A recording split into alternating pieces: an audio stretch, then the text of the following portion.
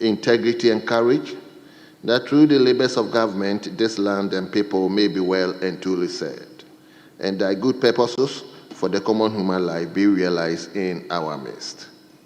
O God, grant us a vision of our country, fair as it might be, a country of righteousness, where none shall wrong his neighbor, a country of plenty, where evil and poverty shall be done away with, a country of brotherhood, where all success shall be founded on service and honor shall be given to the deserving, a country of peace, where government shall rest on the will of the people and the love for the common good. Bless the efforts of those who struggle to make this vision a living reality. Inspire and strengthen our people that they may give time, thought, and sacrifice to speed the day of the coming beauty of Ghana and Africa. Amen.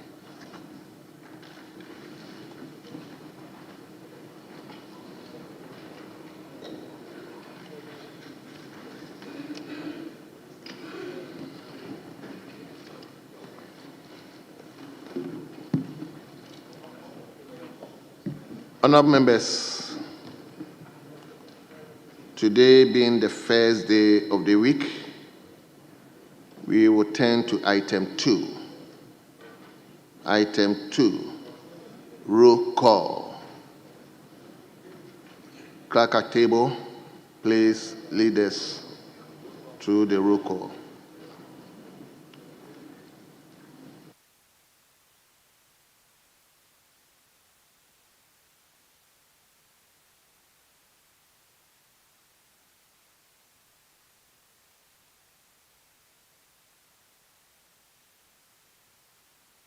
Member, that is the established protocol, that the first day of the week we announce roll call. We can skip the other days, but the first day of the week.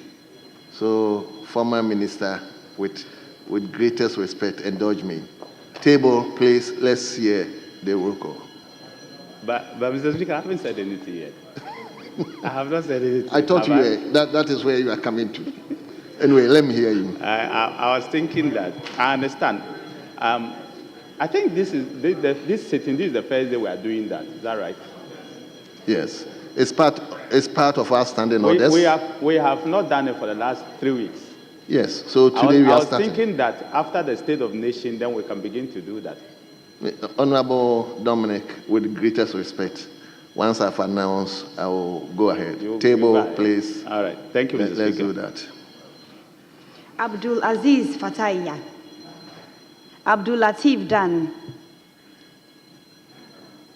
Ablakwa Samuel Okujeto.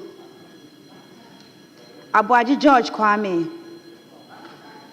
Achampon Brian. Achampon Richard. Akwa Alexander Kwesi. Adam Hamza. Adam Mohammed Amin. Adams Abdul Salam. Adams Kofidi. Adams Mishabu Mahama. Adu Ebenezer Kweku. Adu Kweku. Adu Yalfrimpong. Leader, I will listen to you. Let him finish. Let her finish.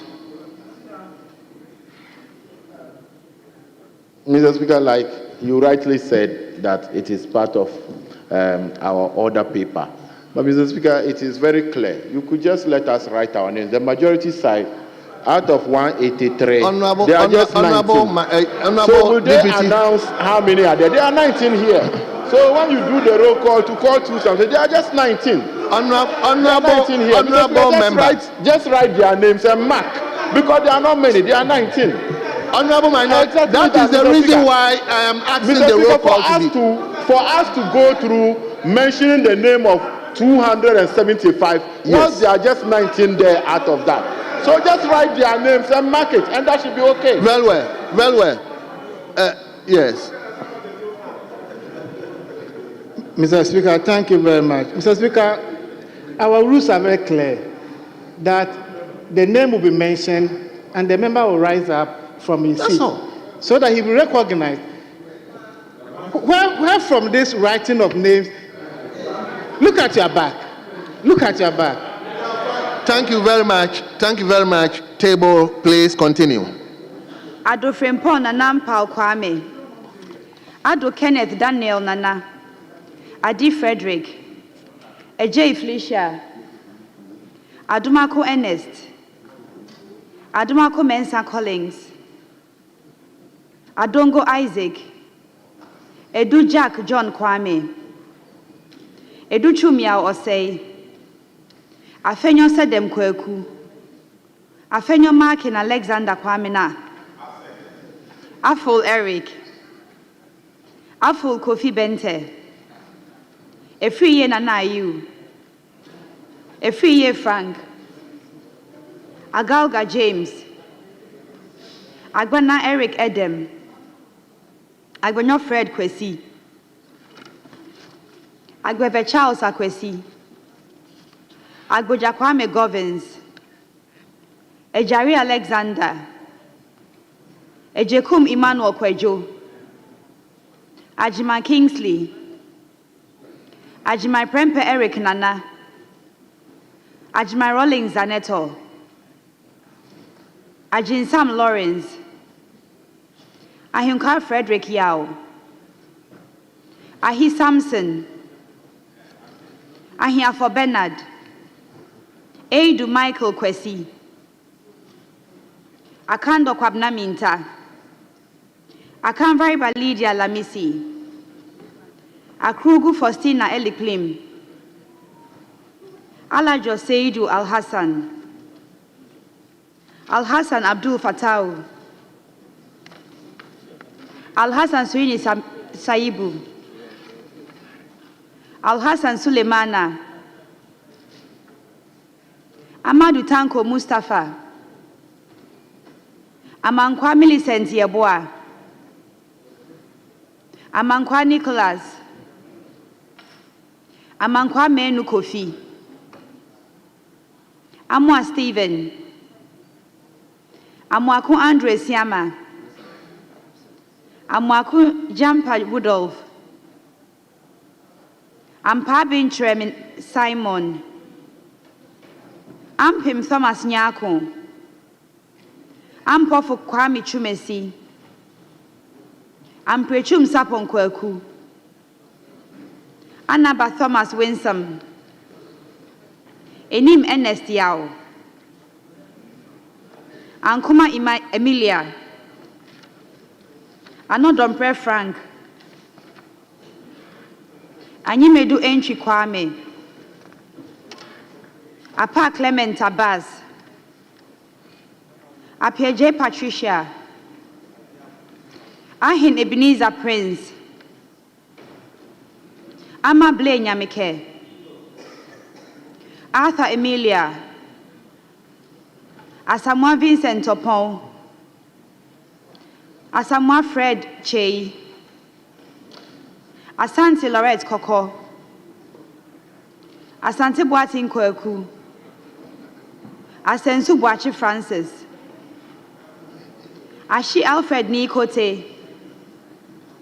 Esiedu Charles. Esiedu Aida Ajua. Asafwa Vincent Eko. Ata Isa. Atamil Samuel. Aworigo Simon Akibangi. Ewuku Samuel. Awuni Theresa Ladi. Ayamba Ladi Ayi. Ayariga Mahama. Aye Nana Asafweje. Ayen Sudan Kwa Grace. Ayiku Benjamin Nate. Ayine Dominic Akwitinga. Azuma Joseph. Bafwe Wana Neje. Bandim Abednego Lamanjin. Bataglia Mohammed Isa. Bawadua Charles. Bedra Emmanuel Kwesi. Bequin Frank Esiedu. Benzel Godfred Henry. Basi Daniel Keshi. Beyo Titus Kofi. Bisio Mavis Kukwa. Boaku Gideon. Boachiya Don Patrick. Boam Emmanuel Kweku. Boama Patrick Yao. Boama Nyako Isaac. Boatin Joseph Apia. Boatin Kwabena. Brahima Bawa Muhammad. Brifo Bright Asamoah. Boa Emmanuel Amakofi. Backman Philip Fifi. Bukari Joseph Nipe. Chiwete Andrew Dari.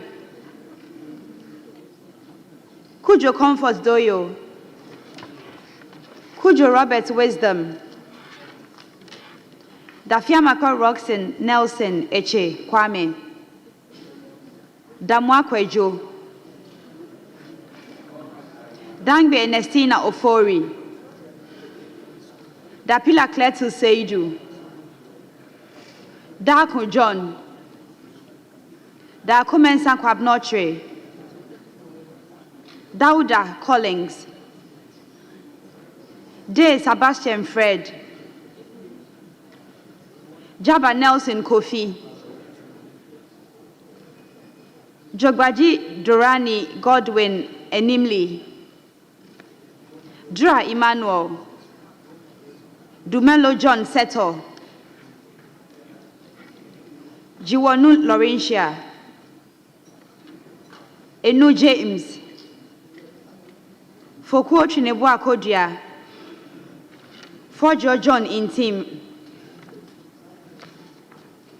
Fomadi John Marie. Force in Castle Atoba. Force in Charles. Frimpong Joseph. Frimpong Ohene Kwame. Frimpong Owen Kwame. Gakwe Kwame Jujoli. George Samuel Nate. Ganza Al-Hassan Kobna. Gomado Yao. Gomashi Ablajifa. Jan Kujo Joanna. Jan Mensa Richard. Jechi Nasira Afra. Haruna Seidu. Hotoja Alexander Roosevelt. Ibrahim Ahmed. Oh. Ibrahim Mutala Muhammad. Ibrahim Azurera Muhammad. Idrisu Habib. Idrisu Haruna. Isifu Mahmoud. Jaja Yusuf Isaka. Joshua Godfred Seidu. Jinapo John Abdullahi. Jinapo Samuel Abdullahi.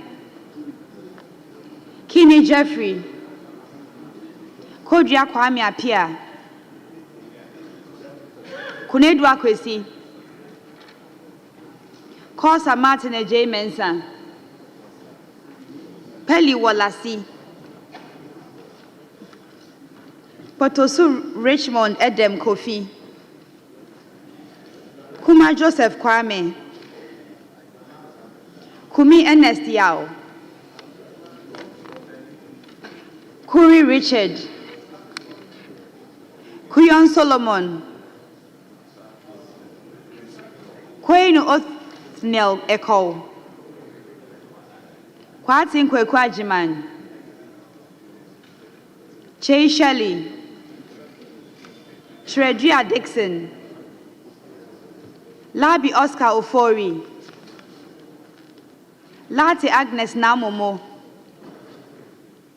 Lukuto Maxwell Kwame, Mahama Daniel Dang, Mahama Nasil Ture, Mahama Shaibu, Mahama Tia Abdul Karibu, Mafu Kofia Hinkra, Mensa Isaac J, Mensa Joseph Kwesi, Mijima Nurin Shaibu, Mien Anthony, Mohammed Sharif Abdul Khalik, Mohammed Haruna, Mohammed Yakubu, Mubarak Said, Mumuni Al Hassan, Mumuni Nuruddin Mohammed, Muntaka Mubarak Mohammed, Nandaya Stanley Yao, Nanja Sanja, Napari Dominic, Nawani Mark Kurt, Indebila Ebenezer Alumri, Nichi Mabila Alamzi, Nitiwu Dominic Binga Majuna, in Kansabwedu Mavis, in Kuma Kojopon, Nkwa Pius Kwame, Nokoi Kofi Ako, Nogbe Ernest Henry, Notukotoe Peter Kwesi, Inti Kuni Emmanuel Kofi, in Tim Adelaide, in Toso Helen Ajwa, Nyakote Albert Tete, Nyako Bismarck Tete, Nyako Kingsley, Nyako Kwame Naminta, Nyinda Matthew, Obin Kwame Asare, Obri Yeboah Kofi, Oklu Linda Ohinewa Kwele, Odampton Isaac Asher, Oforiata Duke William Allen Kwame Amwakwata, Ofosu Felix Kwache, Ofosu Ejari Elizabeth, Oakley Felix Akwete, Okuno Phyllis Nakoyo, Ochre Michael Berfi, Onyina Champon Akwesi Jemfi, Opoku Davis Ansa, Opoku Eric, Opoku Isaac Yao, Osai Mensa Dapa Elvis, Osai Kennedy Nyako, Osai J Nana, Osai Akoto Seth, Osai Asari Abna, Oti John Kwabna Bless, Oredu Charles Eswako, Owusu Gloria, Owusu Rachel Ama, Owusu Achao Francis Kwabna Brimpong, Peito Desmond de Graft, Pelpo Rashid Abdul Hassan, Pokwe Dusei Ralph, Kwashi Joycelyn, Kwaisin James Jechi, Ramadan Muhammad Adamu, Ricketts Hagan George Kweku, Salam Damata Amma Epianima, Sandari Sabasha Meniso, Soya Queensta Mami Pokua, Sefer Richard Kwame, Shaib Jerry Ahmed, Sosu Francis Xavier Kojo, Sowa Rita Nao Dole, Suparu Mohammed Adams, Suleimana Adama, Suleimana Al Hassan Tampli, Suleimana Yusuf, Suma Anthony Nkikara, Taylor Issa Salifu.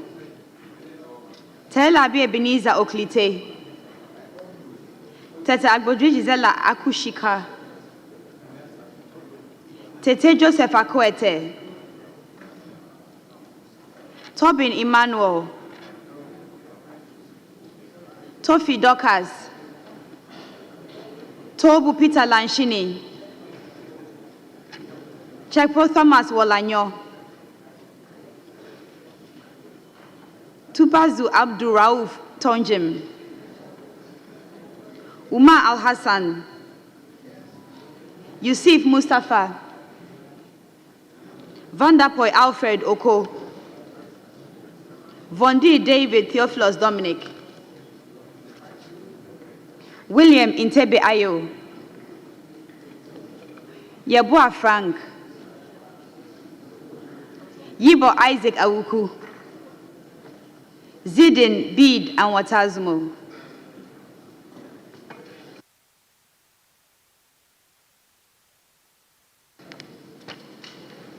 Thank you very much, table. Honorable members, let's now turn to item 3.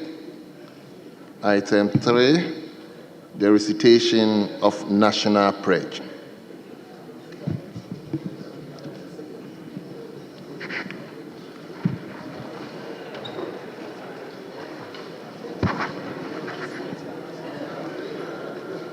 I promise on my honor to be faithful and loyal to Ghana, my motherland. I pledge myself to the service of God with all my strength and with all my heart. I promise to hold in high esteem our heritage won for us through the blood and toil of our fathers. And I pledge myself in all things to uphold and defend the good name of Ghana. So help me God. Thank you very much.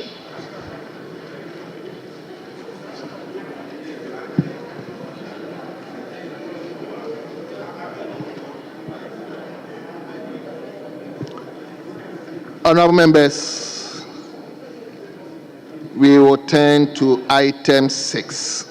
Item 6, correction of votes and proceedings and that of the official report.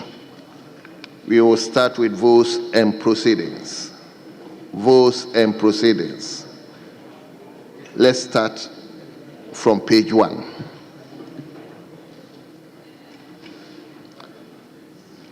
Page 2.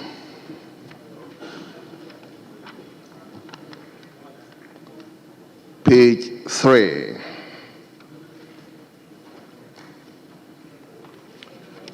Page 4.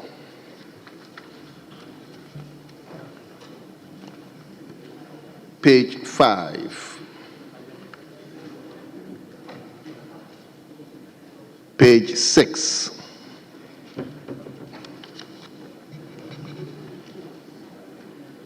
Page number 7. Yes, member for Lambusi. Mr. Speaker, I was absent with permission, so I want it captured. But Table check. If indeed he was absent with permission, then we record the change the records. Thank you. Very well. Yes, a member. From which constituency? Tatali Sanguli. Tatali. Yes, let's hear you. I was present, but they marked my name as absent. You were present? Yes. Did you mark the register? Right, I did. You did? Right. Well, table, please take note of that. Thank you, Speaker. Page 8.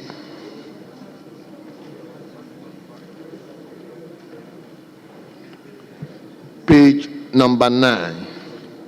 Yes, Honorable Professor Nyako. Honorable Speaker, on page number 9, Roman numeral IV, the honorable member for Nadoli Khalil. Nadoli was misspelled. Should be Nadowli. It is Nadwoli. So we need to correct that one. Thank you. Thank you very much. Honorable Professor Kingsley Nyako.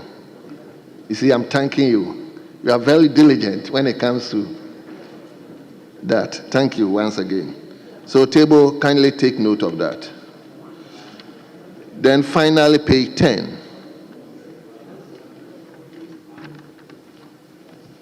Honorable members, in the absence of any further corrections, the votes and proceedings as recorded is adopted as true records of proceedings.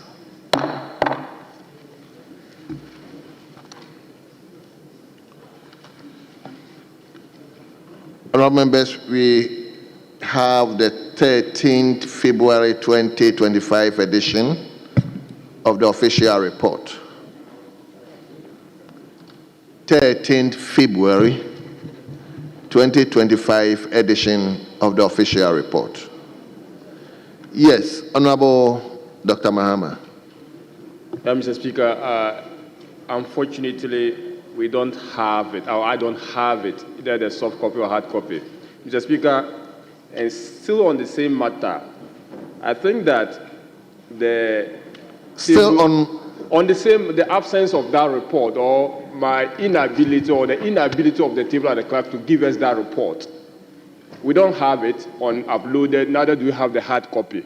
But there's this general issue around that whole ecosystem of delivery of reports. Mr. Speaker, official reports are voluminous in nature, such that when we come to the House and we are only get to serve within the House, we are not able to even go through it and submit our corrections thereof. So I would suggest that members should be given at least 24 hours to sit in. Official reports, let me acknowledge that sometimes they do give it to us by email, but most of the time we don't receive this official report, and we only come to the House to have a copy before us, and sometimes we are not even given a copy. Mr. Speaker, on this occasion, we don't even have that report to start with. Thank you, Mr. Speaker. Yes, Professor Nyako. Yeah, Mr. Speaker, with respect, I have a copy from the table. Probably we need to get sufficient copies. I came this morning, I went to sign my name, and I got it from, they gave me the official report, the votes and proceedings, and also the other paper at the table. Maybe they are not enough. What the clerks at table can do is to ensure that we have sufficient copies for members to look at. And as I said, we used to get them on via our emails, but at times we don't even get them. So we need to make sure that, because these are very important documents that we read not to effect changes or make corrections, we read to understand what transpired during that sitting. So they are relevant documents that we need to help us to update our knowledge on some of the issues that are raised. Thank you. Thank you very much. Yes, Honorable Member for Bolibamboy. Mr. Speaker, let me add my voice to the concerns raised by my two colleagues on the other side. Indeed, this is a very important document. And so for me, if I make a statement that is captured in this document, it's only appropriate that I have a second look at it before it goes into the records permanently. And so it's important to always get this document early enough so that you can peruse it. And if there are issues for you to look out for, you correct them. I don't know whether the trend is changing. When we came first in the 8th Parliament, for instance, in the 7th Parliament, they will always leave these documents in our pigeonholes. But he's just telling me that today he has to sign here before receiving it. Let us know. Is it the case that going forward, we'll have to always now come and sign here before we take it, or it will be sent to our pigeonholes? This is very important. Thank you. Yes, Minority Chief Whip. Speaker, let me corroborate the observations colleagues have spoken to, except to add that generally the decision is that in compliance of environmental concerns to reduce the volume of printouts. That is generally accepted. And is the reason why the Parliament of Ghana has spent a lot of money to get this outfit. But the excuses are becoming one too many. We are told they are configuring the system. The system will have to take some time before they respond. I think it's been some time now. And I don't know if this will come under the table office. They may have to take this up. The printing of the official report just comes in to support the material that have already been uploaded. So just a few copies are printed to come and complement that. It is the case that we are not even receiving the emails as we should. I'm sure there's a problem with the ICT department. And Speaker, you may have to direct that certain actions are taken for us to avoid, as my honorable member Yusuf, today is your vetting, no? Today is his vetting. Tomorrow is your vetting. We wish you well. But get prepared, get ready. Speaker,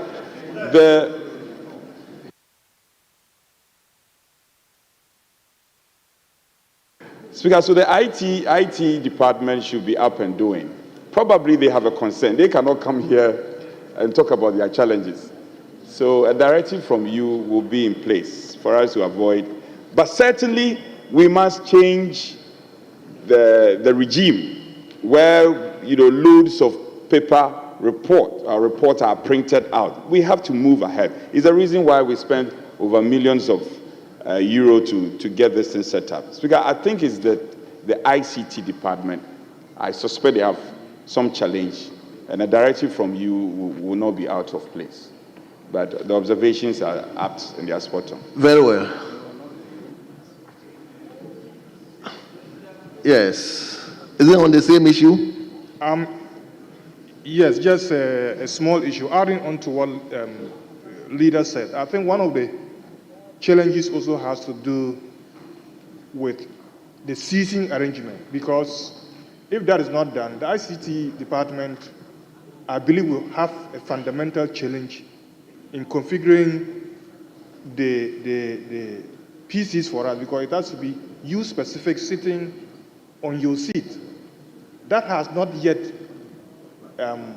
been done, so that could be one of their challenges, which also has to be looked at, Mr. Speaker. Yes. Lastly, member from Preso. Thank you very much, Mr. Speaker. Mr. Speaker, I think part of the challenges, certainly I love the idea of having these systems in the chamber. But if you are to refer to past documents that have been uploaded, you'll not be able to get them here. I remember last week I was telling the IT department that I like how Ghana's parliament is embracing e-governance and e-parliament and all of that. Probably maybe it's about time that every member of parliament is given a folder, an online folder, so that all these documents that are given to us are placed in the online folder so that we can easily refer to them. Because they send their emails, sometimes you are unable to even download the documents. And if you want to go back and make reference to same, it becomes a challenge. But I know that if we are all to sign on to, let's say, Microsoft, or they give us, let's say, a Google Cloud, every member of parliament is given a Google space, we can easily go back to all these folders and refer to previous documents that have been uploaded. That said, I like the novelty. The emails that come from one Maxwell sometimes comes in very handy, but they need to do more. We have that of the 11th and the 12th report, official report in our emails. The 13th, we have not yet gotten them. And I think that it's important that we up our game in that regard. But probably maybe Parliament needs to look at giving each MP a cloud system, a platform where you can easily go and refer to official documents and everything that comes from Parliament. I think it will help a lot. Thank you very much, Mr. Speaker. Honourable members, can you move on? Is it the same issue? Okay. Thank you so much, Mr. Speaker. Mr. Speaker, as we discussed, it is appropriate for leadership to meet the IT department and get an update. If we are talking about e-parliament, I am sure that all of us could possibly have access to an e-library so that uploading old documents will not be a problem. And if they can create a local area network, that you can have access to many of the documents that we'll be looking for, instead of probably even uploading them per each PC. So let's have briefing from the IT Directorate as to what is happening, what is the future, and probably leadership can update us on the way forward. Thank you so much. Thank you. Honorable Senyago, it's okay. So, honorable members, I think your concerns are well noted. I believe now it is loaded into the system, so we can check. But like the first observer, Dr. Camille said, it needs to be given to members well ahead of time so that we can peruse it and at least address our concerns, if any. So I think Table have taken notice of it. We are, like he said, we are configuring the entire system. So still give us some time. As the minority chief we've said, that give us some time, it's becoming too much, but still give us some time. We will read there. So, honorable members, I'm told it's now loaded into the system, the 13th February 2025 edition of the official report. It's now loaded into the system. So, if we can peruse it, other than that, we can hold on to it and probably tomorrow bring it back to members. Is that a concern, the position of members? Can we hold on to this so that tomorrow we address it? Yes, honorable member. Mr. Speaker, you know we started far, but I like the concerns. But this parliament is yet to go on an orientation course. And I think these are issues during orientation members will be taken through. Mr. Speaker, it's a process. We are not there yet. But I believe all the concerns together, if there have been an orientation course where members are taken through, some of these issues might have been solved. But this is one of the fastest moving parliament. In less than 2 months, you've done a lot, but you should appreciate that, and let's proceed and make progress. Thank you. Yes, honorable member for Bimbilla. Mr. Speaker, I think I'll go by your suggestion that we should hold on, because this has just been uploaded and the other one has come. You know, the last parliament, they were doing something. They used to give us some of these reports a day before, using the official emails. So they will give you a day before. Because if you just upload this and you don't give a hard copy to the person, what simply happens is that the person will not be able to, unless he comes like an hour before to peruse and get to know. I remember the chief whip used to send us votes and proceedings, send us hands out a day before. Then you go through and know exactly what is there and what is not there, so that things you have said, because these are official reports, and they capture exactly what you have said. It is not whether it's correct or not, but it's exactly what the person said. It may be wrong, but the fact is that it has to capture, they are minutes, they are like minutes, have to capture what was said on that day. So if this has just been put and members have not had the opportunity and they are raising concerns, then maybe we'll flag it tomorrow, we'll go through it. And then if the 14th February, or if 14th February would have been a Saturday and it's not, or it was a sitting day, then we can push the other one to raise. So I'll support your position, Mr. Thank you very much, honorable members. Speaker, not to belabor the point, I agree with my senior colleague. I just feel we shouldn't let this matter slide just like that. Speaker, it reoccurs oftentimes. And I think there should be a responsibility dispensed. I believe the government whip, and I see my two whips here, the government whip, Speaker, should work on this and come and report to the House. If it is the case that the ICT department has some challenge, it should be communicated to us. We have always, since the start of the parliament, the encouragement has been coming from the ICT department that it's work in progress and we are working on the system. This work on the system and the 24-hour economy is becoming something. Because it's not impressive. So I want to employ your directives. We are operating under 24-hour economy. Speaker, so the government whip, Speaker, I employ a directive that the government whip should be given the responsibility to liaise with the ICT department. Friday, to give us some briefing. What is the challenge? We need to know. Honorable Minority Leader. Speaker, this is not a matter we can just laugh about. Honorable Minority Leader, I think I have a contrary view to what we are saying. This is a matter of leadership. It's not only government whips. Its leadership should work out with the IC.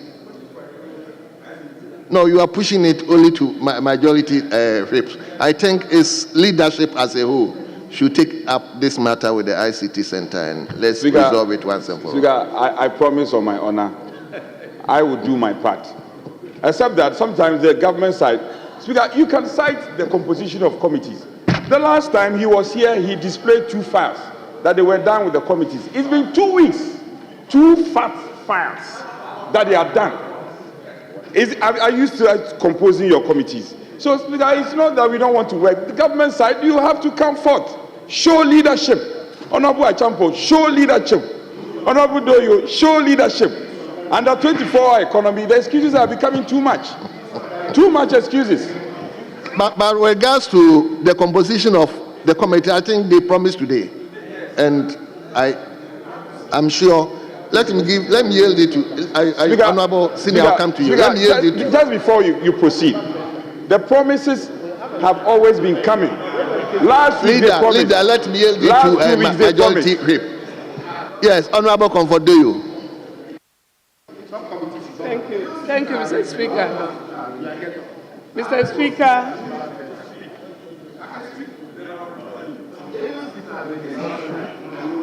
Mr. Speaker, all these concerns will be addressed.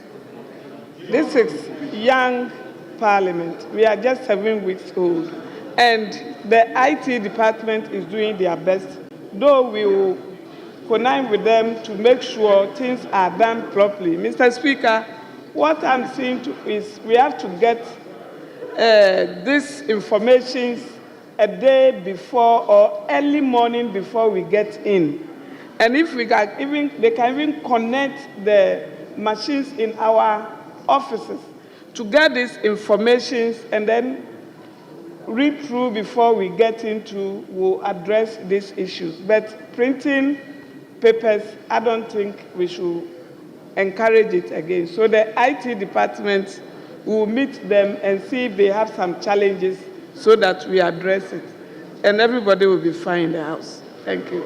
The 24-hour economy has come to stay, and it will soon take shape. It will soon take shape. After the budget, you will see the wonders. So don't worry about the 24-hour economy. It has come to stay, and it will work.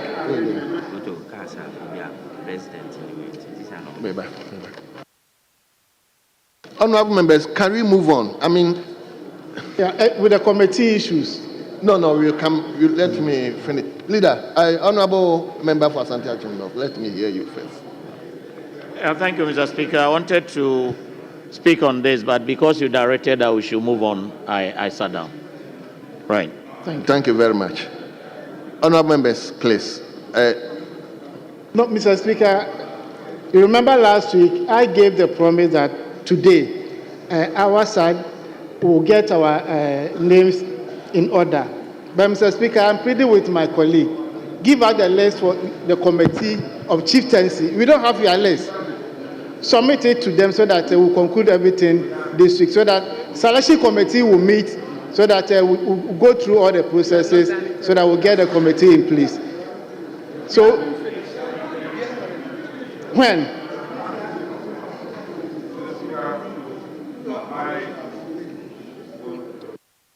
Colleague Champon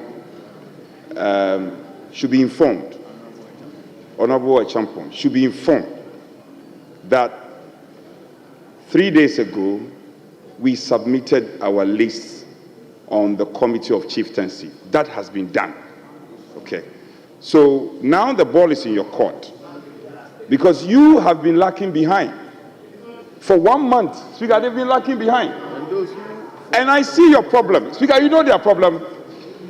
The former chief whip couldn't communicate properly with the new chief whip. That was the problem. That was the problem. So please, we have submitted. Speaker, we have submitted our list. And let the record reflect same that our list is complete and we have submitted it. Please take notice. Mr. Speaker, if they have submitted their list, then we are good to go. So then the committee will schedule a meeting, then we'll just produce the report. That's all. So we don't need to be fighting among ourselves any longer. Since we produce the list, we are good to go. Well. On that note, Minister. Mr. Speaker, I've listened to the leadership on both sides, but I just want to bring leadership attention on a very important thing. Mr. Speaker, I heard committees, composition, and sitting arrangements. Mr. Speaker, I've been in the leadership for 12 years, but when my brothers or my friends on the other side were on this side, they rushed and committed so many mistakes. I'm urging this current leadership on the government bench not to commit similar mistake. They are pushing you. Honorable Minister. Mr. Speaker, don't allow them to push you. Mr. Speaker, the government bench wait for cabinet composition and approval of ministers. Then they move to composition of committees before they know proper sitting arrangements, because the chairman of finance committee sit directly behind the leadership. The subsidiary legislation sit directly behind. Mr. Speaker, and constitutional legal sit directly behind. So if you don't know who are going to be your cabinet member, how will you go and arrange sitting arrangements? These are so Mr. Speaker, these are matters that you shouldn't push them. Mr. Speaker, Honorable Asibe was chairman for finance. He was sitting on the fourth lane. These are things that we must avoid. These are matters we must avoid. They are critical issues. Honorable. So don't push them to create mistakes. Honorable Leader. And they made a lot of mistakes. Mr. Speaker, I think the minister responsible for local government and chieftaincy is misleading the House. Mr. Speaker, it is not the case that we have to get cabinet ministers approved in place before committees and sitting arrangements are done.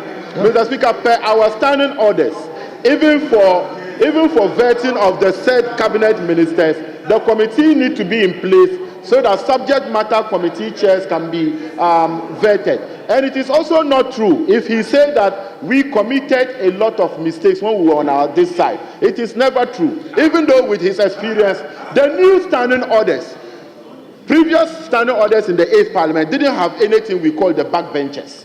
These backbenchers have come to define as to who become a backbencher. If you are a minister, you are a senior, that definition is, but in the 8th Parliament, we didn't have that. So it is never the case that he should suggest, because sitting arrangement. He's a former leader, 12 years, a minister. Many a time he's seated over there as a backbench. Where you are seated, that's not your seat. And that's not your seat. Your sitting arrangement is not even done. So you cannot even sit here, because we have seniors, aside ministers, deputy ministers. Honorable Collins Dowda is one of the most senior. Honorable Nitiwule and Co, Steve Timers coming. That's where they are seated. Honorable Haruna Idrisu, that's where they are seated. But you, as a former leader, she'll just sit behind the leadership. Your people could not be able to constitute the committees. At the moment, the hope of the 140 who are not ministers or deputy ministers are on the committees. They are disappointed because they don't know where they are even going. None of them, they didn't get the minister, they didn't get deputy minister, and they don't even know committees that they belong to. And we are talking about this, and you are saying that's the only hope you have. That is the hope you have. So tell your front bench to do the committees so that when you are committee chairs or you are ranking, then you can be able to know what you can do. You have missed out. Out of the 16 ministers to be appointed, only 40 of you have been considered. So 140, you are not ministers or deputy ministers. Thank you. Please tell your front bench to constitute the committees so that you can also know where you belong. Thank you, honorable members. We bring a crucial to this particular discussion. So we are flagging this particular report. We will take it tomorrow. We are flagging the 13th February edition of the official report. We will take it tomorrow. Honorable members, indulge me to acknowledge our children from APRA SDA Basic School. APRA SDA Basic School. They are in the public gallery. They are being led by Emmanuel Echampong, who happens to be a teacher, and the school is located at Gumua East constituency. Gumua East constituency. Do we have the member of parliament here? Gumua East.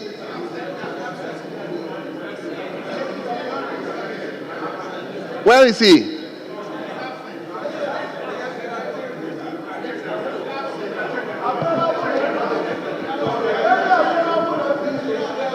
Well.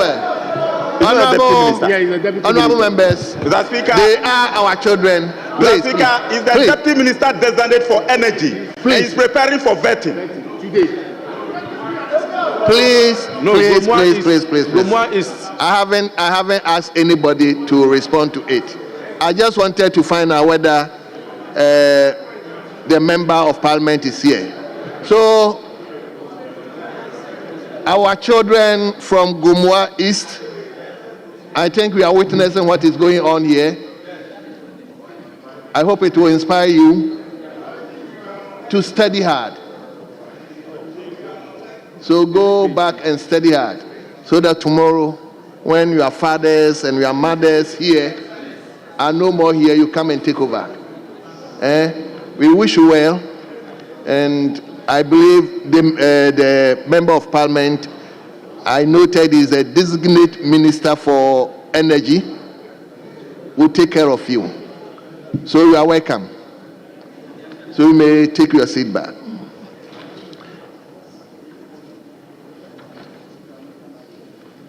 Honorable members, let us now turn to statements. Today, we are going to have 5 statements. One from the Minister of Health. I'm just mentioning their names so that everybody will prepare. One from Minister of Health. One from Member for Empraeso. One from a member for Sitifi North. One from Ofuansi Ayiribi, and the last one from Ho Central. So I've just decided to mention the constituencies so that they can prepare. We will take first from the Minister for Health. Yes, Speaker,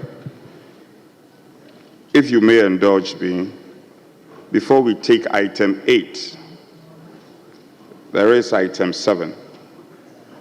And Speaker, we have scheduled to receive the Minister for Energy and the Minister of Finance.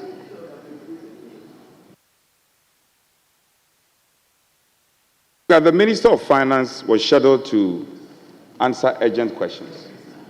And the Minister of Finance has submitted an official letter to the effect that he is unable to attend upon the House. Fair enough.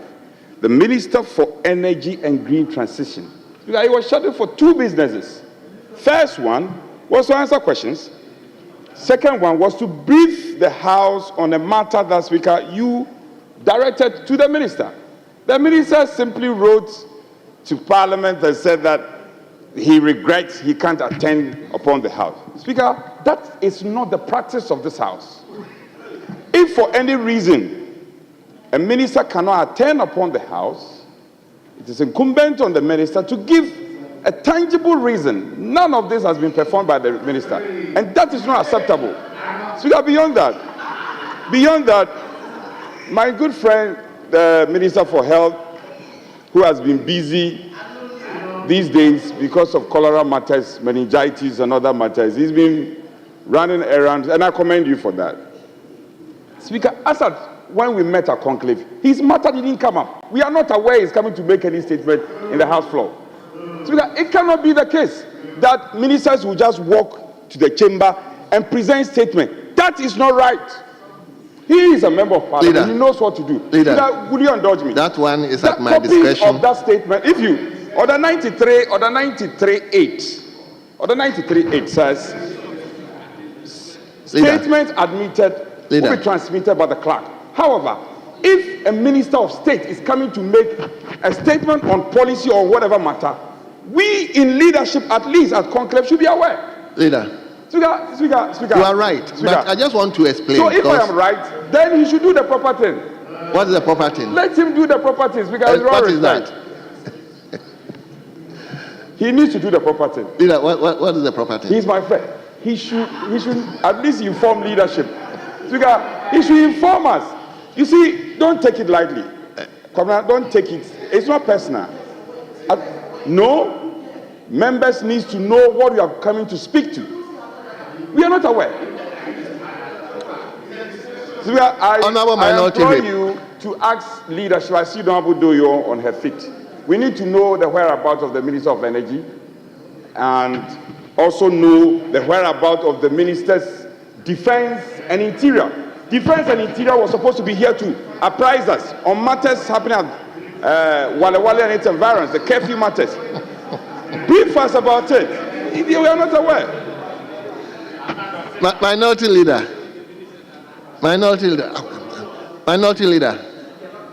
With regards to Minister for Health statement, it came straight away from the Speaker, and it's an emergency issue.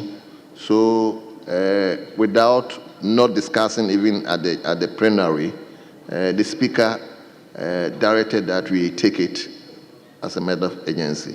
But I think with regards to the Minister for Energy, I'm told he has sent a letter and given you a copy.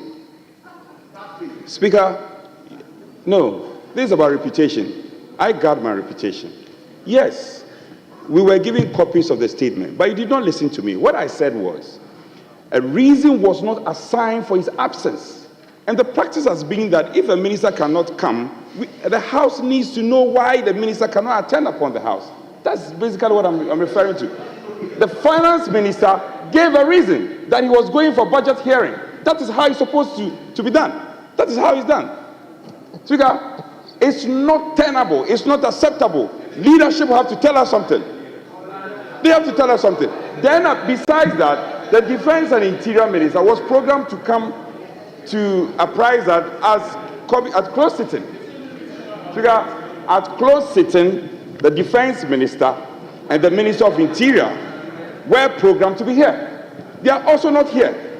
You are not taking the House serious. Speaker, you must take the House serious. Leader, it's okay. It's okay. This is the Parliament of Ghana. Leader, Speaker, it's okay. This is the Parliament of Ghana. Leader, it's okay. Yes, this is the Parliament of Ghana. You can't take it for granted. Chief Whip. Mr. Speaker, Thank you very much. The first part of his question has been answered by you, because admissibility is in the hands of Mr. Speaker. So since you have admitted the statement from the Health Minister, I don't see the reason why my colleague will be raising all these issues. Mr. Speaker, in respect of the Energy Minister, he has shown respect, written to the House, copied the minority side. So I don't see the reason why you are raising this issue again. The minister has shown respect, written to you.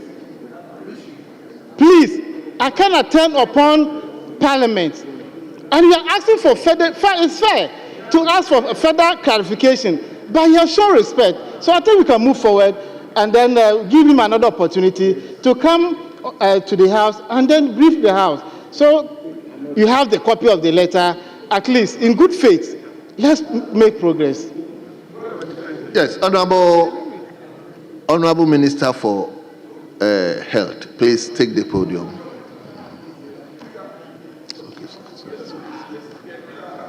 The Defense and Interior Leader, Minister. I haven't called you. Leader, I haven't called you. No, this is not right. Leader, the Defense and Interior Minister is also scheduled. Leader. He's scheduled to be here. Leader, you have to respect the chair. I respect the chair. So I haven't called you. The Defense and Interior Minister. He spoke to.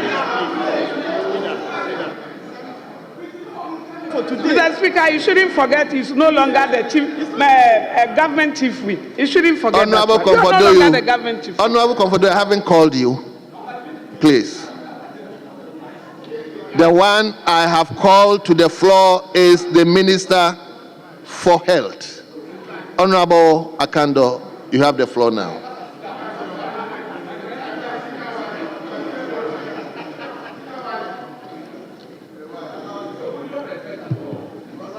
I'm most grateful, Mr. Speaker, for giving me the opportunity to address the House on an urgent global public concern that I inherited. Mr. Speaker, the increasing infiltration of illicit opioids into our country is indeed a matter of grave public health and national security concern. Thank you for the opportunity to share on the insight into the key issues related to the growing threat that illegal opioids pose to the health and safety of our people, especially the youth.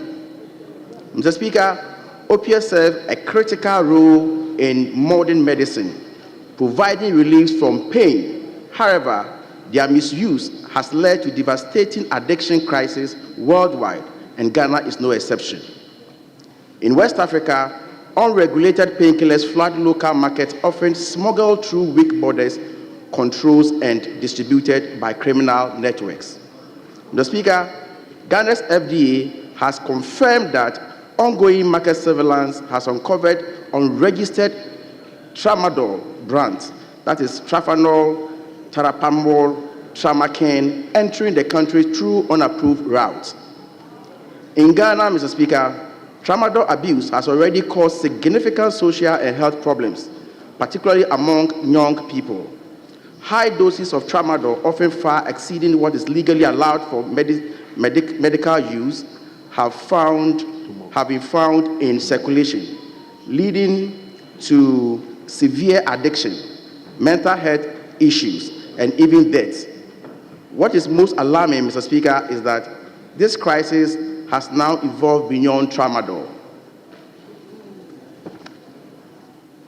The Ministry of Health and the FDA have taken note of the recent BBC Africa Eye investigative report released 4 days ago, exposing the alleged exploitation of unapproved drugs containing tapentadol, a powerful opioid, and carisoprodol as key active ingredients.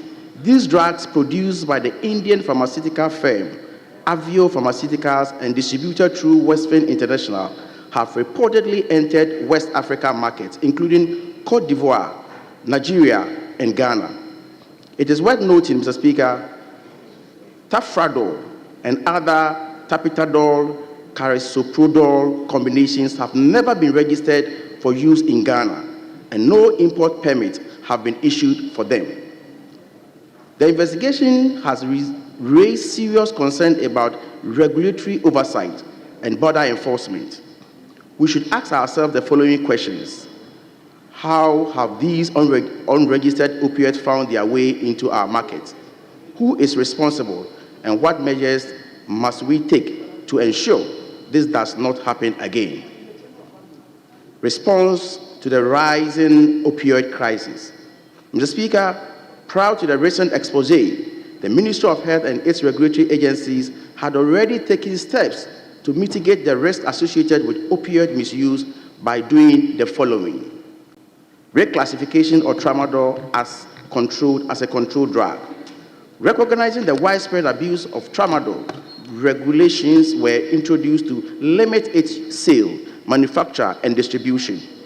Tramadol sale is restricted to prescription use only. Similarly, we banned the manufacture and sale of codeine containing cough syrup. Seizure and interception of unauthorized opioids. Several shipments of unregistered opioids were intercepted at our borders over recent years, preventing their entry into the market. Market surveillance and regulatory enforcement. Regular inspections of pharmacies and over-the-counter medicine sellers were conducted, leading to removal of unauthorized opioids products. Prosecution of offenders. Currently, 6 over-the-counter medicine sellers in the Ahafo region are being prosecuted for the illegal sale and distribution of tramadol and other opioids. In addition to the above actions, Mr. Speaker, in recent years, we have had major seizures and disposal of illicit opioids. Please permit me to highlight a few. December 18, 2023, a container declared for transit to Niger was found to contain 181 cartons of Royal 222 mg tapidanol and carisprodol, 51 cartons of Tamacane 120 mg, 90 cartons of Tafradol 120 mg. These were seized and disposed of following a court order on January 16, 2025, with distribution completed on February 21, 2025. May 2024, a joint enforcement team intercepted 376 cartons of tramadol hydrochloride 225 mg, concealed among laboratory coveralls. A court order in October 2024 authorized their destruction. Despite these efforts, Mr. Speaker, it is clear that these actions have not been sufficient to prevent illicit opioids from entering the country through illegal channels. Mr. Speaker, I will now highlight some of the actions that the health sector has taken in response to the crisis, especially in the past few days following the BBC Africa Eye investigation. 1. Immediate action taken after the BBC Africa Eye expose. Mr. Speaker, following the revelations of the BBC Eye findings on Avio Pharmaceuticals and Western International involvement in illegal opioid distribution, the Ministry of Health, in collaboration with the regulatory and security agencies, took immediate and decisive action. The FDA has directed Samos Pharma to immediately cease using these companies as exporters of registered products to Ghana. Additionally, FDA has suspended the processing of Masters Pharmaceutical Limited application, which uses Avio Pharmaceutica as contract manufacturer.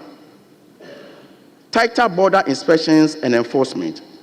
A joint task force involving the FDA, the Narcotic Control Commission, Customs, and the Ghana Revenue Authority has intensified checks at major entry points to prevent further unauthorized imports, leading to destruction of a large consignment of Tafradol and similar drugs. Increased monitoring of over-the-counter drug sales. Inspections have been intensified, unauthorized opioids seized, and legal action taken against offenders.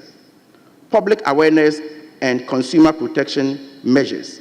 A national education campaign has been launched to warn the public about the dangers of illicit opioid use and encourage responsible medication practices. Next steps, strengthen regulatory oversight and enforcement. Mr. Speaker, while these immediate actions have helped to contain the situation, more needs to be done to permanently shut down the supply of illicit opioids into Ghana. We have noted the following challenges that impede the effective response, which requires urgent attention. Unmanned borders allow for the illegal movement of opioids into Ghana. Limited inspection capacity for transit goods destined to other countries enables unregistered drugs to leak into the Ghanaian market. Intelligence sharing mechanism between the FDA, Customs, and NACOC needed to improve enforcement outcomes are suboptimal.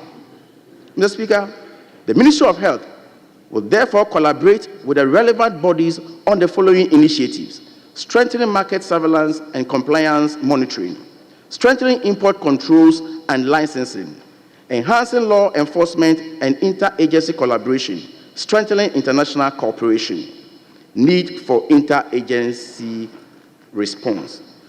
Mr. Speaker, it is important to note the critical need for an interagency response to this crisis. The FDA works closely with multiple government and security agencies to enhance enforcement, intelligence sharing, and regulatory compliance. Interagency enforcement and raids. The FDA carries out joint enforcement actions with Ghana Police Service, Pharmacy Council, Narcotics Control Commission, National Security, Ghana Standards Authority, Port Health Authority, Environmental Protection Agency, local government authorities. These teams conduct raids, market surveillance, and manage disposal of confiscated drugs to remove illicit opioids from circulation. Border and import control collaboration. Ghana Revenue Authority and Narcotic Control Commission assist the FDA in monitoring entry ports and intercepting illicit opioid shipments. These joint operations at porous borders have resulted in major drug seizures. A united front against opioid abuse. Mr. Speaker, the opioid crisis is not just a health issue, but a national emergency. The Ministry of Health has acted swiftly in response to these findings, but more work remains. More importantly, I would like to emphasize we need a coordinated and sustained response from all relevant sectors and the public. Together, we must close the loopholes, tighten the rules, and hold those responsible for the crisis accountable. Mr. Speaker, Ghana must not become a safe haven for illicit opioids and must not become a hub for opioid abuse and trafficking. I thank you for the opportunity. Thank you very much. Let me start from Kwali-Krote. Honorable Dr. Zinato Ajima-Rawlings. Thank you, Right Honorable Speaker, for the opportunity to contribute to the statement made by the Minister of Health. Mr. Speaker, Ghana is well known to be a hub and a transit point for illicit drugs. But this particular phenomenon that we're witnessing is quite shocking, actually. As a matter of fact, in my constituency, we have a cluster of schools, the Niamugi cluster of schools, where people who are addicted to drugs have actually invaded the premises, where they harass children, they harass the teachers, and recently, in the last 3 weeks, one of the security personnel in the school was attacked by a gang of drug addicts and is now in 37 military hospital in a coma. Mr. Speaker, the ramifications of this illicit drug inflow into Ghana goes beyond the large scale, but it's affecting people's lives. It's affecting the security in our schools. It's affecting the security of our ordinary citizens. And Mr. Speaker, the law enforcement agencies responsible for this need to be strengthened. We had up until a few weeks ago collaboration between the U.S. government, specifically the Bureau of International Narcotics and Law Enforcement Affairs, with the government of Ghana in helping to combat some of this transnational crime and illicit drug use. Since the suspension of this, Mr. Speaker, I believe that may have contributed to what we are seeing. We need to re-engage some of these international agencies and strengthening our capacity to monitor what's going on in our borders and ensure that when we actually do track down these criminals, the prosecution of them and effective implementation of our regulations is actually done in order to be a disincentive for those who wish to use Ghana as a transit point. Our youth are really increasingly becoming a target of all of this. And Mr. Speaker, this is a national security issue because it affects our country in so many ways. It's affecting so many sectors, and it will probably require a whole, multidimensional approach in order to actually effectively deal with this issue. Mr. Speaker, this matter is something that's affecting a lot of communities. My constituency has a very high level of addiction, has a lot of young people who are addicted to drugs, and unfortunately this is an issue that has been swept under the rug for too long. And it is my prayer that given the expose that has happened, the global embarrassment that we see now, we will take this issue very seriously, the issue of addiction and mental health and how we address the way drugs are used in this country. Thank you very much, Mr. Speaker. Thank you very much. Let me start with my senior member for Asante Achem Central. Thank you, Mr. Speaker. And may I congratulate the Minister of Health for the statement he's made to the country in drawing our attention. Mr. Speaker, I pardon my ignorance, but it looks like this opium is becoming a serious matter in the country. I heard the minister talk about the fact that some arrests were made. They were taken to court, and the court gave an order that the substance be destroyed. I, however, didn't hear whether that was effected, the destruction. Another serious matter is when something that is not good for the country is directed to be destroyed, and yet it finds its way back into the country. So from the minister's statement, one would realize that the law enforcement agencies are already working. But I would want to draw the minister's attention that customs, they control the borders. And I didn't hear the minister also talk about the Narcotics Control Board, which we have in the country. I did not hear, that's what I said. So I would want the minister to work very hard so that these two institutions would collaborate, because when they are found into the country, it is very difficult to control. The police may not be able to track all, but when they are coming into the borders, they have to know. I haven't seen one before, and I believe that some customs officials may not even know what kind of substance we are talking about, unless they have to be trained. So the minister must make this conscious effort so that there will be collaboration between the Narcotics Control Board and the Customs Excise Division to make sure that this menace is brought to a halt. Thank you, Mr. Speaker. Thank you very much. Let me go to Professor Bayo. Thank you very much, Mr. Speaker. I want to commend the Minister of Health and the Ministry for the swift action and the agencies under the Ministry for handling what appears to be a national public health crisis.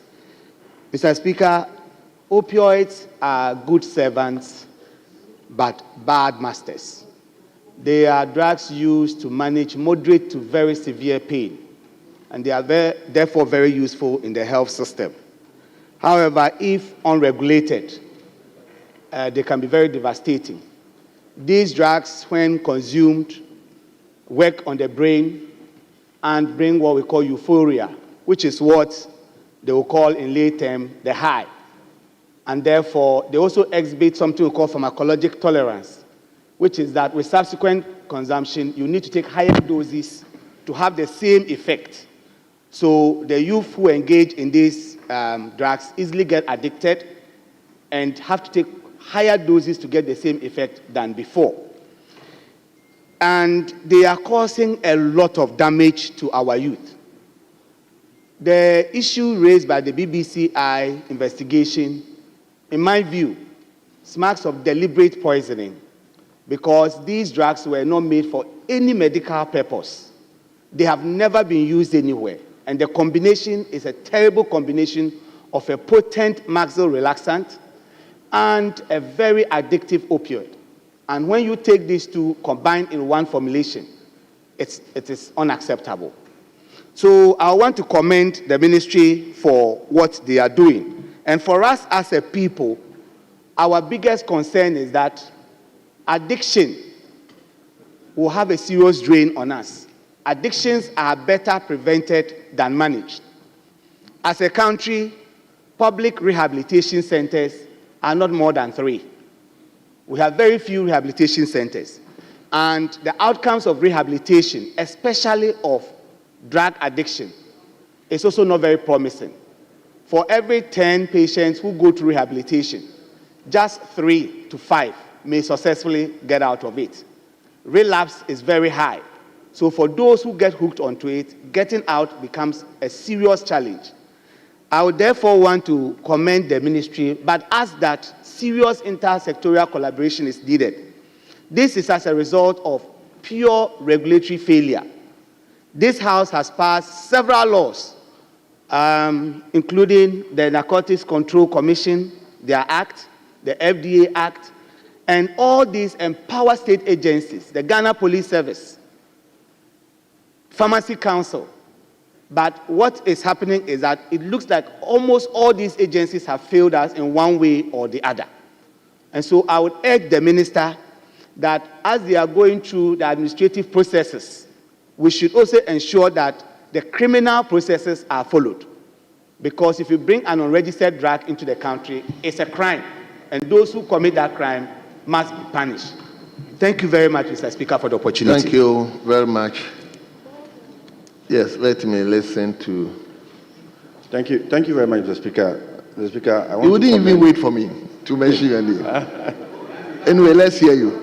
All right. Mr. Speaker, I want to commend the minister for bringing to the attention of the entire country this national canker. Indeed, the opioid intake in our country is a worrying trend. Mr. Speaker, now what the youth do is that they do not only take the tramadol, but they mix tramadol with energy drinks, which contributes to the highness. I mean, and virtually every assembly of young people that you see in this country, you realize that that practice is going on. I mean, in my constituency, sometimes you find out from the young people how they are able to get tramadol. And they tell you that now tramadol even they have ghettos like the way weeds are sold in ghettos and all of that.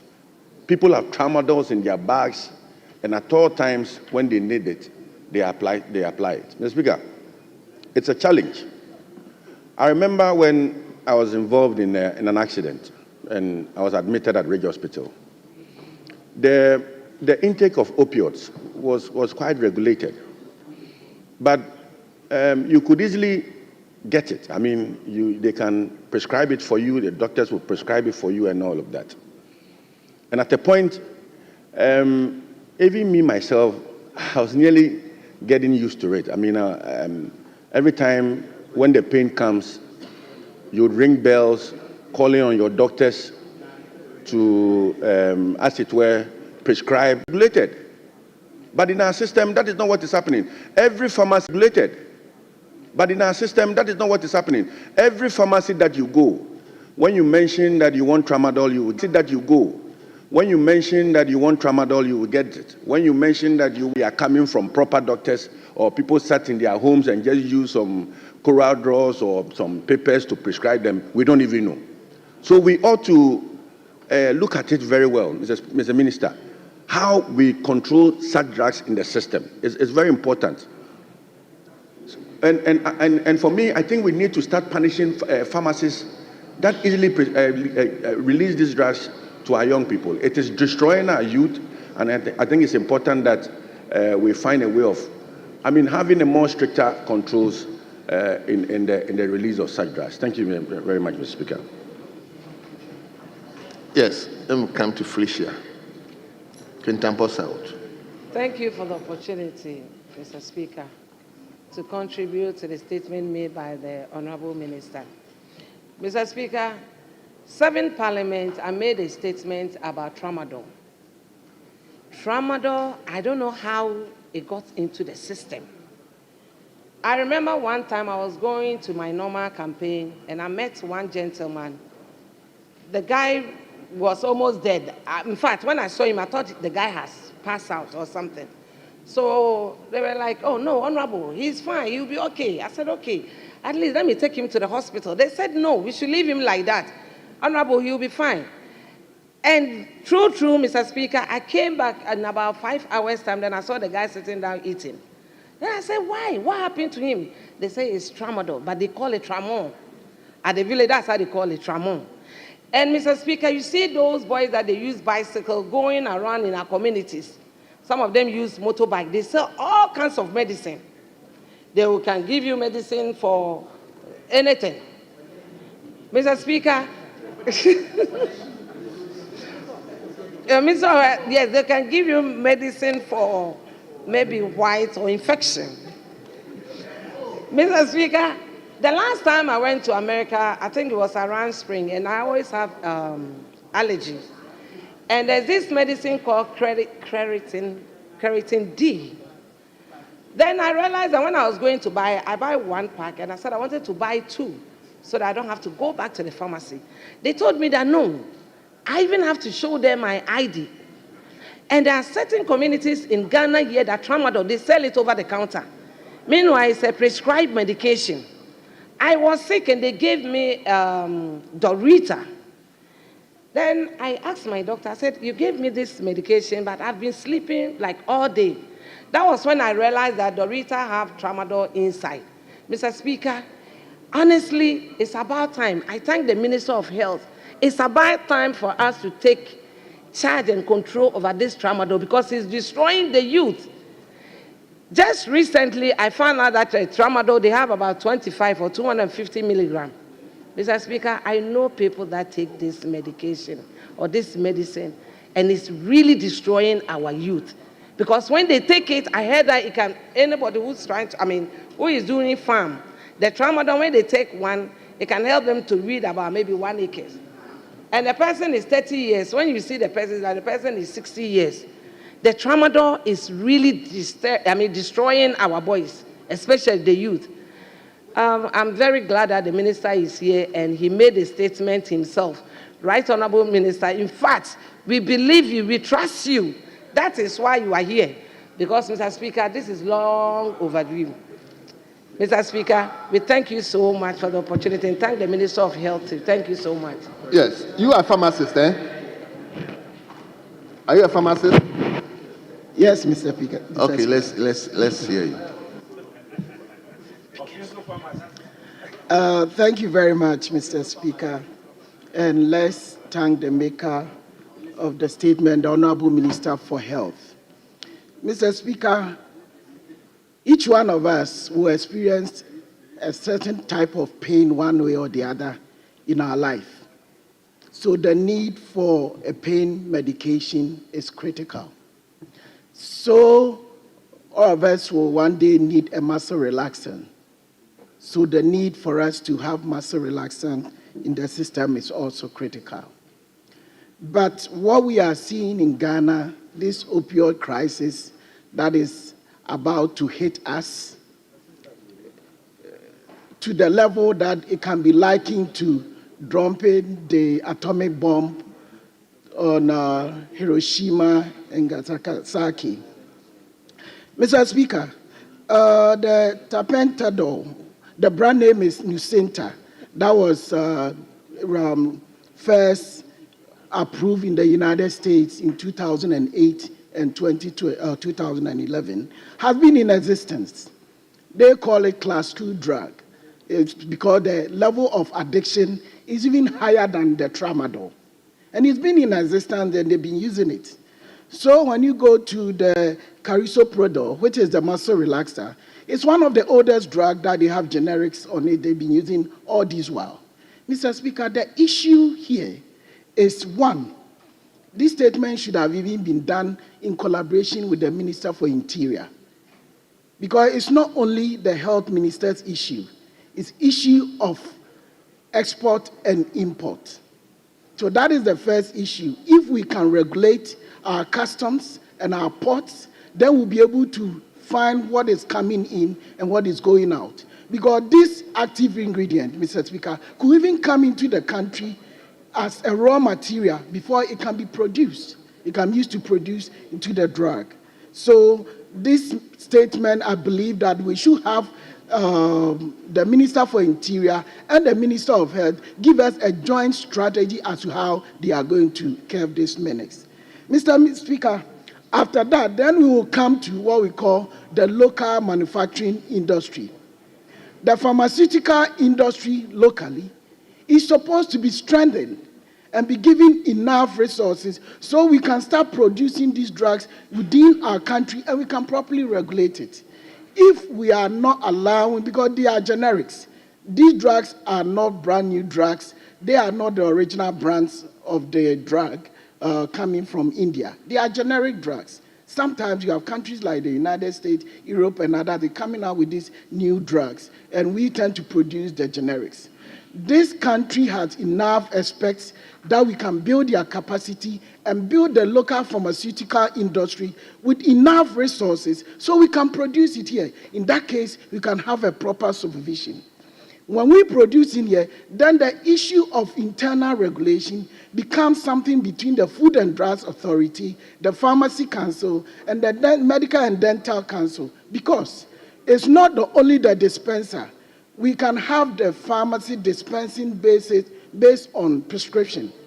But we have medical doctors who are also will be tend to write these prescription drugs for people who will be using it for improper use. So, Mr. Speaker, this is something that we have to refer it to a committee to have a further engagement on how we as a country we will not go further, because tramadol, if tramadol can cause a defect to our country, Nucynta will make it worse. So it's critical that we have a joint statement or direction coming from both the Minister of Health and the Interior Minister, and we'll look at what other countries have done that have dealt with this opioid crisis over the years. We don't have to reinvent the wheel, and I believe we can do a good job. Thank you, Mr. Speaker. Thank you. Honourable members, let me take the last round, because we can't go on and on and on and on. Let me take the last round. So you are all yielding to Dr. Mack. So, Mack, let me hear you. Then. Thank you, Mr. Speaker, for the opportunity. And I want to thank the Minister of Health for acting promptly to bring this statement to Parliament. I think we're discussing it on our platforms to ensure that we have such a statement on the floor of Parliament. Mr. Speaker, today's discussion is not new as such. Over the years, there have been drugs that has come into the system to destroy our youth, medical staff, etc. There was a time we had Petidin, a drug that when you give yourself that injection, even though it's a painkiller, it will also give you the sentence that I'll soon be mentioning. After that, so many other drugs have come to pass, Toradol, and now it came to the turn of Tramadol. And now the people or those out there have realized that, no, we have carried out a lot of education on Tramadol. So they now want to change. They are bringing in new drugs that we don't know. We've not now, everybody now knows about Tramadol because of the good education that we've carried out, even though it is still being used and abused. But they are bringing new drugs. Tabendadol, Carisoprodol, etc. These appear to be new, but their effect is the same. They will cause you depression, drowsiness, respiratory depression, that is difficulty in breathing, coma, and possibly you can even die. Let me stress the die. For people to know that today we are talking about drugs that can kill you by just taking them. Yes, there are medicines that have been approved in some countries and probably might be subjected to the same process in Ghana here. But there are medicines that need to be controlled. There are medicines that need somebody to prescribe for you and somebody to dispense. They should not be sold openly. And now they are finding their way into the country in quantities beyond what medical care needs. And I want to appeal to the Food and Drugs Authority that they should look at this problem holistically in approving any drug that will come into the society. Sometimes they are coming to do the same thing, and we already have a drug that is, providing that service. What is the need to bring in some new drugs? We should have statistics. We should know the amount of said drugs that are prescribed yearly for people, and know that, yes, if we bring in, let's say, 1,000 tablets of Tramadol, that is enough for the patients in Ghana here. We shouldn't just allow that you can import any quantity because it's Tramadol and Tramadol is used at the hospitals. We should just bring in any quantity that we want. No, that should not be the case. We should have data, and out of the data, we should restrict the importation of said drugs. Thank you very much. Thank you very much. Honourable members, leadership. Leadership, Honourable Anodompre. Speaker, let me commend my friend for the statement. We want to be seeing more of this from the ministers. And earlier when he was in the House to make a statement on cholera and meningitis. And I know he's been very busy lately. I think professionals have spoken. I've heard Doc spoke, Honorable Divorce spoken. One thing that is clear is that we have to step up our monitoring. Our monitoring mechanisms have to be stepped up, and not limited to this drug alone. There are other concerns similar. And so we should be able to pick these signals well ahead of time. So that, for me, that is the trust of the matter. And if we are able to do that, we'll be able to have good control. So we want to encourage our minister. I know he's passionate and very dedicated to duty.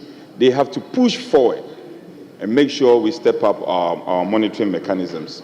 I couldn't have agreed more with my senior colleague when he mentioned our borders, what we can do to step up our borders, and also awareness creation for citizens who are manning our borders should know what we are talking about. What are these drugs or category of drugs, so that even they can identify them when they see them, if they're not carried along.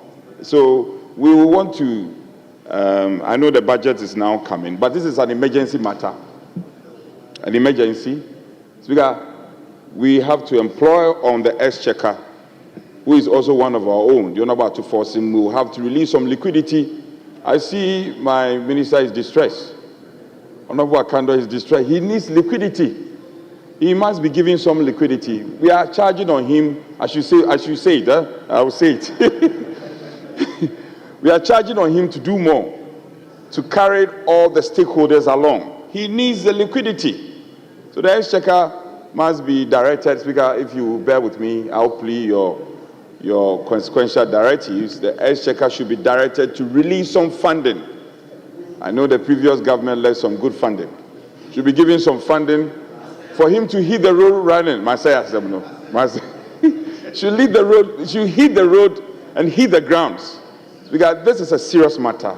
And I hope that the health minister will be strengthened enough in all fours so that he will be strong enough to hit the road to ensure that we bring a good control of this matter. But I must commend him, and he should forgive me. I wasn't trying to prevent him from presenting his statement. It was on some other matters. He knows I would never do that to him. So, Speaker, I thank you, and I think that we have to support him, give him all the needed support to be able to do what he has to do. I thank you, Speaker. Thank you very much. Majority Leadership. Mr. Speaker, I will give the opportunity to Dr. Sandor. Okay, very well. Dr. Sandor. Thank you very much, Mr. Speaker. And thank you, Leader, for the opportunity. Mr. Speaker, a lot has been said. I also commend the Minister for Health for the very quick response in terms of coming to the House, to let us know and to let Ghanaians know about this issue of public health crisis that really needs urgent concern. Mr. Speaker, what we are discussing is the tip of the iceberg. There's a lot happening out there that has not yet come to attention. Thanks to the BBC that has revealed these menace. Mr. Speaker, we are dealing with drugs or substances that people, especially our youth, take to feel high. Mr. Speaker, why do they want to feel high? And why do they need a substance to feel high?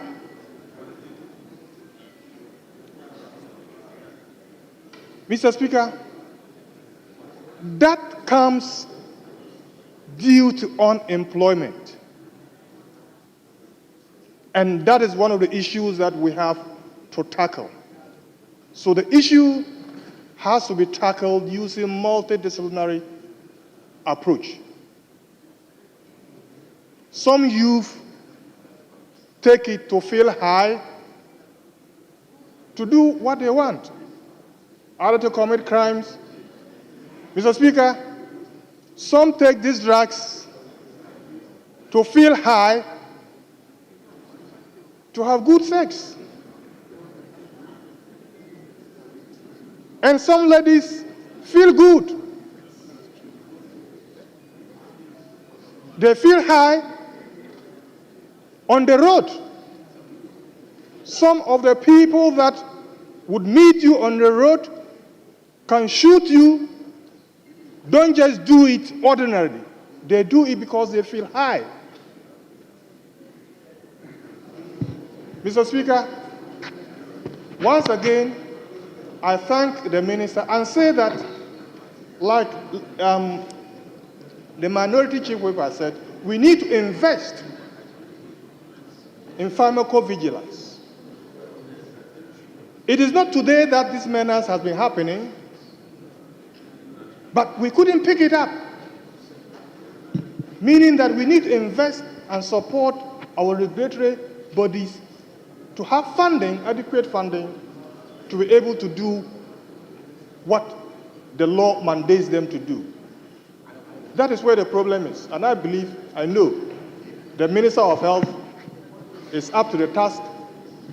When he was ranking member for health, he was pushing for adequate funding for FDA and other bodies. So I know His Excellency and the NDC government would work hard to strengthen FDA and other bodies to deliver. Thank you, Mr. Speaker. Thank you so much. Honorable members, I think the committees are not in place now, and I think it's good that the minister himself came to make this statement.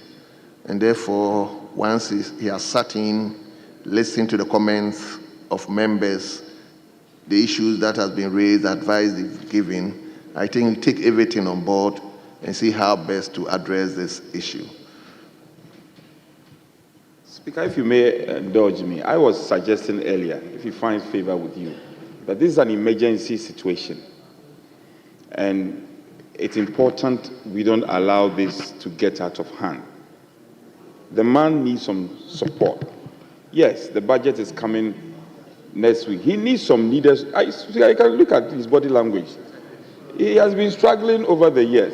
So if we may direct the Exchequer to release some support for him, especially on the account of stepping up on education. Leader, I share your view, but I think the minister himself is here. The Exchequer, this will be his first distribution of the public purse. So let's allow the Exchequer this time around to do what is needful.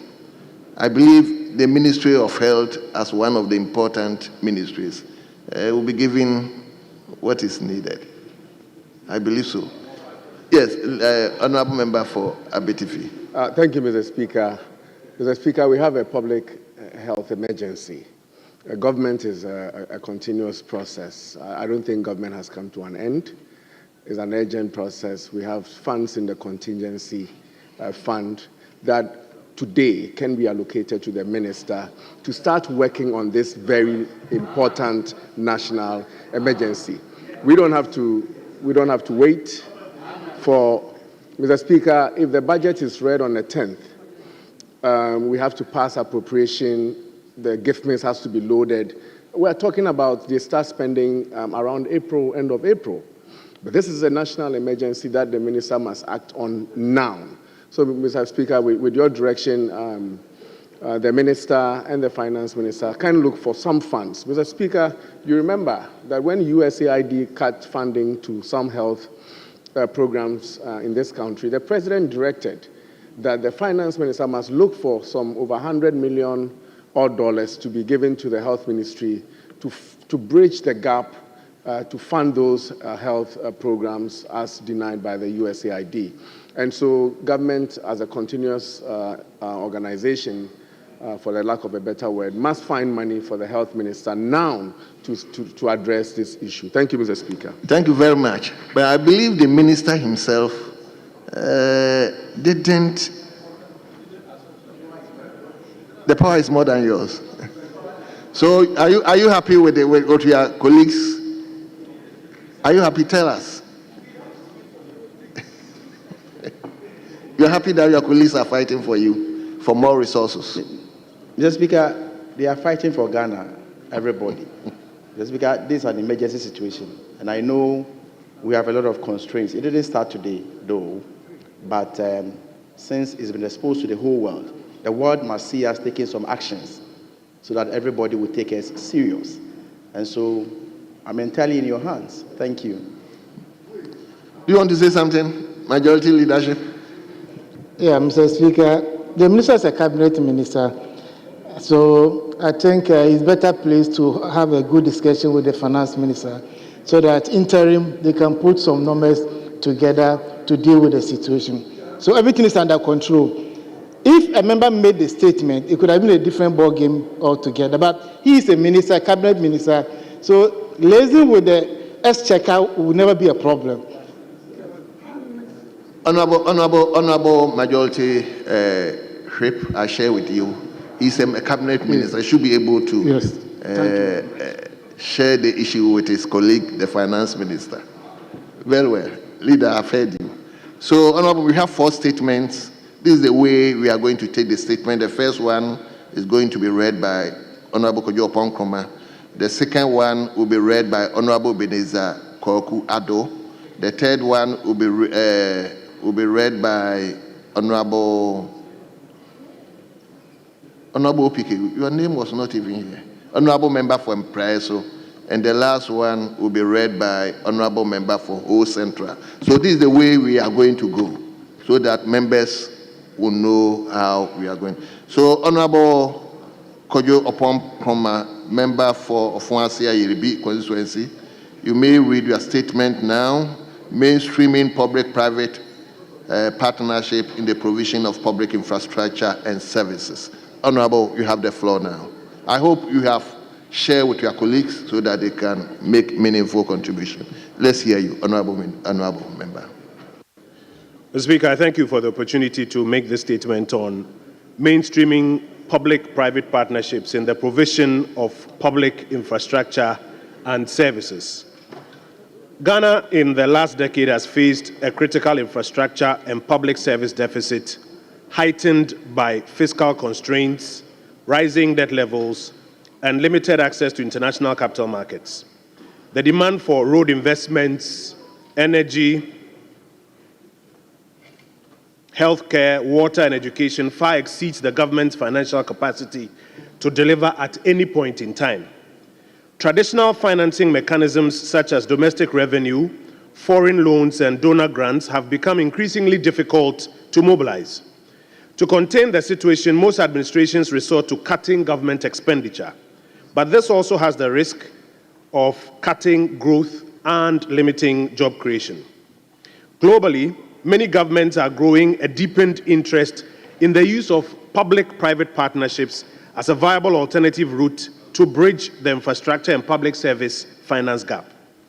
PPPs in this context, Mr. Speaker, refers to arrangements where the private sector assumes significant financing and project management risk and responsibility for delivering public infrastructure or services over a medium to long-term period. Ghana's PPP journey began in the early 2000s. Until recently, however, there was no comprehensive legal framework governing these partnerships. In 2011, the government introduced a national PPP policy to guide the structuring and implementation of projects. In the year 2020, Parliament passed and the President assented to Act 1039, which provides a structured legal framework for PPPs. Mr. Speaker, it's fair to say that the PPP ecosystem in Ghana is still in its nascent phases. Nonetheless, a limited number of projects have been developed within this ecosystem, and these include parts of the Tema Motorway Expansion Project and part of the Boankra England Port Project, among others. By leveraging private sector capital, technical expertise, and innovation, PPPs can deliver essential projects more effectively, more efficiently as well, while reducing the financial burden on the government. PPPs have the added advantage of strengthening the private sector as it provides long-term business opportunities. We observe, however, Mr. Speaker, that the development of further PPPs are facing some challenges, and I want to highlight a few and make some recommendations. First, there's a low level of awareness and preference for PPPs within both the public and the private sector. Most private and public institutions prefer outright contracts between the government and private sector players, where the private sector delivers and the government is obliged to pay. And as a result, project promoters hardly prefer PPP models. Public institutions will also rather turn down a promoter because of limited funds than structure a proposed project as a PPP project. Second, Mr. Speaker, there's limited capacity for structuring, modeling, and negotiating PPP transactions. Even where there exists an appetite for a PPP structure, there's limited capacity in modeling and negotiation, both on the private sector side and then on the public sector side. Thirdly, Mr. Speaker, regulatory and bureaucratic bottlenecks inherent in the current PPP Act slow down the process of negotiating and executing transactions. Anecdotal evidence suggests in some cases that it takes close to a year to even be able to put one project together. Fourthly, Mr. Speaker, the very nature of PPP projects apportion part of the financing and management risk to the private sector partners. These high risks are then compounded by other national risks like the macro risks of inflation and exchange rate depreciation, and this discourages a lot of private sector players. Mr. Speaker, finally, if we're going to mainstream PPPs in delivering on the infrastructure and public service deficit in this country, a few recommendations that will urge on the government to consider. First, we need to improve the level of awareness and acceptability of PPPs. It's important for increased public and stakeholder engagement to mainstream PPPs in infrastructure and service delivery. Secondly, Mr. Speaker, we have to improve specialized PPP capacity enhancement. Government needs to deepen investment in specialized training for government officials when it comes to negotiation, risk assessment, and financial structuring. And then the consulting groups such as the lawyers, the accounting firms, and the project management firms also need to deepen their capacity of their specialists in modeling and structuring. A third recommendation, Mr. Speaker, is that we have to de-risk investments and ensure bankability. We've got to work more to introduce credit enhancement mechanisms such as government-backed guarantees to attract investors. For example, at the Ministry of Housing, where I was recently, we did some work on de-risking housing PPPs by providing some incentives to include some of the things that people find risky, like land and other incentives. Mr. Speaker, the PPP Act itself, though new, may require some immediate amendment to some sections and enforcement of others. And I'll raise a few examples. Section 77 of the PPP Act has to be made more robust to reduce some of the bottlenecks in project implementation when it comes to the project development facility. The regulations to the Act itself also need to be passed quite quickly to fill the gray areas and simplify implementation. Finally, Mr. Speaker, government needs to package a pipeline of bankable PPPs on infrastructure and public services and regularly embark on roadshows to attract potential PPP partners. This will fast-track the rollout of PPP projects in the country. In conclusion, Mr. Speaker, public-private partnerships present a strategic solution to Ghana's infrastructure and public service challenge. It offers a pathway to sustainable development without overburdening public finances.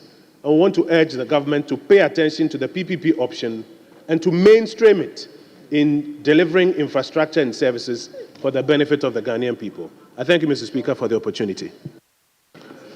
Thank you very much, honorable members. We are taking two here, then we come to leadership. Since we have 4 statements, I hope you'll bear with me. Let me, Minister, can you hold on so that you take it as the last person listening to others? Yes, honorable member. Thank you, Mr. Speaker, for indulging me. So you sit down. Let's hear you. Okay, thank you, Mr. Speaker, for indulging me to make a comment on the statement. First of all, I will want to commend the maker of the statement, Honorable Kojo Opon-Kroma, former Works and Housing Minister. Mr. Speaker, I've picked a lot of importance on the statement made as far as PPP to enhance public infrastructure development is concerned. If it is properly done and properly monitored, it will attract a lot of investors into the country. But, Mr. Speaker, I want to draw your attention to one important issue on public-private partnership. In 2017, there were some investors in Ghana to partner with the government for construction of public toilet facilities in the whole of Ghana. all regions.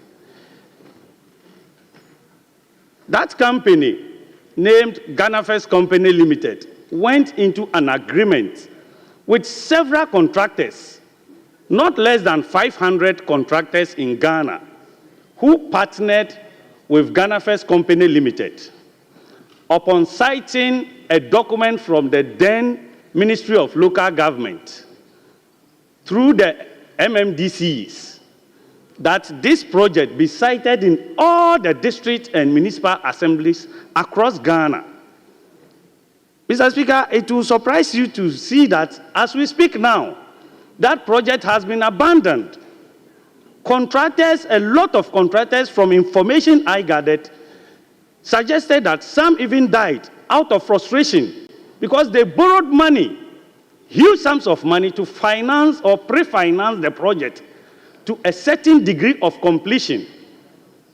Engineering assessment indicated that they have financed the project to a tune of 65% awaiting payment. Several follow-ups were made. Committees were formed, but to no avail. This will not make the industry attractive if we want to attract investors into the country to partner with the government. Then when we are doing it, it should be done properly. I will urge the current local government minister to make a follow-up on this, because wherever you drive through, Mr. Speaker, I'm sure you have come across some of these projects in the bush. 24 WC SITA is just left just like that, and money has gone in. As at the time they were doing the estimate, one particular or a single unit of this facility was over 600,000 Ghana cedis.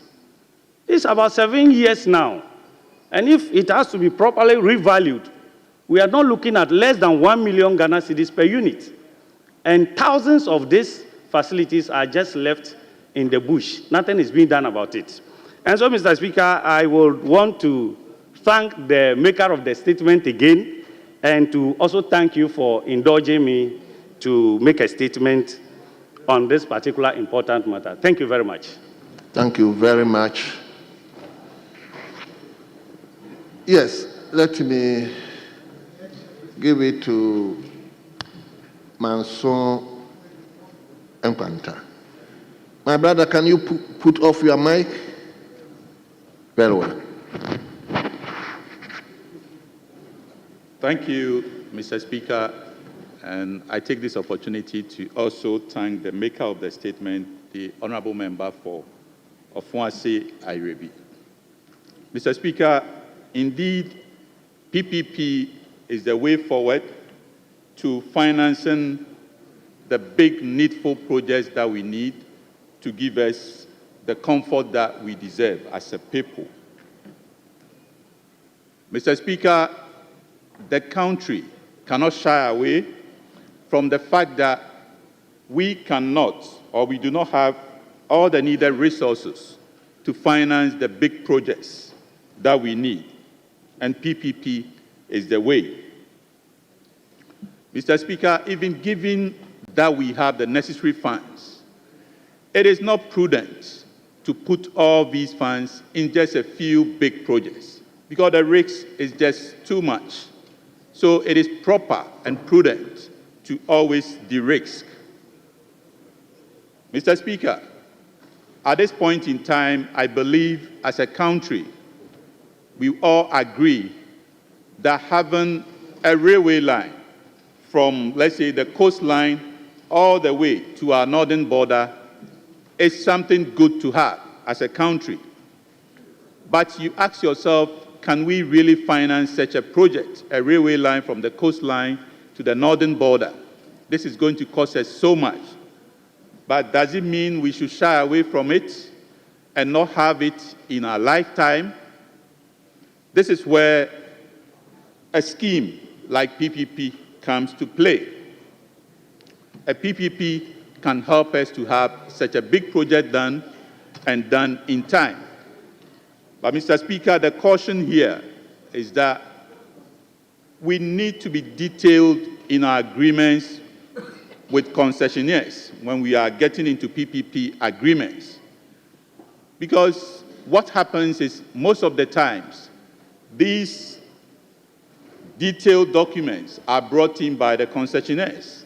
They will sit down with their analysts, they will do all the work, they will do all the big cash flow works, the modeling and everything, and they bring it to the table. We might have limited capacity or limited time to even negotiate. So by the time you realize you've signed to something that you didn't really go through the feasibility well, so you might sign to this big idea of having a railway line traversing the entire country, only to realize later on that, let's say, the fare that has to be paid by the indigents will be so much that people cannot even afford to travel on such beautiful railway lines. So my caution is we should always be detailed at the initial stages. We should be knowledgeable about it or consult specialists to really understand it right from the onset, to know what we are signing to. Because concessionaires, their primary interest is to get their money out as quickly as possible. So they might tell you this project will pay for itself within 20 years. But really, if you go into it, you realize for our people to be able to afford, maybe it should be like 30 years. So we should be involved right from the onset, get expert advice before we sign into anything. But Mr. Speaker, I strongly believe, and I'm aligned with the maker of the statement, that PPP is the way forward. Countries across the world have benefited from PPP. Even United States, with its GDP of about $29 trillion, still benefits from PPP. So there are countries around the world for us to learn from, for us to get the experience from, to avoid the pitfalls that can rather negate this beautiful idea. So I support the maker of the statement, and I congratulate Thank you so much. Thank you, Mr. Speaker. Thank you very much. Let me go to Bori Bamboy. Mr. Speaker, let me thank my brother for a very important statement he's made this morning. I wouldn't say much, except to add that he lamented on the fact that there's some lack of patronage. Rightly so, because it seems to me we do not appreciate the various strategies and models that we're supposed to use to roll out PPP. For instance, in a situation where government has made a promise, let's say to construct a particular road, that road can be economically viable, but in terms of finances, it may not be financially viable. Such projects, there's a model where you can come in with what we call viability gap funding. When you use viability gap funding in this particular approach, you are able to reduce the span or the time period that you're going to use in repaying the facility and making it more economical for the people to be able to pay. These are the kind of strategies that we should be using. Unfortunately, like he said, because there's no education going on, we are unable to make use of these strategies. In so many jurisdictions, it has become very clear that you cannot rely on only government to undertake such strategic projects. And that is why I think that this statement is very important. And I think that we should not just, as it were, contribute to this statement and let go.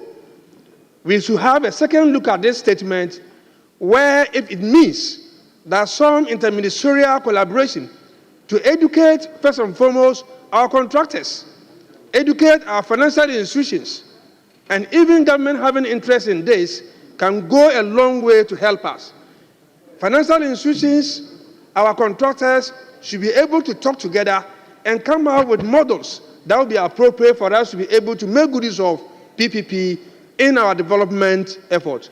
I want to thank him once again for bringing this issue up. Thank you. Thank you very much. Honorable Asenso-Boachi.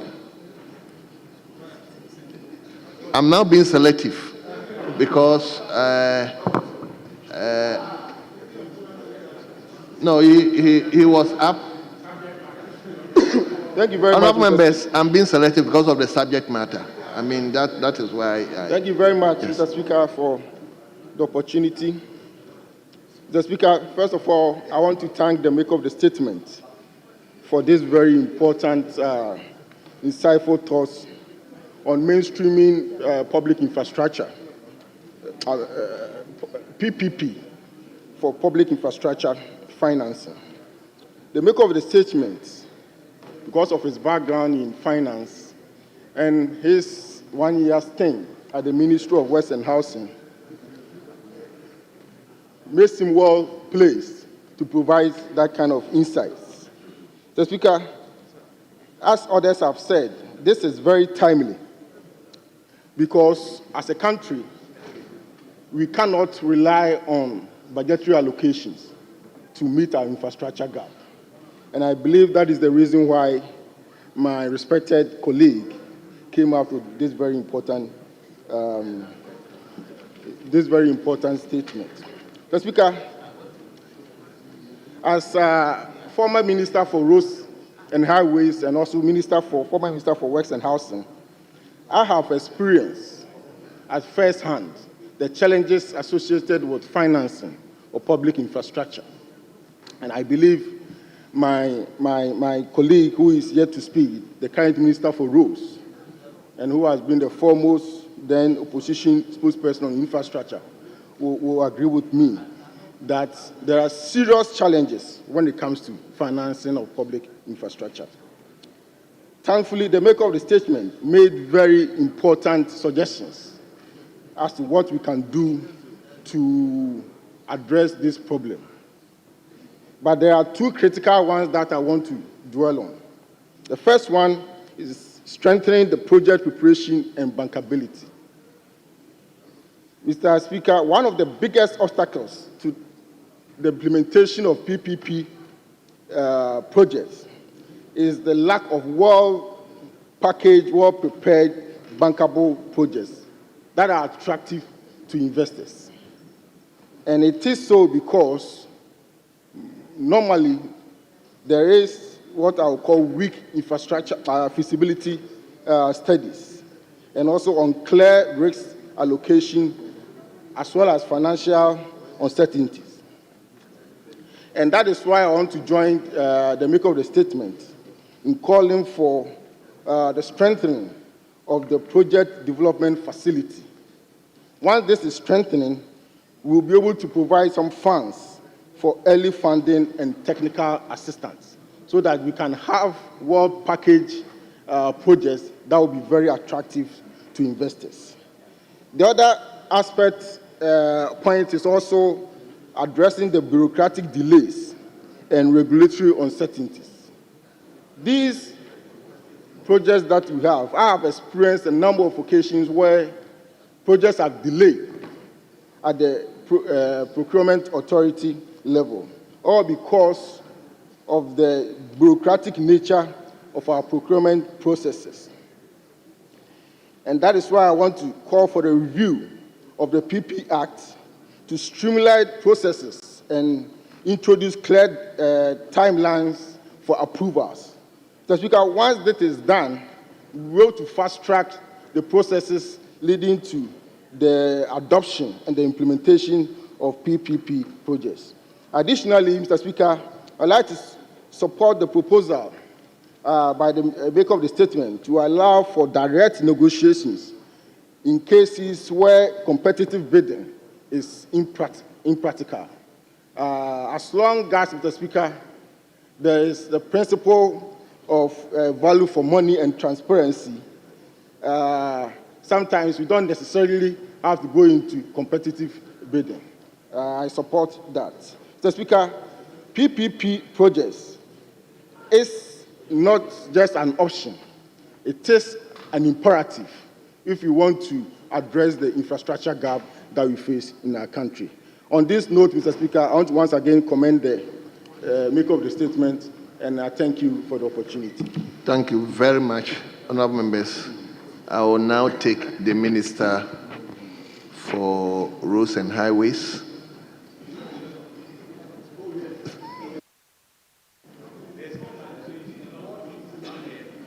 Mr. Speaker, I thank you for the opportunity to comment on this very important statement made by our colleague, the former minister responsible for works and housing. I also acknowledge the very important points made by my colleagues who contributed earlier. Indeed, I agree with him that the Act 1039 needs, we need to take a second look at it. Mr. Speaker, he made very important points that I believe will be the way forward. At this moment, Mr. Speaker, the Act 1039 appears to be very distant from some policymakers or decision makers regarding public-private partnership projects. So I agree with him entirely when he says that we need to build the capacity of these individuals who take part in the formulation of this project. I also agree with my colleague who talked about the need to build the capacities of even the people who put the contract together. Mr. Speaker, sometimes when I read some of the contracts we put together between us and others, it's as if we are specialists in designing contracts against ourselves, because the contracts are so bad against us. And you ask yourself, were Ghanaians involved in the formulation of this contract? So I think that there's a need to build the capacities of this.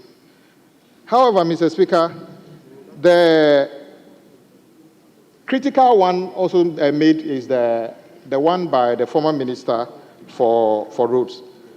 Many of the projects we attempt to put on PPP lacked the necessary project preparation before we enter into those agreements, making it difficult to even enforce. Mr. Speaker, as we speak, the two projects mentioned by my very good friend, the former Minister for Works and Housing, none of those projects is actually PPP project in any real sense. One, Buankra Integrated Logistics Terminal is no PPP. That project is entirely funded by Ghana government through GPHA, Ghana Ports and Harbours Authority. On paper, this country, yes, this House approved a PPP agreement. But guess what, Mr. Speaker? The developer never had the capacity to raise any fund. The question is, did this House carry out proper due diligence, or did the ministry which actually entered into this agreement did that? So at the end of the day, as we speak, whatever you see at Buankra today is 100% government funded through GPHA. So it is not a PPP. Maybe it is time that the current Minister for Transport come back to the House to be bold and just review the agreement and say that we still want to go ahead with the Buankra Integrated Logistics Terminal, but then it is not a PPP. Second, Mr. Speaker, the Accra-Tema motorway is not a PPP. Also, this House approved a PPP agreement, but all the money that has been paid towards Tema motorway is GOG money. So there's no private person involved in the Accra-Tema motorway as of now. So we don't have any record of implementing any successful PPP under this current regime. And I believe that whilst we want, for instance, the Tema motorway to be completed, if GOG is the one funding it, what is the point of pretending it's a private-public partnership? So, Mr. Speaker, it means, so far, the Act 1039 is still just a law on the books. We have not been able to actually have it. Mr. Speaker, on a daily basis, I get a minimum of 6 to 10 individuals and companies coming to my office to enter into a PPP to do this road or the other one. Everybody comes and say, I know somebody in China or Turkey who can fund project up to 10 billion. Mr. Speaker, if you ask them, how do you fund it? They say they'll bring the money. So how do we pay you, Mr. Speaker? Then they begin to scratch their head, simply because the issue is not about the law. The issue is about the economy of this country. Even if for you to build a road, yes, from here to Kumasi, 250 kilometers, whatever, maybe $2.5 billion. There's no shortage of money to be able to do this. But how does the person recoup his money? You can't expect somebody to put in $2.5 billion and get paid in 150 years' time. Mr. Speaker, the economy of the country determines what kind of PPP you can achieve. The United States can get into a PPP successfully because the economy can support it. At the moment, it is not very feasible for us to enter into PPP and deal with the major infrastructure project. That is why the point made by the former Minister of Roads and Highways is very critical. If we prepare the project very well, we will get to know whether it is bankable, because out of those details, it will work out quite clearly. But if you just rush and say you want to do, let's say, Buankra, without the processes being fully explored, what you have is a situation where the House actually takes a decision that we enter into a PPP, and at the end of the day, we keep funding it. So, Mr. Speaker, this is a very critical situation, because today, I cannot, Mr. Speaker, advise government, or I will not even have the opportunity to advise government to do any PPP on road project, because I need to back it with something. And one of the ways I believe we can do this is the reintroduction of the toll. Why the reintroduction of the toll? Mr. Speaker, we should be able to have a tolling regime that is fair, that the accruals are safe. A situation whereby you say you are collecting tolls, and then you get to the toll booth after queuing for 45 minutes, and then you get to the booth, and the person says the machine is broken down, and he attempts to give you a receipt that he tells with the hand. Sometimes there's not even any receipt, and you are paying 1 cedi. Mr. Speaker, that cannot accrue to a fund that you can leverage on to embark on a PPP on road projects. So, Mr. Speaker, I will be coming to the House with a full disclosure on exactly how we want to implement the toll and make it open competitive bidding. So the best possible solution is achieved, at least on the sector of the road ministry. So I think this is a very important statement made by our colleague, Honorable Opon Nkrumah, and we should take it seriously and work on it.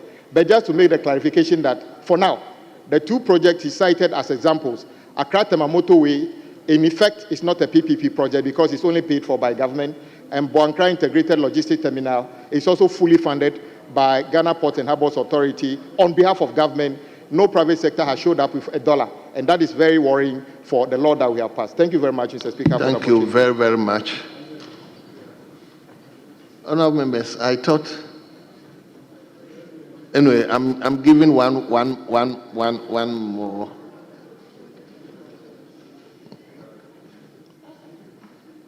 Okay, let me go to Dr. Camille. No, you wouldn't speak more than 5 minutes, please. All right, thank you very much. I'll give it to Deputy Minister Designate for, is it Western Housing? Yes. Thank you very much, Mr. Speaker. Mr. Speaker, I also want to join in commending the maker of the statement, the respected Honorable Member for Ofuanse Oyerbi, Honorable Kojo Opon Nkrumah. Mr. Speaker, the issue on the table and before this House has more to do with development financing than, if you like, project planning and implementation. Mr. Speaker, I say this because when you look at development financing, basically one of the ways government finance development is through debt financing.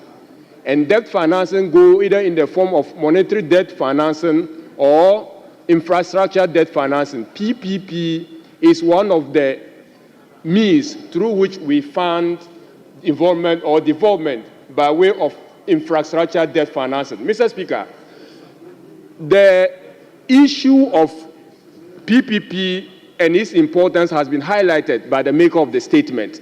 The honourable member has specified some of the myths, some of the challenges, some of the inherent challenges in the implementation or in the adoption of PPP arrangement in development financing, awareness creation.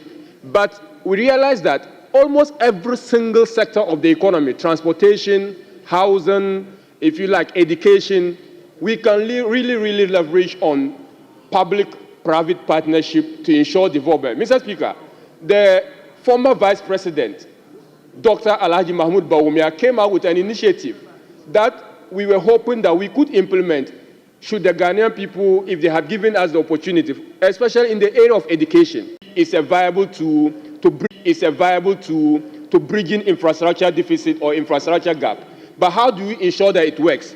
I think that apart from the law, the act that was passed by this House, we should look at the projects submitted by the Ministry of Finance to this House in the budget. Which of them can we offload to public, PPP? And if the household decide that, look, in the interest of limited budgetary allocation, let's offload ABCD projects to public-private partnership, then clearly every member of the House would have known that ABCD projects are offloaded to be implemented not through the mainstream government funding, but through private-public partnership. Mr. Speaker, there is one thing we don't know. The benefit of PPP to the private investor is even far more than the classical contracting regime, where you will do a project and they'll pay you and you go. The importance of PPP is said that it enhances investment longevity. In other words, you can draw revenue over 10 years, 20 years, 50 years, but in the case of the classical contracting, you do the project, they pay you, you take your money and go. Value for money, returns on investment is not even, it doesn't make investment sense to do that. A private person will rather be more interested in doing private-public partnership than in doing the classical contracting regime where you do a project, they pay you, take your money and go. So, Mr. Speaker, it's very important we do that. Mr. Speaker, lastly,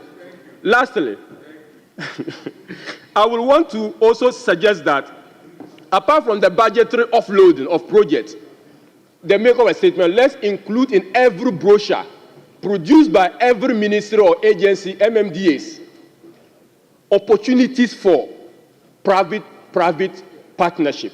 So that if I go to the Ministry of Interior and I see ABCD brochure, in the brochure somewhere, I can be able to tell that if I call this investor, they can be able to participate with government in providing ABC. Mr. Speaker, thank you very much for the opportunity given. Thank you. Now the Minister, Deputy Minister Designate for Western Housing. Thank you very much, Mr. Speaker. I'd like to acknowledge and congratulate the maker of the statement, who has just come out from a space that I think he knows that PPPs would work or would have worked very well for him there. Mr. Speaker, one thing I've observed about the PPPs, public-private partnerships, is that capacity building. Now, there are a lot of consultants who are in the private sector, and I would suggest that the Ghana Institute of Engineering, project management professionals, Ghana Institute of Surveyors, Ghana Institute of Architects would undergo this kind of capacity building for public-private partnerships. It's very important because sometimes, if you look at the consultancy space, there's a huge percentage of them in the private sector.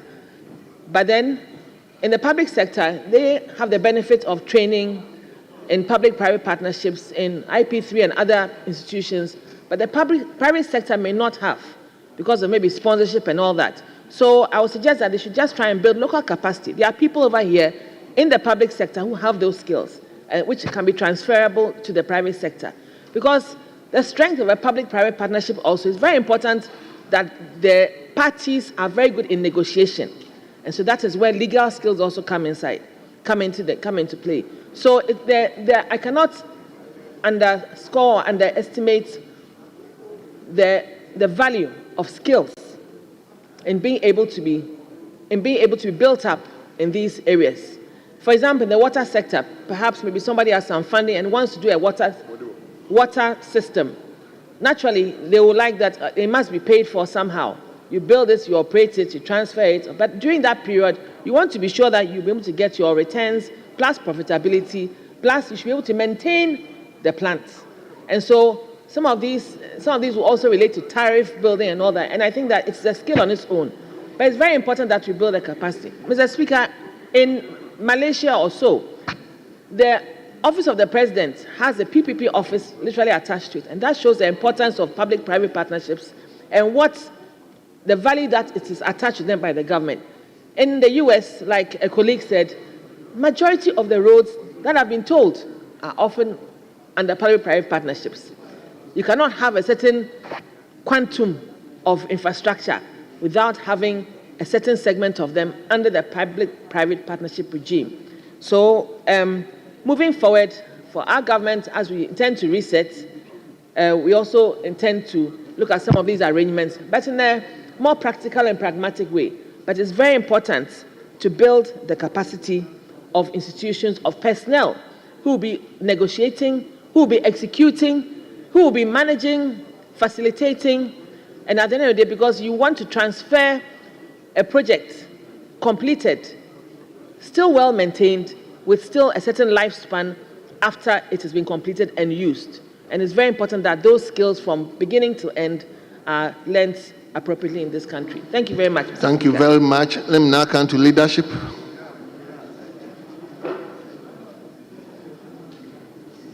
Speaker, let me start on a note of congratulating our colleague for setting up a very important conversation. And it's my prayer that we'll push this matter to its logical conclusion. Speaker, many members who have spoken to this matter have tried to put matters in context, especially the road minister who spoke to it, citing very good examples. The former road minister did same. Speaker, from where I sit, I may be wrong, but I get this impression that political parties and government parties are formed on certain ideologies, center-right, center-left, and more often than not, we tend to be guided overly by these concepts that form political parties who eventually take over the reins of governance of a country. The NPP is known, the capitalist party.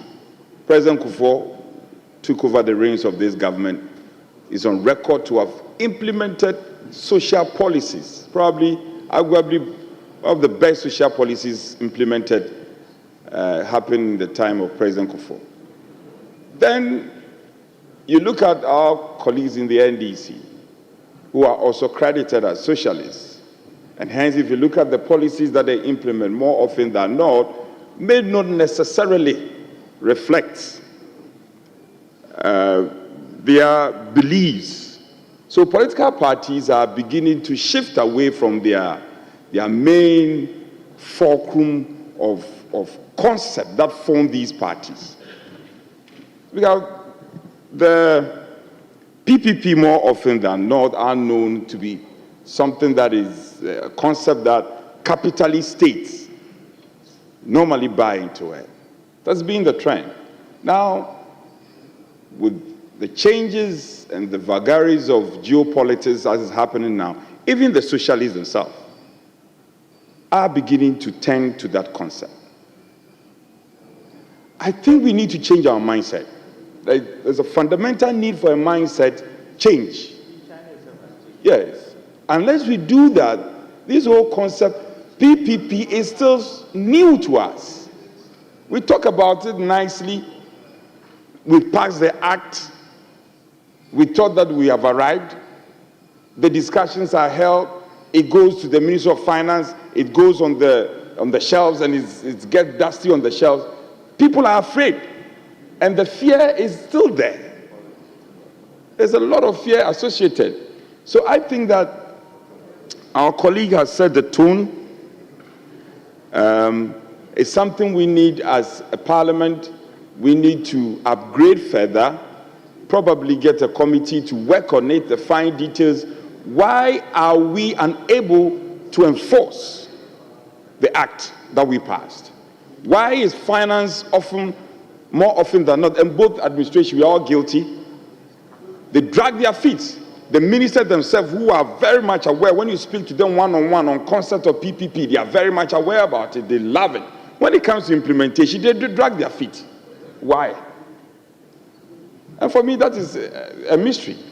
And until we resolve that, we will not be able to be making the headway that we all need. Of course, you all know government cannot fund all projects by itself. We need a partnership from the public. These things are known, and we speak about it as theories. How do we demystify this theory and get people to understand that indeed this is the approach? My respected Minister for Roads,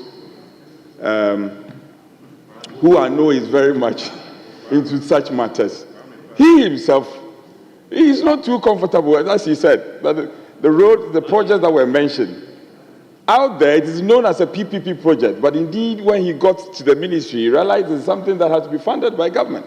So what is it? Whom are we deceiving? At one breath, we brandish PPP. At another breath, we come lacking. So I want to go away from the theory. Let's get practical. And this is a matter, I thought that this should have come from your side, but well, this is a house. So once it's coming from our side, it's the Parliament of Ghana, so fine. We want to see a certain roadmap. And that roadmap must be a departure from what we are known, what we are used to. PPP, theories, and then it ends where? It doesn't go anywhere. So I hope we'll be able to redefine our approach in terms of the prosecution of the concept of PPP. And thankfully, we are very good. The Honorable nominee for Gisela, the Honorable Gisela, I know, is very good. That's one of her areas. She's very good. She's been a consultant to get one for a very long time. I have been chasing a few payments for her. She's very good in that area. My good friend, the Minister for Road, is also very good. Speaker, if we wish to come to some logical conclusion on this matter, some work has to be done. And that if we can continue and get a committee to do a thorough work on this PPP concept, I think we'll be able to make a headway. Elsewhere, and fact be told, Speaker, we don't need to reinvent the wheel. There are other jurisdictions like Indonesia, for instance. As an independence, Ghana's per capita income was the same as Indonesia. The concept of PPP, Indonesia is doing so well. I'm told India is equally doing so well. So we may have to pick up some lessons from this and appropriate it into our unique circumstances as a country, and then we can get the rule clear and prosecute the matter. But let me comment the Honorable Opon Nkrumah, Koju Opon Nkrumah, and he's a proud Easterner. Esquire. He's a proud Easterner. Is that where you are going? Is that where you are going? Oh, Speaker, I'm only commending my fellow Easterner for bringing up such an important matter and also setting up a very important discussion. Speaker, we shouldn't wish this matter away. Let's continue with it. Let's continue. The discussion should go on, and I'm sure that we'll come to some logical conclusion and define a workable path. I thank you, Speaker. Majority leadership. Mr. Speaker, thank you very much for the opportunity, and let me thank the maker of the statement. Honorable Kojo Opon Nkrumah, he was a member of the Finance Committee where we passed the PPP Act at 10:30, and he played a very instrumental role in passing that bill into an act. So coming back to inform the House that there are some defects in the law, so that he's seeking the consent of all members so that we can do some amendment to make the law work, I think it is in order. Because, Mr. Speaker, every investor wants to maximize his profit. And I remember we met with the Ministry of Finance. They walk us through the processes. You can see less about 25 projects identified.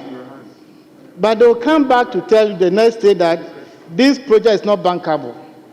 How can I recoup my investment if I put, let's say, $1 billion into this road project or into this infrastructure? So he's looking back maybe 10 to 25 years to get back his money. And another leg is, Mr. Speaker, you come back to the state for state guarantee. and it becomes a contingent liability on the state. Failure to make due the repayment. So these are some of the issues we need to address. And if we do a proper assessment, and we get to know that contractor A don't have the capacity to execute the project, by public education, you can put 2-3 contractors together to form consortium so that they can execute the project. But like the example the road minister just gave. On paper, we've entered into agreement that this project is PPP project or PPP funded project. But in reality, the person doesn't have the capacity to raise the resources. So they say to end up raising the scarce resources to commence the project, sometimes even to complete the project. So by the end of the day, why do you invite somebody who doesn't have the capacity in the first place? Who did the project appraisal? Who did the assessment? And who executed that contract? And you walk on the street, oh, this project is a PPP arrangement for 25 years. The investor will recoup his investment. By the end of the day, he doesn't have the capacity to undertake the project. And the burden will also come to the state. And Mr. Speaker, there are some projects located in some areas of the country. No investor will also venture into those areas. So let's get it right and get the project in order, that these areas will allow the private investors to venture into these areas. So the state will also take up other low-hanging projects so that the people will benefit and will give the private sector the needed education. We create a neighboring environment for them so they can also venture into those areas for the good of all of us. Mr. Speaker, let me again thank the maker of the statement, and I'm looking forward, either he will come by a private member bill to amend the act, or the state will take over. Whichever way that we think it will help us, we'll work on it because we understand the law, we pass the law, and we can easily do the amendment to suit our current situation so that the private sector will also take advantage for the good of all of us. I thank you very much for the opportunity. Thank you very much. I think we all agree that this statement is a very, very important statement going forward as a nation. So I'm happy that almost all the relevant ministries have commented on it. The Minister for Roads and Highways has commented. The Deputy Minister designate for Western Housing has also commented. And other members who are well placed have also commented. Deputy Minister designate for Lands and Natural Resources has also commented. So we hope that this particular statement will lead us to somewhere. So, Honorable Member for Asutifi North, Honorable Beneza Kwakuado, are you in the chamber? Yes. Take the floor and yes. Speaker, if you may, I am happy you agreed with my colleagues on the importance of the statement. So I want to pray you, as a Parliament of the Republic, probably we should also initiate something on our own. And I'll leave as to how we go about it, Speaker, I'll be guided by your wisdom. And Speaker, I heard you say you hope. Yes, we will hope, but if we can set something in motion. Honorable Minority Whip, I think we have an act, and per the statement, the act needs to be revisited. So once the act is there, I think the Minister for Western Housing, and the Deputy is here, the Rules Minister is also here, they can initiate it at the cabinet level. Because I think once the act is there, I wouldn't personally encourage that a private member bill is taken to look into it. So once the relevant ministers are here, please take note of it and see how best we can quickly address the loopholes so that the act can be meaningful to all of us. On that note, I'll invite the member for Asutifi North to take the floor and read his statement.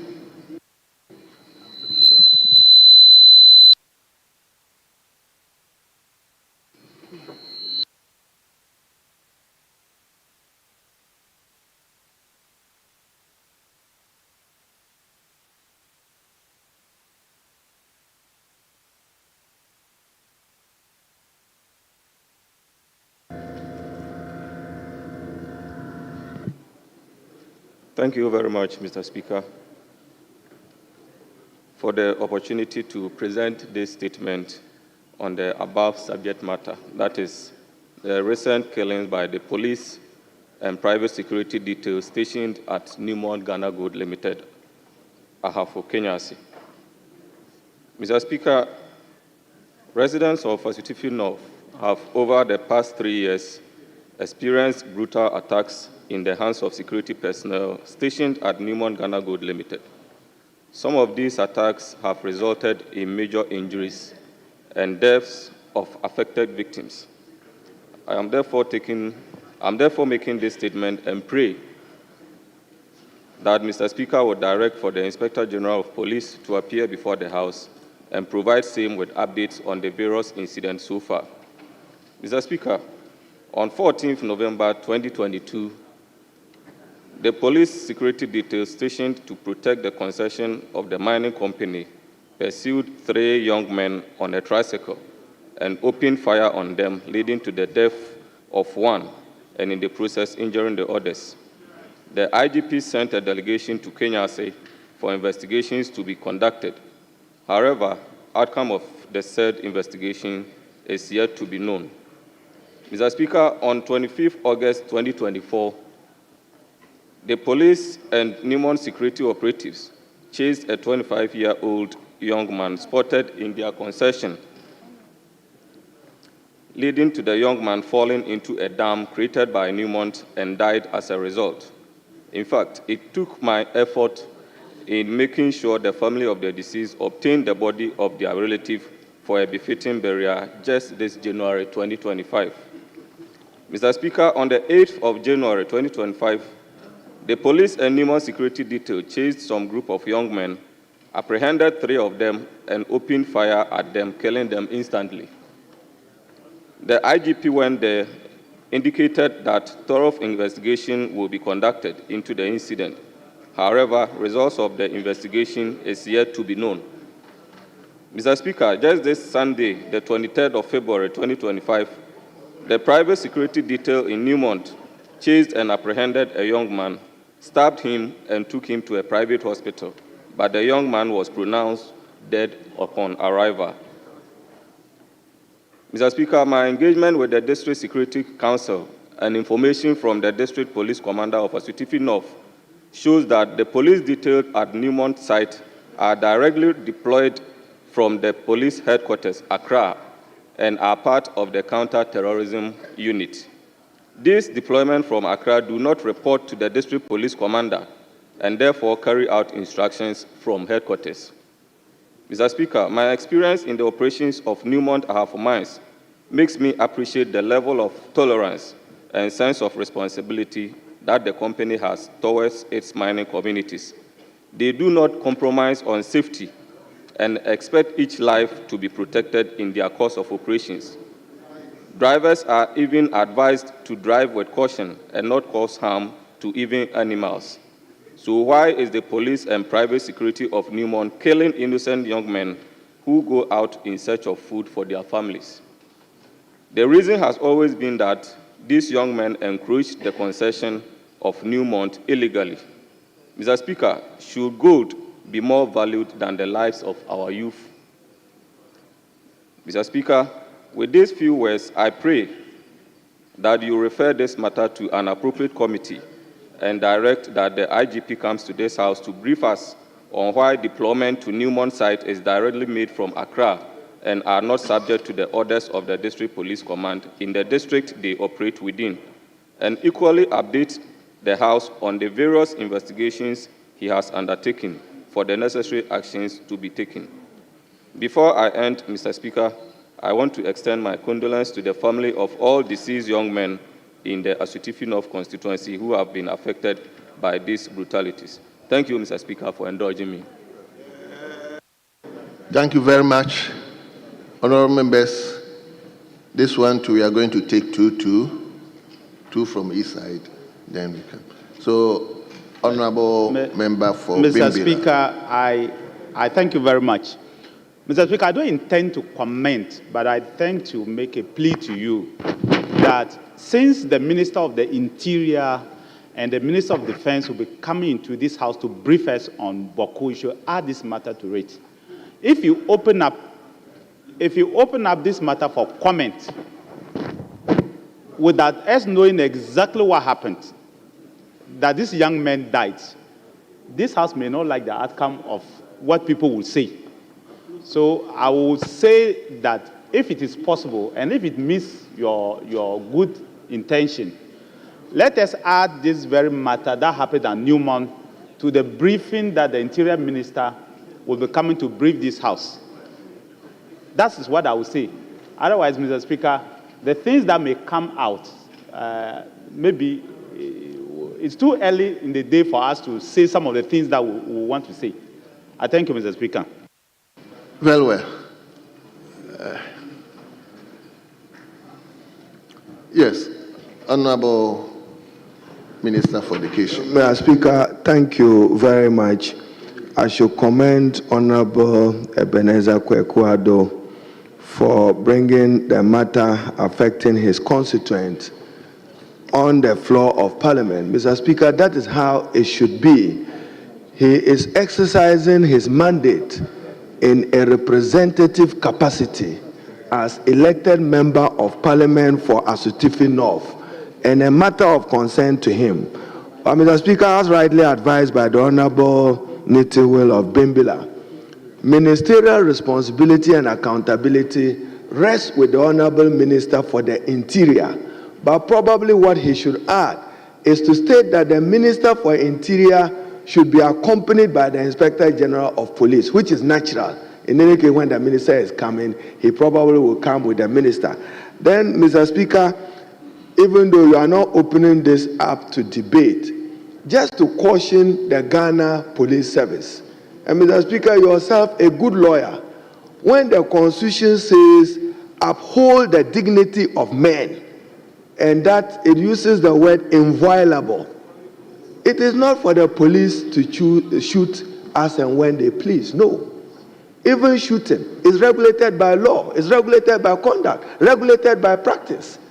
This trigger happy, a portion of them who get trigger happy, Mr. Speaker, Parliament must support him in expressing concern about the way they treat suspects. The Constitution says uphold their dignity. They get somebody, they start slapping. That's not dignity. That's not honor of dignity. Even trotro drivers, the way they treat them, that is not what the Constitution expects them to do. So, Mr. Speaker, yes, this matter, maybe even, Mr. Speaker, as Honorable Nitu will observe, you may want this even to go to committee of the whole, because mining, particularly in that community, means a lot for them in terms of opportunities, of employment and others. There may be more to it. But Mr. Speaker, significant to his submission is that why is deployment done from Accra, Regional Police Command, District Police Command? What has happened to the hierarchy of the police command system? That is part of his concern. So, Mr. Speaker, let me commend him, but this House, when we have opportunity, we must recommend compensation being paid to the innocent life that is lost. I thank you, Mr. Speaker.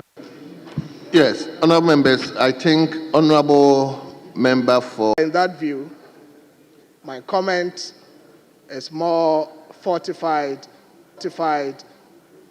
by the poetic version of the post-1946 post-war confessional prose by the German Lutheran Martin Niemöller, which serves more or less as a precautionary reminder of the dangers of inaction in the face of injustice. Mr. Speaker, the German Lutheran said, and I quote, "First, they came for the communist, and I did not speak out because I was not a communist. Then they came for the socialist, and I did not speak out. Then they came for me, and there was no one left to speak out for me." Mr. Speaker, the statement made by the honorable member is so important because within the Ahafo region, And I have our senior brothers here, Honorable Collins Dauda, Honorable Eric Opoku, who are seniors. This small region of 6 constituencies and 6 municipal and district assemblies is more or less becoming characterized by a lot of security threats. And Niemont currently have operated in the Ahafo South area, which falls within the constituency of the honorable member. And they are in my constituency, Ahafo North. And Mr. Speaker, it is so shocking that within the short period that Niemont has been in the Tano North constituency, we have begun to see the influx of so many people coming into the constituency with the aim to mine and not work with Niemont, but carve their own mining operations outside what is legitimately allowed. And these have posed a lot of security threats. Recently, a gentleman was seen on TikTok, live video, issuing threats to Niemont and trying to more or less indicate that if they are not allowed to enter certain concessions, they are going to take the law into their own hands. Mr. Speaker, I wish to put on record here that there's a lot and intense security threats in the region. And it is important we are calling on the IGP and the Minister for Interior to come to this House to speak to the issues. I would be so glad if indeed I can go back to the constituency knowing very well that there is no threat to mining sites and there is no threat of security on the people or visited on the people in the Tano North constituency. Mr. Speaker, with that said, I think I will wait to see the time that your good leadership will allow the Minister for Interior and the IGP to come to this House to speak to the security threats that are around the mining operations in the entire Ahafo region, particularly the Tano North constituency. Thank you very much, Mr. Thank you very much. Yes, Honorable Peter. Oh, Honorable Peter, hold on. Honorable Collins, I thought you are the senior most in the chamber, so once you get up, I have to give you the reverence. So thank you very much, Mr. Speaker. Mr. Speaker, I thank you very much for the opportunity to add my voice to the comments made so far regarding the statement made by Honorable Ebenezer Kwaku Addo. Mr. Speaker, I also appreciate the point made by Honorable Nitu that this matter be referred to the Minister of Interior. So it will be part of the envelope that he will be bringing to this House. But, Mr. Speaker, the Minister for the Interior, the IGP, will address this House mainly on matters relating to security. But I'm looking at another dimension of the matter. And that dimension has to do with the relationship between the mining company and the people of the catchment area where they mine. Mr. Speaker, before any mining company is granted a mining license, public fora is organized to explain how the mining company intends to mine in the area. And some promises, some commitments are made during such meetings. In the Ahafo area, there was a commitment to provide jobs, improve the welfare of the people of Ahafo when the mine is established. Even though the mining company continues to mine since the day it was granted a license to operate in the area, I am not sure that the people in the catchment area are all happy about the activities of the mining company. The maker of the statement, Honorable Ebenezer Kwaku-Adu, indicated in the statement that if you are a driver of Newmont Hafo and on your way you came across a snail or a snake, you dare not run over the snake or the snail. You are required as a driver to wait until the snail crosses, or you pick the snail, put it into the bush before you cross.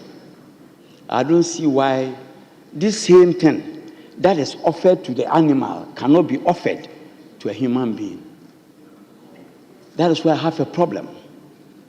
But I guess when the Minister for the Interior appears, we'll get a second opportunity to look at it.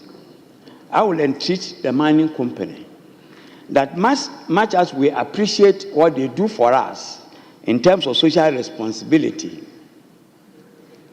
I wish to state that the people of Ahafo will not appreciate them if they will give us funds to construct school buildings, courthouses, police stations, and they will ask security people to open guns on us and kill the people of Ahafo. We will not be happy. They can do anything for us. We will not appreciate them if they continue to do what they are doing or what they have been doing. This is not the first incident that has happened there.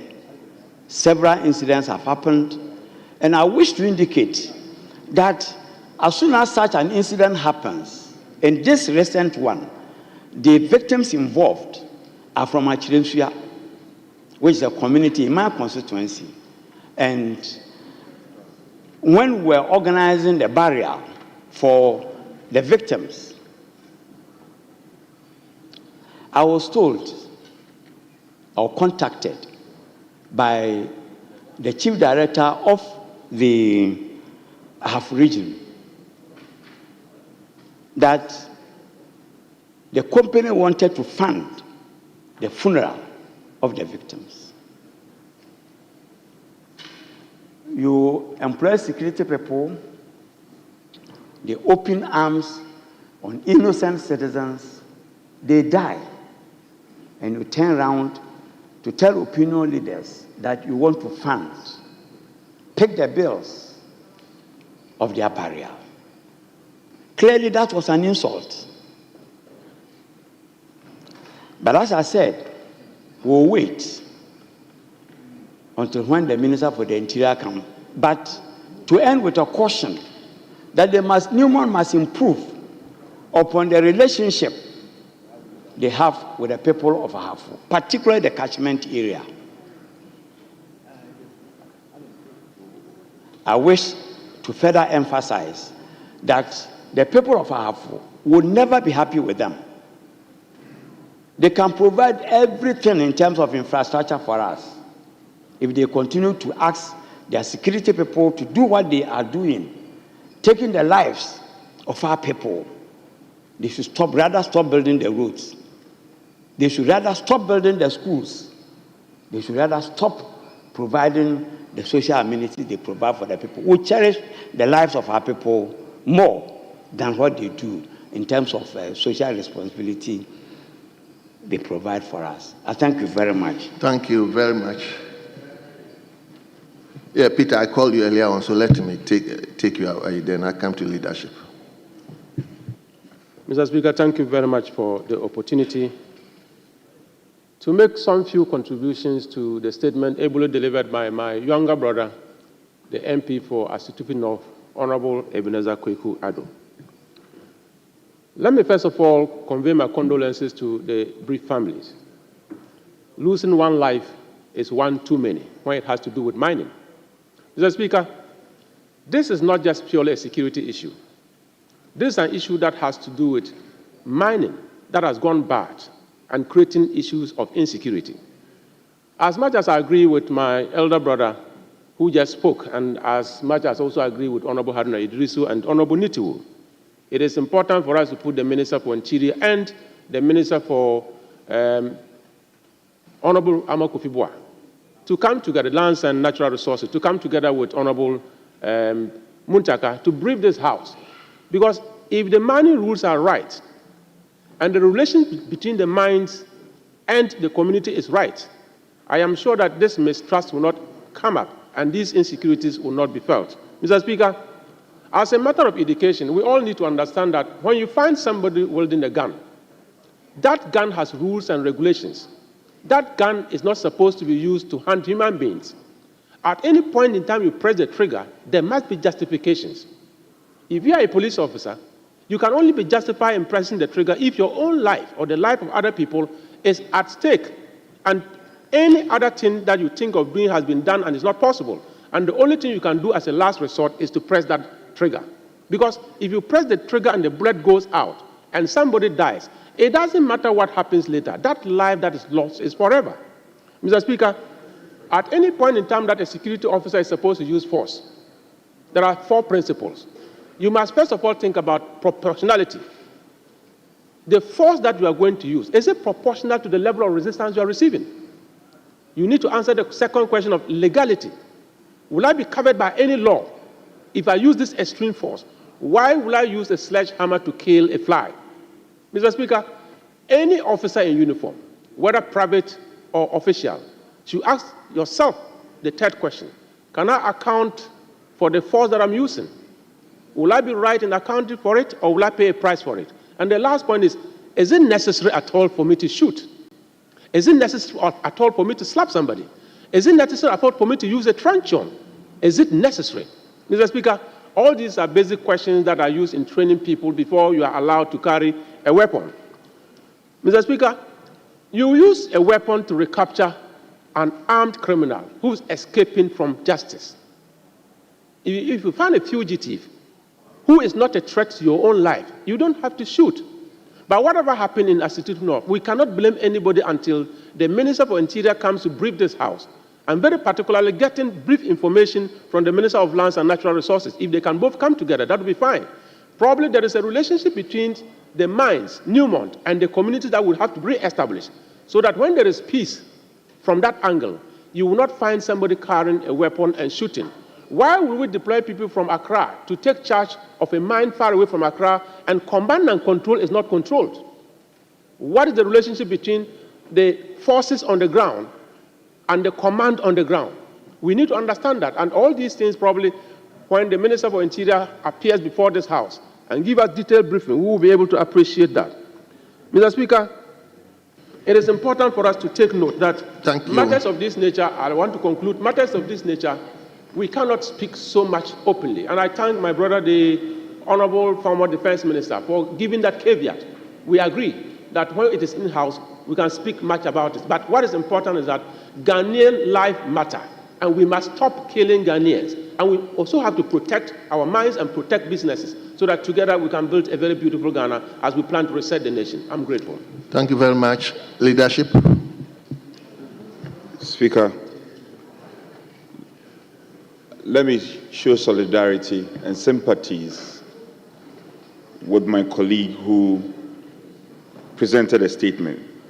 So earlier on, the Honorable Haruna Idrisu had referenced the Constitution, Article 15 on protection of lives, 16 on liberties, Article 12 on fundamental rights. Speaker, even to arrest and to detain or restrict citizens, the Constitution defines clearly how these matters should be dealt with. And our colleagues spoke to the reoccurrence of these incidents. I recall last week thereabout, similar matter was raised, and the majority leader walked in. Apparently he's not been briefed on your earlier referral, inviting the Minister for Defense and Interior to come at close sitting. Speaker, this is not a matter we should belabor, and I would humbly suggest that we probably offload same matter on the earlier directives you gave, so that we'll kill, as it were, kill two birds with a stone. Except to say that as at now, as at today, I must say, the chief whip, the majority chief whip, has still not been able to give us directives or some direction when the Defense and Interior Minister will come meet us at closed sitting, because that, Speaker, if you recall, that was your directive. So we need to show solidarity with our colleagues, the Honorable Boako and our colleague who spoke.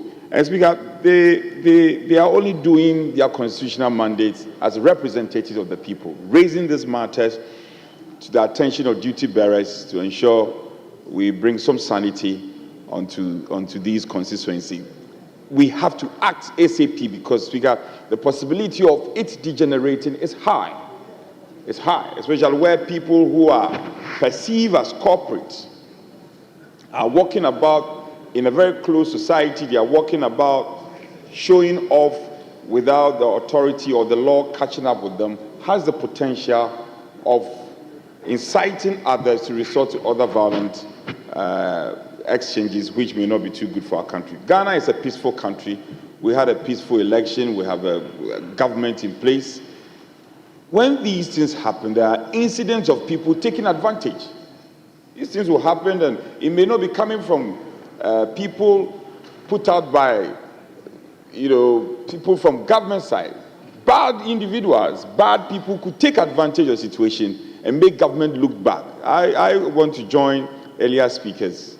And Speaker, I will go by your earlier directives that we have a closed sitting. This is a security-sensitive matter. It cannot be open at plenary. That we can have a closed sitting and get some briefing and see the way out. Speaker, thank you. Thank you very much. Majority Leadership.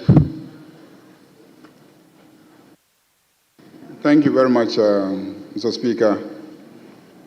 I want to join colleagues who appreciate the fact that many of these matters are sensitive matters, and so I will be very cautious in commenting about these matters, and to say that in the mining situation, we need to have the EPA, Environmental Protection Agency, step up in terms of their work.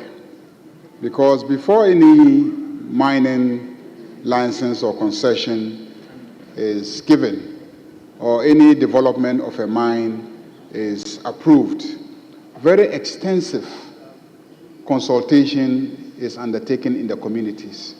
Communities are educated, and the buy-in of the communities must be obtained even before certain approvals are given for development to take place.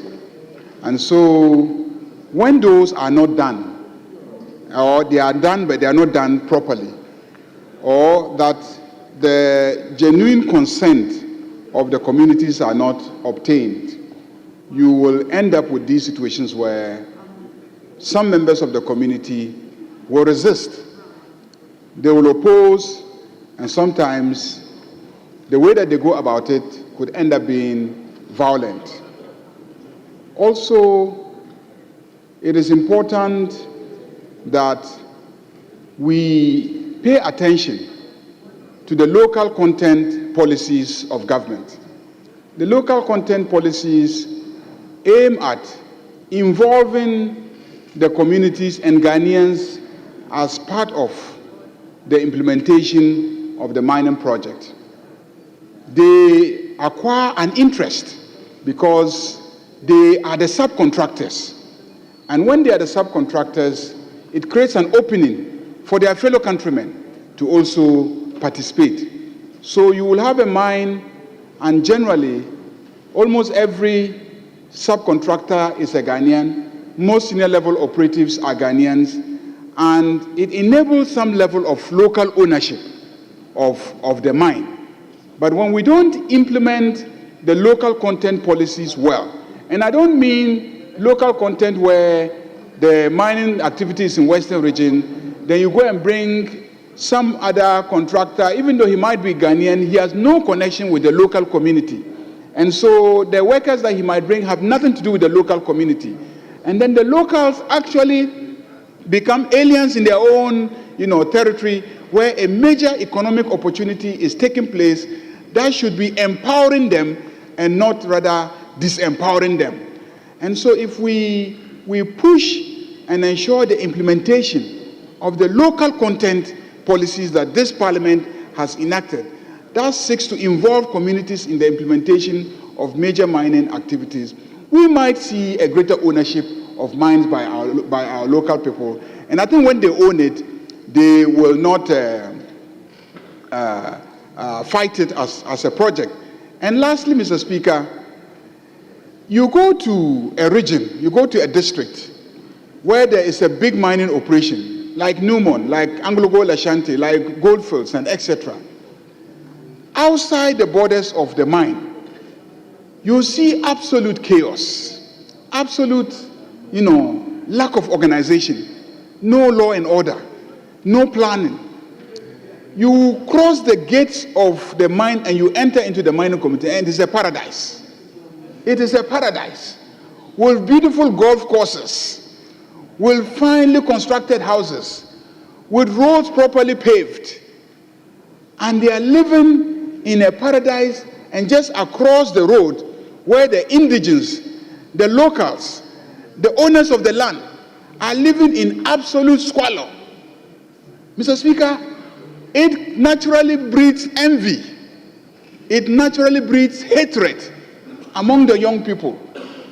A few weeks ago, I had an opportunity to have a conversation with the CEOs of one of the big mines, and I was telling them that, how do you manage to go to sleep and sleep soundly when you live in such paradise, and just across the street, your fellow countrymen are living in such absolute squalor, and yet within the mine, you have the resources to help them to develop the basic infrastructure in their communities, and you will just not allow your equipment to step outside and just fix the roads, to just make sure that basic infrastructure, the young people have playgrounds. You could just use the equipment to clear the fields and just put posts for them and put some small lighting. Why do you think that such people will not hate you so intensely that when there's an opportunity, they will physically attack you?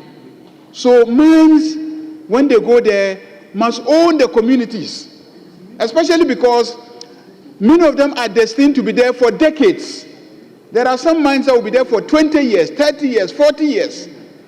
So you should take the community immediately around the mine as part of your community and share your resources with them and see whether they will have such hatred for the mines that they will start attacking the mine. Even when others who migrate from far away come and they pose a threat to the mine, the indigenes will collaborate with the mine to defend the mine, because the mine is their asset and their livelihoods depend on it.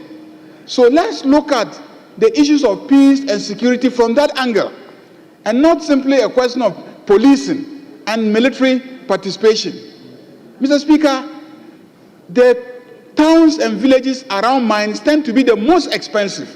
The most expensive because their lands are taken away, agricultural declines, and so food naturally becomes expensive because there's an influx of people who are attracted to the mine. So there is an immediate population increase, higher population density, and that increases cost of living. Rental becomes expensive, food becomes expensive, all services become expensive. And this brings a certain toll on the lives of the indigenes of the place. So let's begin to look at how, when a mine is sited, the mine will also invest in major commercial agricultural enterprises not far away from the mines, because their presence there attracts population and they need food. And sustainably, you need to produce the food close by.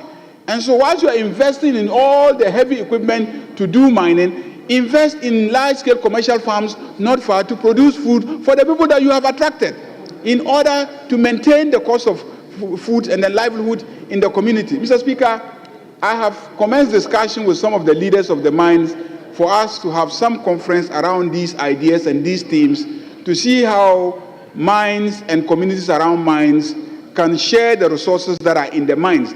Immediately within the mine, you have serious finance officers who know how to go to the international financial market and raise hundreds of millions of dollars to invest in the mines. And yet the assemblies that are there don't even have the capacity to raise municipal bonds. And yet they need those municipal bonds just to fix toilets and fix schools and fix water systems in the community. You have mines that will go and buy ADTs, the most sophisticated, the biggest mining equipment, and yet just a few dozers and bulldozers to fix the roads in the region, in the district, they are not there. So all these resources are in the mines. How will we immediately outside the walls of the mines, as a government, build on these resources for the development of the towns and the communities immediately surrounding the mines? If we did that, things will not escalate to the point where it will be a question of shooting and killing. And so I will agree with our colleagues that the ministers will come and brief us, but because they are sensitive matters, the briefings, I believe, will be at the committee of the whole meeting, and we should commit to keep the information within us and not to use it, in our politics and etc. in the communities in a way that will undermine the effort to ensure law and order. Because none of you will know where you will be anywhere in the country. You can think that it is Bibiani. On the day that there will be an outbreak of violence, you may have gone to Bibiani to attend a schoolmate's funeral, and you get caught up in the violence. So security anywhere in the world is security, that is meant for all of us. And so we must all collectively support the ministers to do their work and ensure that there's law and order. On that note, Mr. Speaker, I thank you very much. Thank you very much, honorable members. I think our comment has been measured, and as the recommendation has come across, we will add this to the Minister for Interior. I think we are not certain as to when he is actually coming to the House. So please, leader of the House, please at least ferry this one as well to him, so that if he can come to the House by Friday, if it is possible, to come and brief us. The Walwale issue, then we can add up this one to him. So I come and brief the House. And like we said, when he comes, you have a close sitting discussion with him. So please, I so direct that leader, you relate with the Minister for Interior. In fact, someone was also discussing the issue with mining, and therefore we should add up the Minister for Lands. But for that one, I will urge that we file a question to the Minister to come and answer relating to that. This one is a security matters, and we want to build the Minister for Interior specifically to come and handle that. So I so direct. We take now is the turn for Honorable Davis Opoku. Thank you very much, Mr. Speaker, for the opportunity to bring to the attention of this House to the unlawful ministerial interference in the enforcement actions of the National Communications Authority. Mr. Speaker, I rise today with deep concern regarding the recent directive issued by the Minister for Communications, Digital Technology and Innovations in a media advisory dated 18 February 2025. This directive unlawfully instructs the National Communications Authority to take enforcement action against certain broadcasting stations allegedly operating without valid authorization. Such actions represent an unacceptable overreach of executive authority, undermining institutional independence, press freedom, and the rule of law. Mr. Speaker, the Minister does not possess the legal authority to direct the NCA's regulatory or enforcement actions. Mr. Speaker, Section 3(1) of the National Communications Act states that except as otherwise provided in this Act, the authority shall not be subject to the direction or control of any other person or authority in performing its functions. Similarly, Mr. Speaker, the Electronic Communications Act 2008, Act 775, reinforces this independence. Mr. Speaker, I specifically refer this House to Section 2.4, which says that broadcasting services require frequency authorization by the NCA.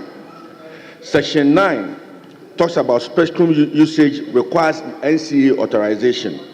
And Section 58.1 says that the NCA controls, plans, administers, and licenses the radio frequency spectrum. The Minister's directive to close certain broadcasting stations directly contravenes these provisions. Mr. Speaker, if allowed to remain in effect, it could set a dangerous precedent for political interference in independent institutions, potentially extending beyond the NCA. Mr. Speaker, the Minister's role is confined to policy direction, not enforcement. Section 97(1) of the Act 775 states, the Minister may, on the advice of the authority by legislative instrument, make regulations generally to give effect to the provisions of this Act. Section 41 of the same Act limits the Minister's powers to policy directives, not operational decisions. The directive issued in the media advisory oversteps legal boundaries and constitutes executive overreach. Mr. Speaker, due process was ignored. Even if the affected stations encounter licensing issues, the law specifies a procedure for addressing such matters.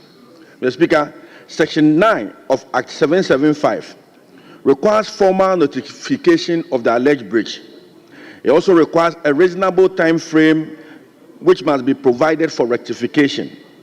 And the same Act says that the station must be allowed to appeal before enforcement action is taken. Section 13 of Act 775 further stipulates that the frequency authorization may be revoked following due process. There is no evidence that these legal procedures were observed prior to the Minister's directive. If enforcement actions proceed without adherence to due process, this directive will constitute an abuse of executive power and direct threat to fair regulatory practices. Mr. Speaker, press freedom is also under threat. The directive is not merely a regulatory overreach. It constitutes an assault on press freedom. Article 21(1)(a) of the 1992 Constitution assures freedom of expression, including media freedom. Government's direct shutdowns without due process convey a chilling message to journalists and media organizations that their operations are subject to political approval. A free press is vital for democratic accountability, and this unconstitutional interference must not be tolerated. Mr. Speaker, this House must act swiftly to prevent any further abuse of power. I have submitted a half-hour motion summoning the Minister to appear before Parliament to explain this unlawful directive. Furthermore, Mr. Speaker, I urge Parliament to summon the Minister of Communications and to clarify this unlawful directive to the NCA. 2, instruct the NCA to suspend all enforcement actions related to the Minister's directive until due process is confirmed. 3, charge the committees on communications and constitutional and legal affairs with investigating whether the Minister acted unilaterally or under political influence. Right Honorable Speaker, this represents a test of our commitment to democracy. This issue transcends political parties and centers on safeguarding of our democracy. We must act decisively to uphold the rule of law and prevent any further executive outrage. Ghana's democracy is at stake. Thank you very much for the opportunity to bring this matter to your attention. Thank you. Well, honorable members, we are going to also have 2 comments from each side. But before then, please indulge me in 5 minutes suspension.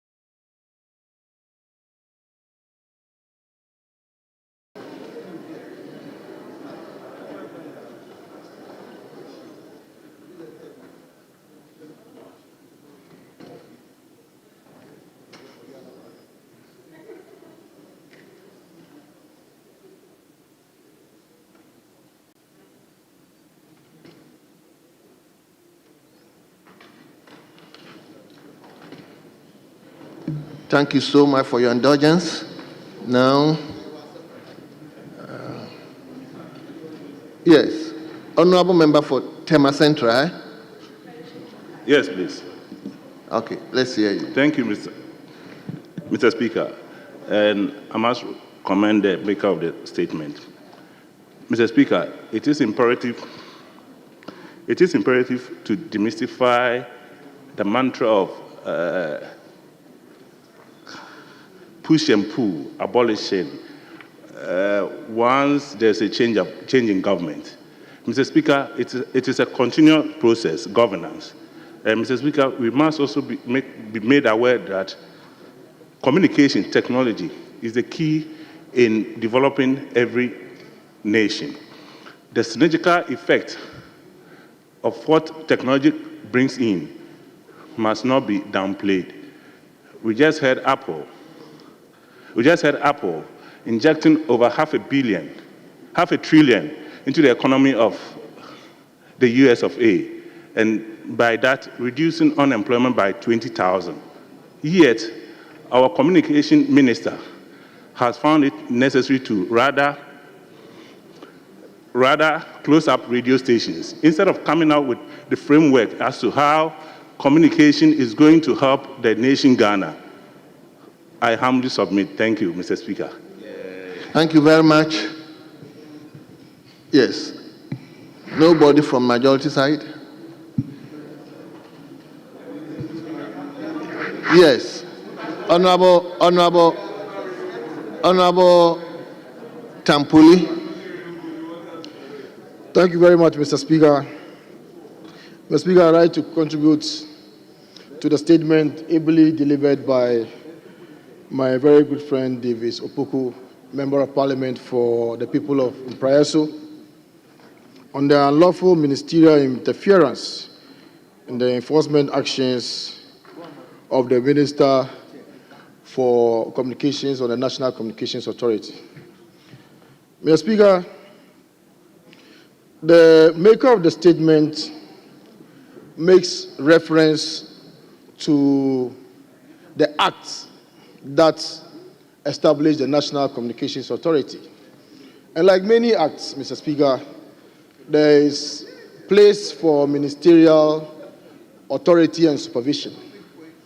Now, what those acts do, including this particular act of the NCA, is to give powers to the minister to make policy directives and interventions to enhance the work of the NCA. Mr. Speaker, no room is created for the minister to interfere in operational matters as far as the NCA Act is concerned. What we are seeing today, Mr. Speaker, is an overzealous minister who has moved beyond the policy direction by the minister and the ministry and is now dabbling in palpable frivolities. Mr. Speaker, the minister has decided to move beyond the policy directions to now direct that directors of the NCA proceed on leave. Mr. Speaker, he is also requesting for CVs of directors and staff of the NCA. Now, if ministers go beyond the policy directives and now go all the way to the staff, Mr. Speaker, then the NCA has to pack bag and baggage and go and sit at the Ministry of Communications so that the minister will run the ministry and run the NCA, run GIFEC, run NITA, run all the agencies. Now, this is not properly situated within the meaning of what we call constitutionalism. Government according to predetermined rules. The rules are there. The minister has set his own rules and is running amok. Mr. Speaker, the Minister for Communication must be called to order.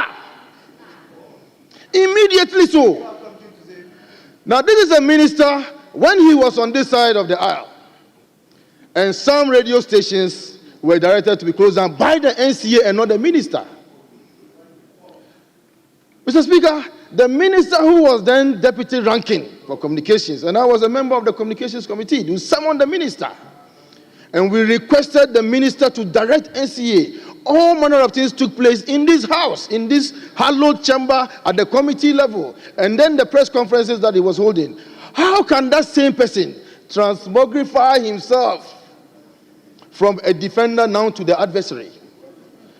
Mr. Speaker, did we reset to do things worse than they happened before? What was the essence of reset? We said we should reset in order to do things right. Now, where does the minister derive his power to ask the radio stations to be closed down when the powers that he has under the NCA Act do not come anywhere close to what he's doing? So, Mr. Speaker, what the minister is doing is to probably later on request that every promotion that will take place at NCA must be brought to the minister for him to authorize before. Even staff salaries would have to be sent to the minister for him to pay. Mr. Speaker, it looks like we have an Idi Amin in the making. We have an Idi Amin in the making. This house will not watch for an Idi Amin to emerge at the Ministry of Communication. And we are sending the signal to the Minister for Communications to relax. To relax. The exuberance is getting too much. Hold on. Yes, leader. Yes. Mr. Speaker, I like Idi Amin. He's a nice guy. But where Idi Amin is painted as a dictator, and then a minister of state is likened to Idi Amin, it becomes an inappropriate referral of the minister. So I beg you can make your point without alleging that an Idi Amin is emerging at the Ministry of Communication. I'm just happy that he's admitting that this is not the first time a radio station is being shut down, and that even when the NPP was in office, radio stations were being shut down. But please don't refer to the minister as Idi Amin. Yes. Mr. Speaker, the leader of the House is the one who is putting words in my mouth. I never mentioned a dictator. I said Idi Amin probably because of their body size. I'm making reference to, so there could be similarities in the two of them. I haven't said he's a dictator. So, Mr. Speaker. Hold on again. Yeah, Minister. Thank you, Mr. Speaker. I think that he ought to apologize to our colleague who is not here. To body shame him is completely unacceptable. How would you take it if you say you are as short as Nanado? How would you feel? No, how will you? You see, someone is rising up. Mr. Speaker, someone is rising up. And that is the reason why you shouldn't body shame him. And I think that you should do the needful. The list that is, well, he's not here. I will.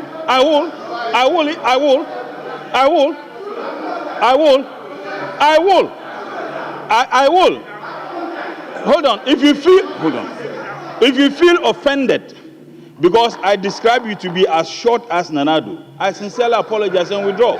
So will you do the needful? Honorable Mutala. Please. Thank you, Mr. Speaker. Hold on. You get up. Mr. Speaker. Yes, take off that reference. I've withdrawn. He asked me whether I would do the needful, and I said that if he feels offended, I withdraw entirely. So I expect him to do the same. Okay. I expect him to do the same. Very well. Honorable Tampuli, please. Thank you very much, Mr. Speaker. Do away with that. The body sizing, I don't think. Mr. Speaker. It will be offensive.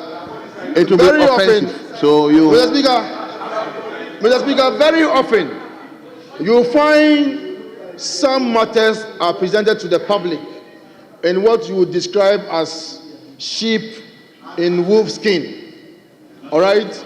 Mr. Speaker, in this particular case, the actions of the minister comes in as a wolf as it is. Honorable. It's an act that is an affront, honorable members. to the Constitution of the Republic of Ghana. Honorable member. It is an action that what is that? contaminates. Mr. Speaker, what the minister did. Honorable Tampuli. What the minister did. Honorable Tampuli, are you listening to me? Please withdraw that. Mr. Speaker, I concede. Honorable members, why? Well. I offer my concession. Mr. Speaker. Why? I have asked him to withdraw that statement. Please withdraw that statement. We withdraw it effectively. Mr. Speaker, we didn't hear the word withdraw. He's used some strange word called concession. We don't know anything about concession. Honorable, you've been asked to withdraw, so you withdraw. Well. Honorable, please withdraw. Let's have. Mr. Speaker, the Honorable Majority Leader, sometime in 2007. I am asking you to withdraw, please. Oh, Mr. Speaker, I will do the needful. Mr. Speaker, I will do the needful. I just want to lay a foundation. Allow. Mr. Speaker, sometime in 2007, the Honorable Majority Leader was brought to the law school by his good friend, Professor Raymond Atuguba, to teach me. Incidentally, he taught me lawmaking process that day. So even if I won't withdraw, but for the fact that he has intervened, Mr. Speaker, I will withdraw because of him. I will withdraw, not because of you. Mr. Speaker, the action of the Minister for Communications. Mr. Speaker, the action of the Minister for Communications, if allowed to stand, is going to set a very bad precedent. And one day, when the tables turn, which it will turn in 2028, Mr. Speaker, they are likely to face the wrath of another minister from our side who is likely to do the same thing. So this act, Mr. Speaker, it violates and contaminates the Constitution. It contaminates the NCA Act and other extant laws of the Republic of Ghana. And Mr. Speaker, I endorse the recommendations that have been made by the Member of Parliament from Price. So I thank you, Mr. Speaker. Well. Yes, Honorable Professor Yinsu. Leader, what is it? Okay. Speaker, I think this is not fair. The Honourable Member for Kwesimintim, he gets up and shouts. Speaker, our side,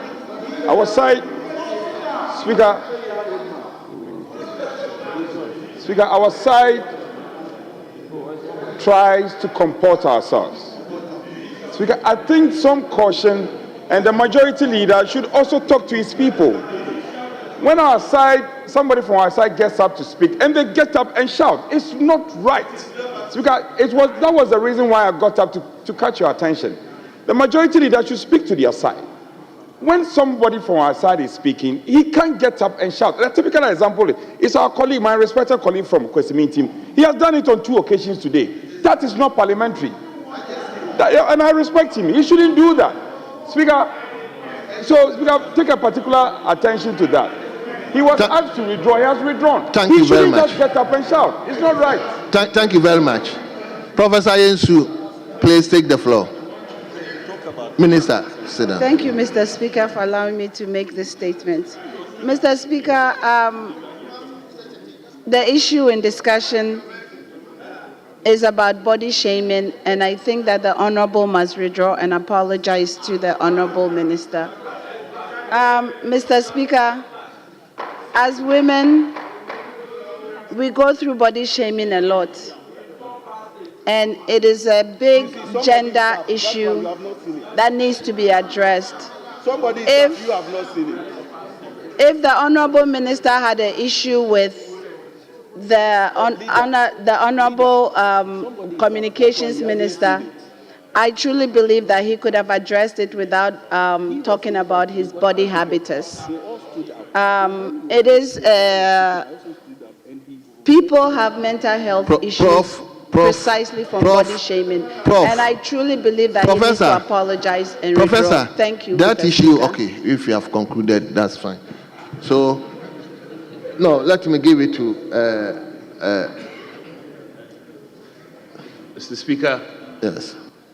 Thank you very much for the opportunity for my voice to count on this occasion. I commend my brother for bringing this matter very respectfully to the attention of Parliament. Mr. Speaker, when a minister of state whose business, among others, should be creating jobs for the people of this country is given directive that is not only going to let Ghanaians lose jobs, but government lose revenue through taxation, then, Mr. Speaker, the minister is committing an economic sabotage. He is committing an economic sabotage that businesses set up by Ghanaians to undertake communication business. Mr. Speaker, he is saying that should be closed down. And it's very important that we look at the fact that the minister, when he was sworn into office in less than a month, is yet to create any job for the people of this country apart from jobs that he's revoking. Mr. Speaker, we should take serious interest in this matter, especially because the infraction is against an act which was passed by this House. An act, very respectfully, that this House vested power in the National Communications Authority. The minister is usurping it. Mr. Speaker, on all fours, on all fronts, the minister's action is against the interest of this country and is worthy of interrogation by this House. Mr. Speaker, the attention of this House has been drawn to the fact that the minister's power under the National Communications Authority is only limited to policy. Very respectful. It's not for nothing that, Mr. Speaker, in creating the power or in creating the institution of NCA, Mr. Speaker, we deliberately limited it that way. Mr. Speaker, it was also because we're mindful of Article 23 of the Constitution. We're mindful of Article 296 of the Constitution. Mr. Speaker, this action is very, very bad and should not be encouraged. Mr. Speaker, we risk setting bad precedent that the minister is closing businesses, instructing that businesses be closed. Then listen to the leader of the House. I'm not done. Mr. Speaker, all those who have spoken, I have not heard anybody read the official communication of the minister closing any particular radio station. I hope I'll come to you so that... No. It's important. When you misinform the House, when you mislead the House, I don't have to wait till it's my turn to correct the records. None of them has laid in this House the communication directing the suspension of operations of these radio stations. None of them. That is the minister's statement. That's the minister's statement. What does the statement say, Mr. Speaker? The statement says that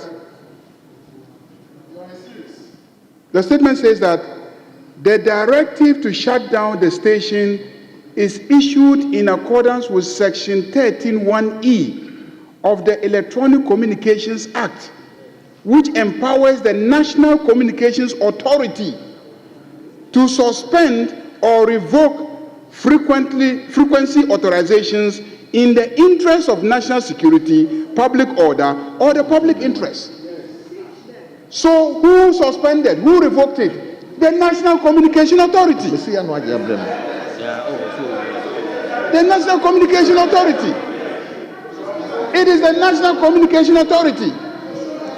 Mr. Speaker, Mr. Speaker, and that was done based on a report of the Regional Security Council. Honorable Leader, respectfully, I wouldn't like to cut you short, but please, I'll give you the opportunity as leaders to conclude. So let me, Honorable Menchia South, if you can conclude. Mr. Speaker, it is even worse. The elucidation given on this matter by the distinguished majority leader, the Venerable, even makes this matter worse. Because, Mr. Speaker, there is an admission that that power belongs to the NCA. Nevertheless, there is a directive compelling the NCA to take a certain path. Mr. Speaker, when we all know that the NCA, the minister's power as regards the NCA is limited to policy. Mr. Speaker, it is without a doubt that that is not the policy. Or, Mr. Speaker, are we saying that the policy going forward will be to shut down radio stations? Is that, Mr. Speaker, are we saying that the policy going forward will be for the minister to be directing NCA to shut down radio stations? Mr. Speaker, is that going to be the policy? They should let us know. Mr. Speaker. Mr. Speaker. Mr. Speaker. In concluding, Mr. Speaker. Mr. Speaker, in bringing my submission to an end, Mr. Speaker, most of these things are happening because there's still no committees in place.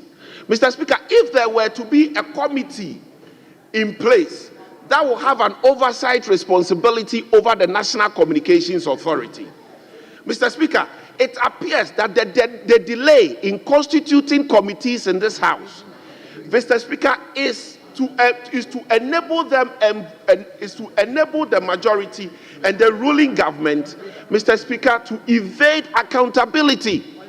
Mr. Speaker, left to me alone, my position will be that even the vetting processes, Mr. Speaker, should be halted until committees, very respectfully, are constituted. It appears that the delay in constituting committees is enabling, is facilitating, is giving the majority and the ruling government the energy, Mr. Speaker, to commit illegalities, just as the communication minister is doing. So, Mr. Speaker, very respectfully, it is very critical that this matter, Mr. Speaker, is interrogated and the illegality resolved, especially since it concerns the breach of a law that this House has passed. Thank you, Mr. Speaker. Thank you very much. I'll come to leadership. Leadership. Yes, let me start with minority leader then, or you want to start? Yes, minority chief whip. Speaker, I think as a House, we need to interrogate this matter properly. The Honorable David Sopoku has brought a very important subject matter. We all know the essence of checks and balances, and Article 23 of the 1992 Constitution, what it talks about, the need for administrative body to respect laws in our country. I thought that the minister in his early days will focus on the promise and the manifesto of the NDC. Definitely, the Ministry of Communication should be looking at the cost of data. Certainly, they should be looking at mobile network connectivity.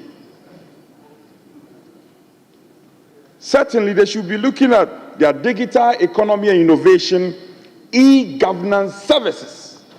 These are the narrative that should be engaging his attention. I am surprised that out of the blue, the closure of radio station has become a matter of importance to the minister. It's quite unfortunate. What are we seeking to do? The maker of the statement is basically bringing the matter to the fore for us to engage these matters. If indeed he's within the law, of course, then let's speak to the fact. As far as we understand, and the fact before us, we think the minister has gone in excess of his powers. That is what we are saying. He's gone beyond the excess of his powers. As if you contain me, let me just read portions of the release. The Honorable Minister for Communication, and it is captioned, Enforcement Action Against Unauthorized Broadcasting Operations. Amongst others, the Honorable Minister for Communication, Digital Technology and Innovation has directed the Acting Director General of the National Communication Authority. In what capacity is he directing the NCA? To take immediate enforcement action against the following entities for operating without valid blah blah blah, and goes on. Speaker, the relevant word there is directing. As whether the minister has those powers. We need to, that is what we are seeking to interrogate. As we are an arm of government. And interestingly, the minister is a member of this house. Earlier speakers have referenced his comment when similar actions were taken in times past and the position he took. And his position now smacks of hypocrisy. Speaker, this is the thrust of the matter. The minister must come to this house. He was approved by this house. He was given the mandate by this house. He must come and report to this house. We need to hear from him where he's getting those powers to direct the NCA to take such draconian actions.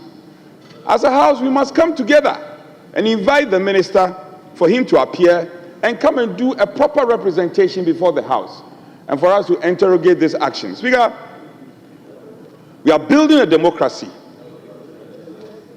And it's important we learn from incidents that have happened before. And I hear people say, during your time, you closed down Radio Gold. These are baseless defense. I hear people say, you closed down radio stations, you closed down Radio Gold. Even if it is the case, must we repeat the mistakes? We mustn't do that. We must move ahead as a nation. In the context of your resetting, you said you were going to reset Ghana, and Ghanaians are giving you the mandate. Speaker, without adding more, I think that the minister should focus on what can change the narrative. E-governance, reduction of cost of data, building network connectivity.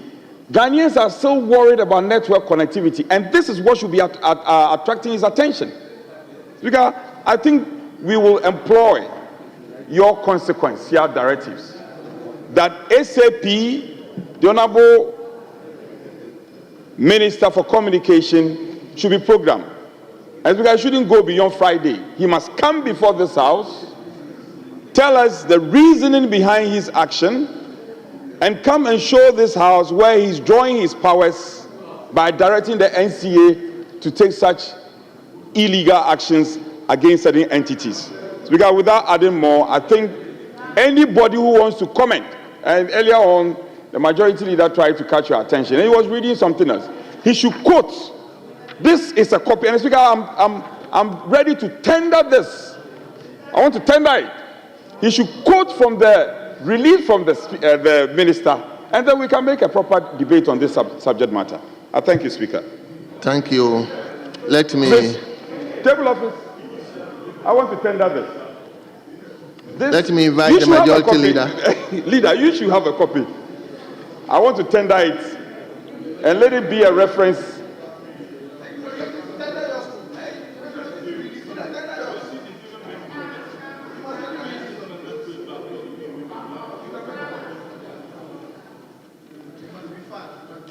Let me give the floor to majority leader to also comment on the statement. But before the majority leader takes the floor, let me acknowledge at the public gallery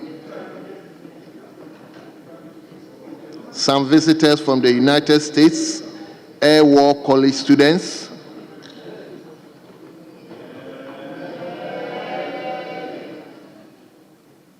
as I said, they are from the United States, and I believe they are in the country to do one or two business or to study one or two issues relating to Ghana.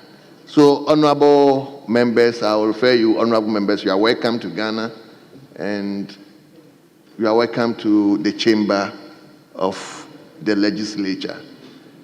So we are in the process of making statements which will enhance our governance. So you are welcome once again. Yes, Majority Leader, you may take the floor now.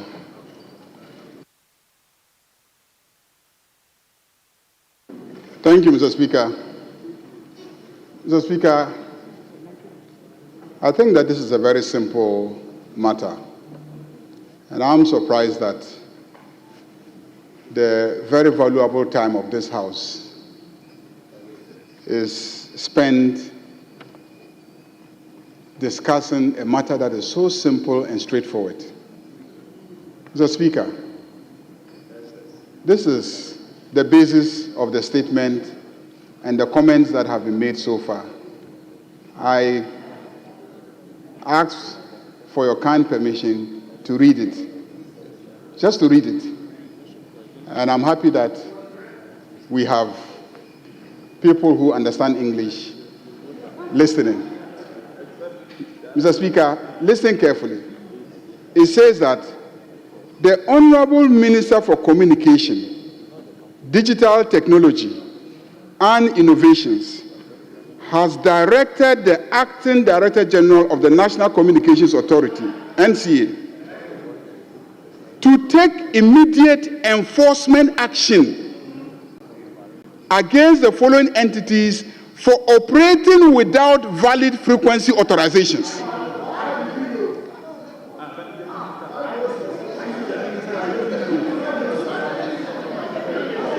Mr. Speaker, Mr. Speaker, Mr. Speaker, Mr. Speaker,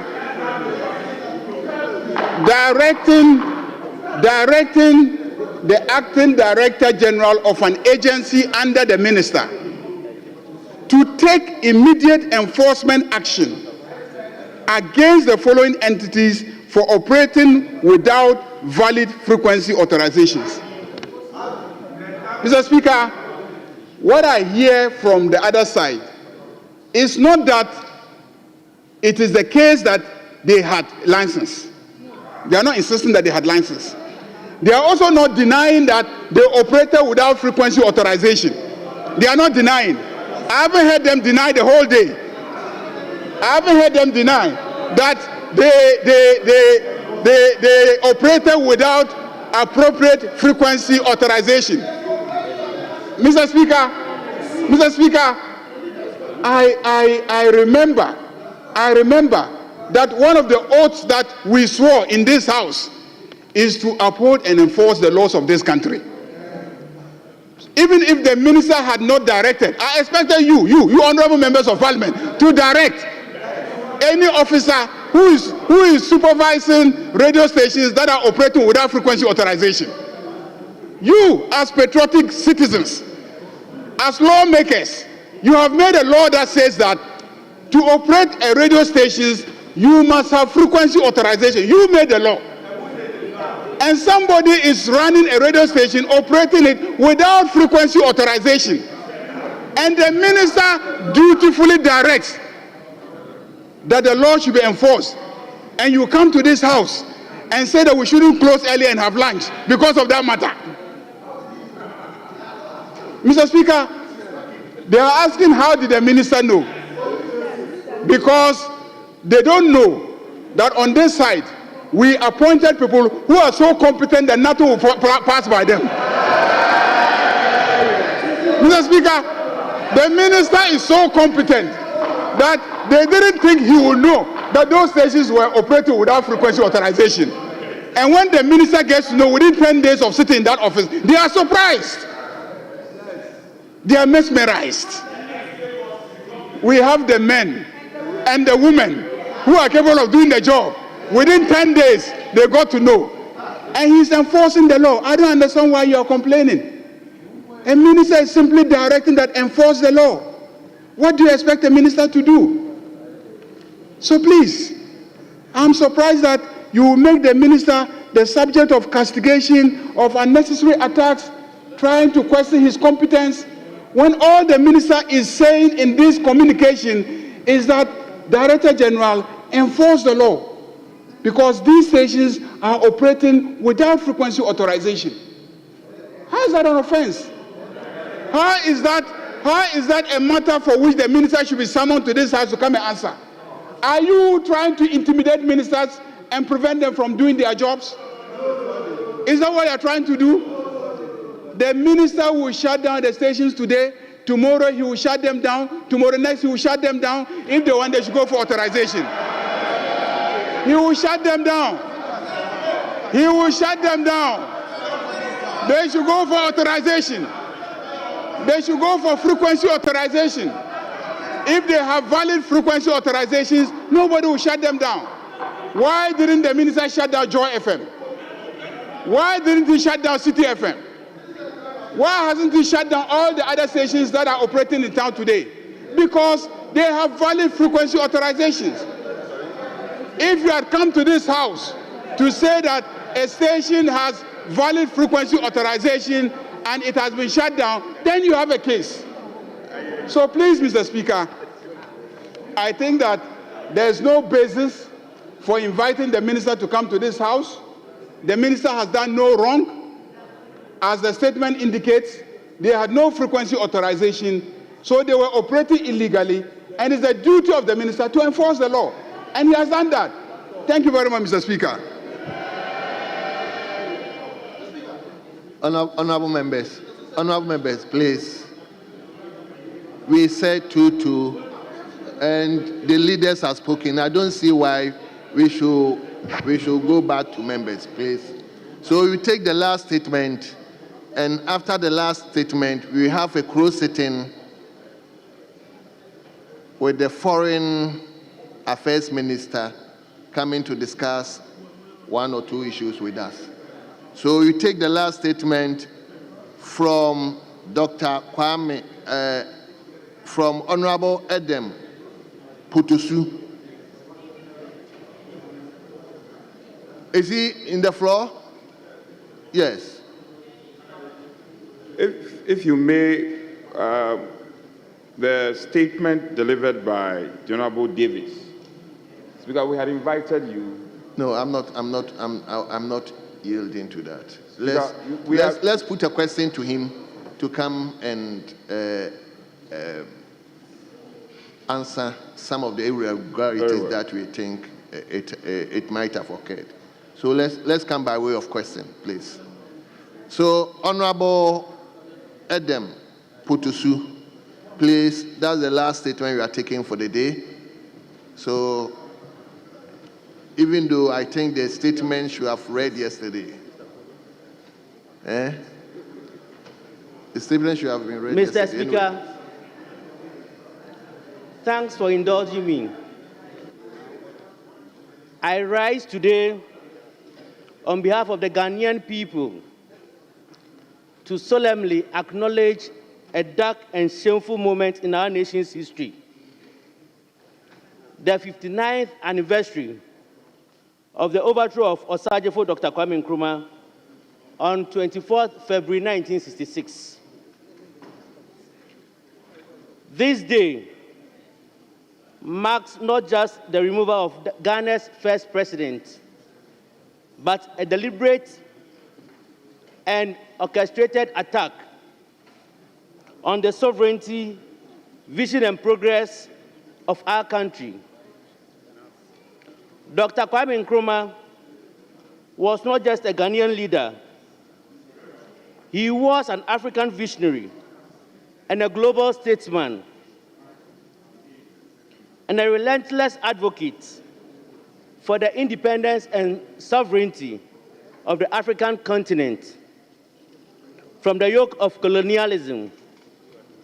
His leadership saw Ghana take its place as the first sub-Saharan African nation to gain independence, inspiring a wave of liberation movements across the continent.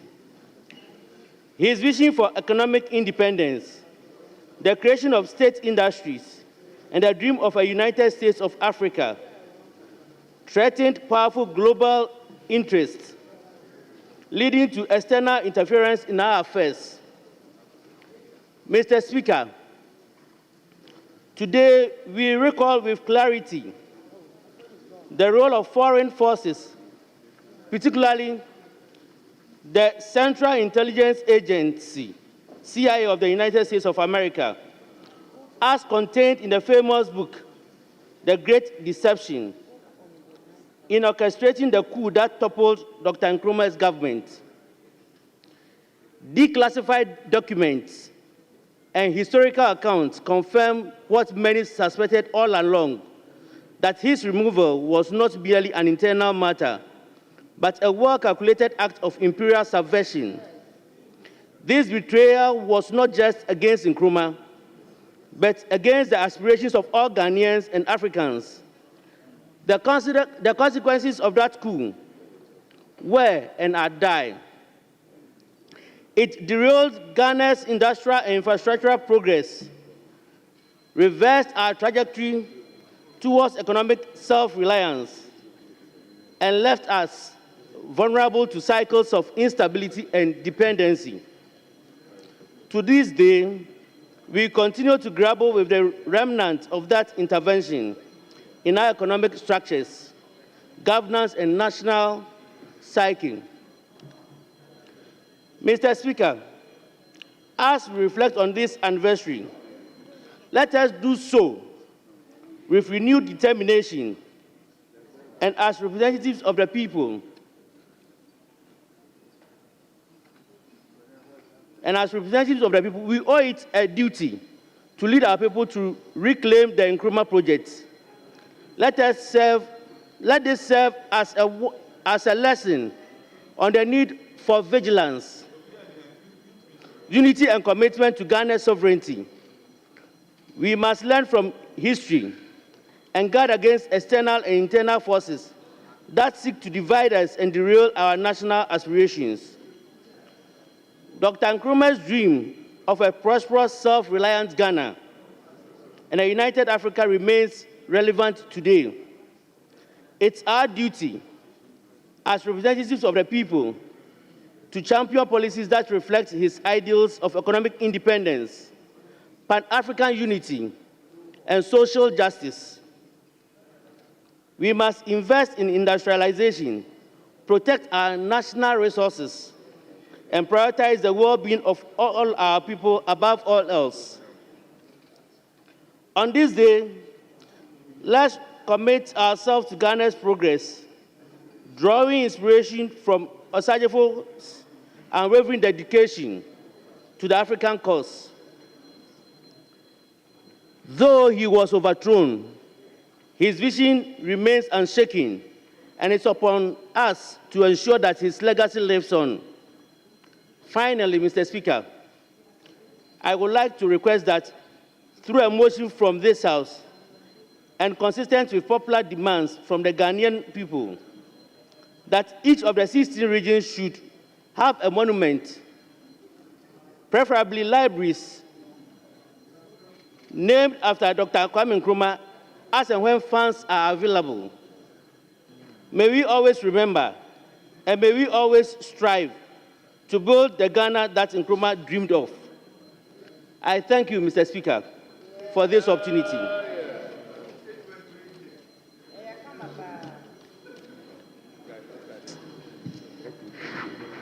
I will take 2-2 as usual. So let me begin from here, then I'll come here, go here, then. Yes, Honourable Member. Thank you very much, Right Honourable Speaker, for the opportunity to contribute to the statement made by my honourable friend on the other side. Kwame Nkrumah, we all know, played an important role in the independence of this country. And so any day that we ought to celebrate the legacy of Dr. Kwame Nkrumah, ordinarily it is very fine and we all support. But on this day, the statement read is in relation to the overthrow of Osajefo Dr. Kwame Nkrumah. And we all understand from history, right from 1947, when Dr. Nkrumah came to Ghana, or then Gold Coast, to support the independence struggle, his contribution to the independence struggle, which later culminated into his ascension as the president of Ghana. So from the time that Dr. Nkrumah became president, ordinarily the constitution, the 1960 Constitution of Ghana, gave His Excellency Dr. Kwame Nkrumah a mandate to rule for a 4-year term. However, certain actions of the government at the time, including trying to pass or make Ghana a one-party state, were some of the concerns that led people in that time to object and fight against those decisions of His Excellency Dr. Kwame Nkrumah. For me, it's important that we learn lessons from history. When we move forward or we fast forward to our current 1992 Constitution and its dispensation, we can clearly say that the lessons of Osajefo Dr. Kwame Nkrumah, we as the political class or elite in this country ought to be careful, because our actions and inactions have the tendency to call on others who have problems with the politics that we do to also take certain actions that can affect the democracy that we all look forward to. So in as much as it is very sad to see an overthrow of a constitutionally elected government, it is very important that in our dispensation, we protect the democracy with the actions that we take as a government. Some of these actions include protecting the fundamental human rights of our citizenry. And when we raise issues which we just discussed about press freedom and broadcasting freedom, these are all avenues that allows the Ghanaian populace to be able to vent or air their views in this country. And so any attempt to curtail some of these things have the tendency of obstructing or bringing people who have hot heads to take certain decisions against our democracy. So on this day, I want to join hands with my colleague, commending him for reminding this chamber of the overthrow of Dr. Kwame Nkrumah.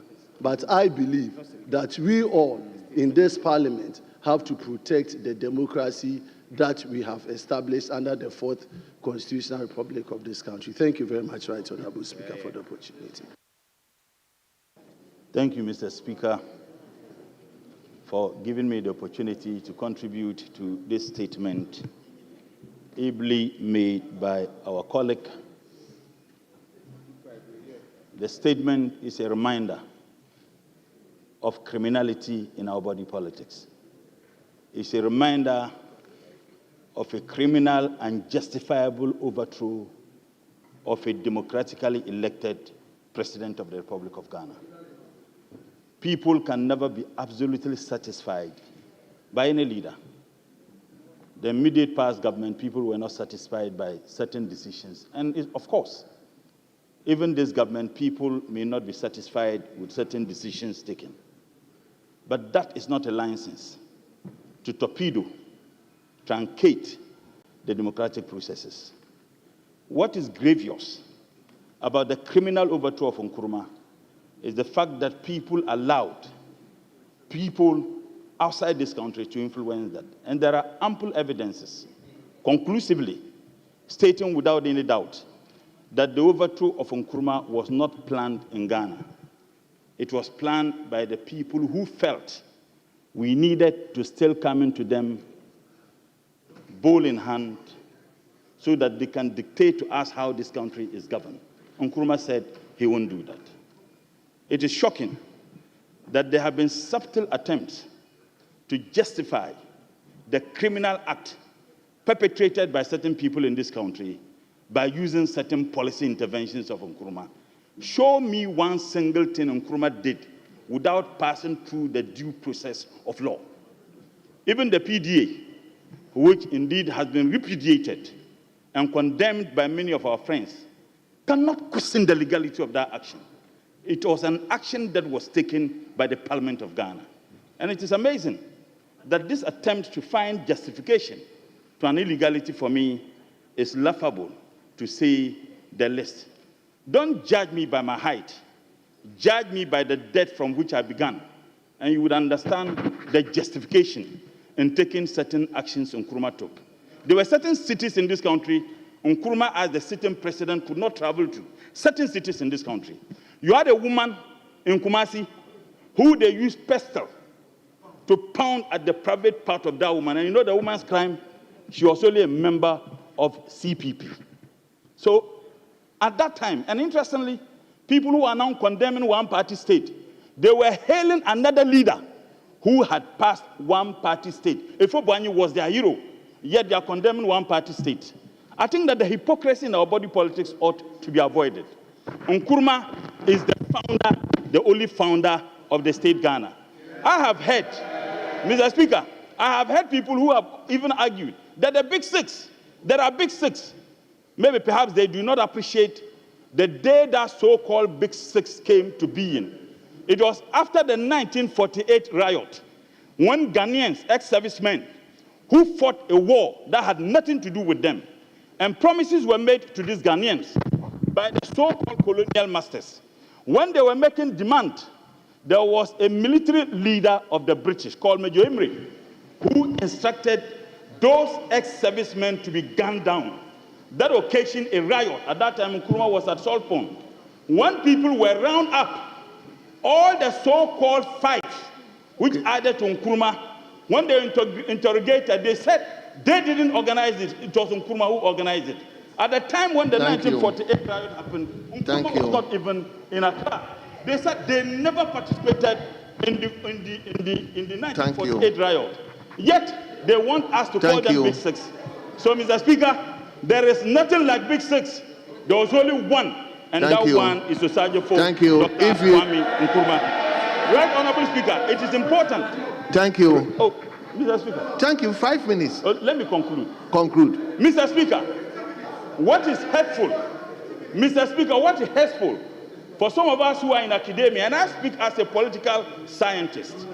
Mr. Speaker, Nkrumah has gotten people to write an African encyclopedia.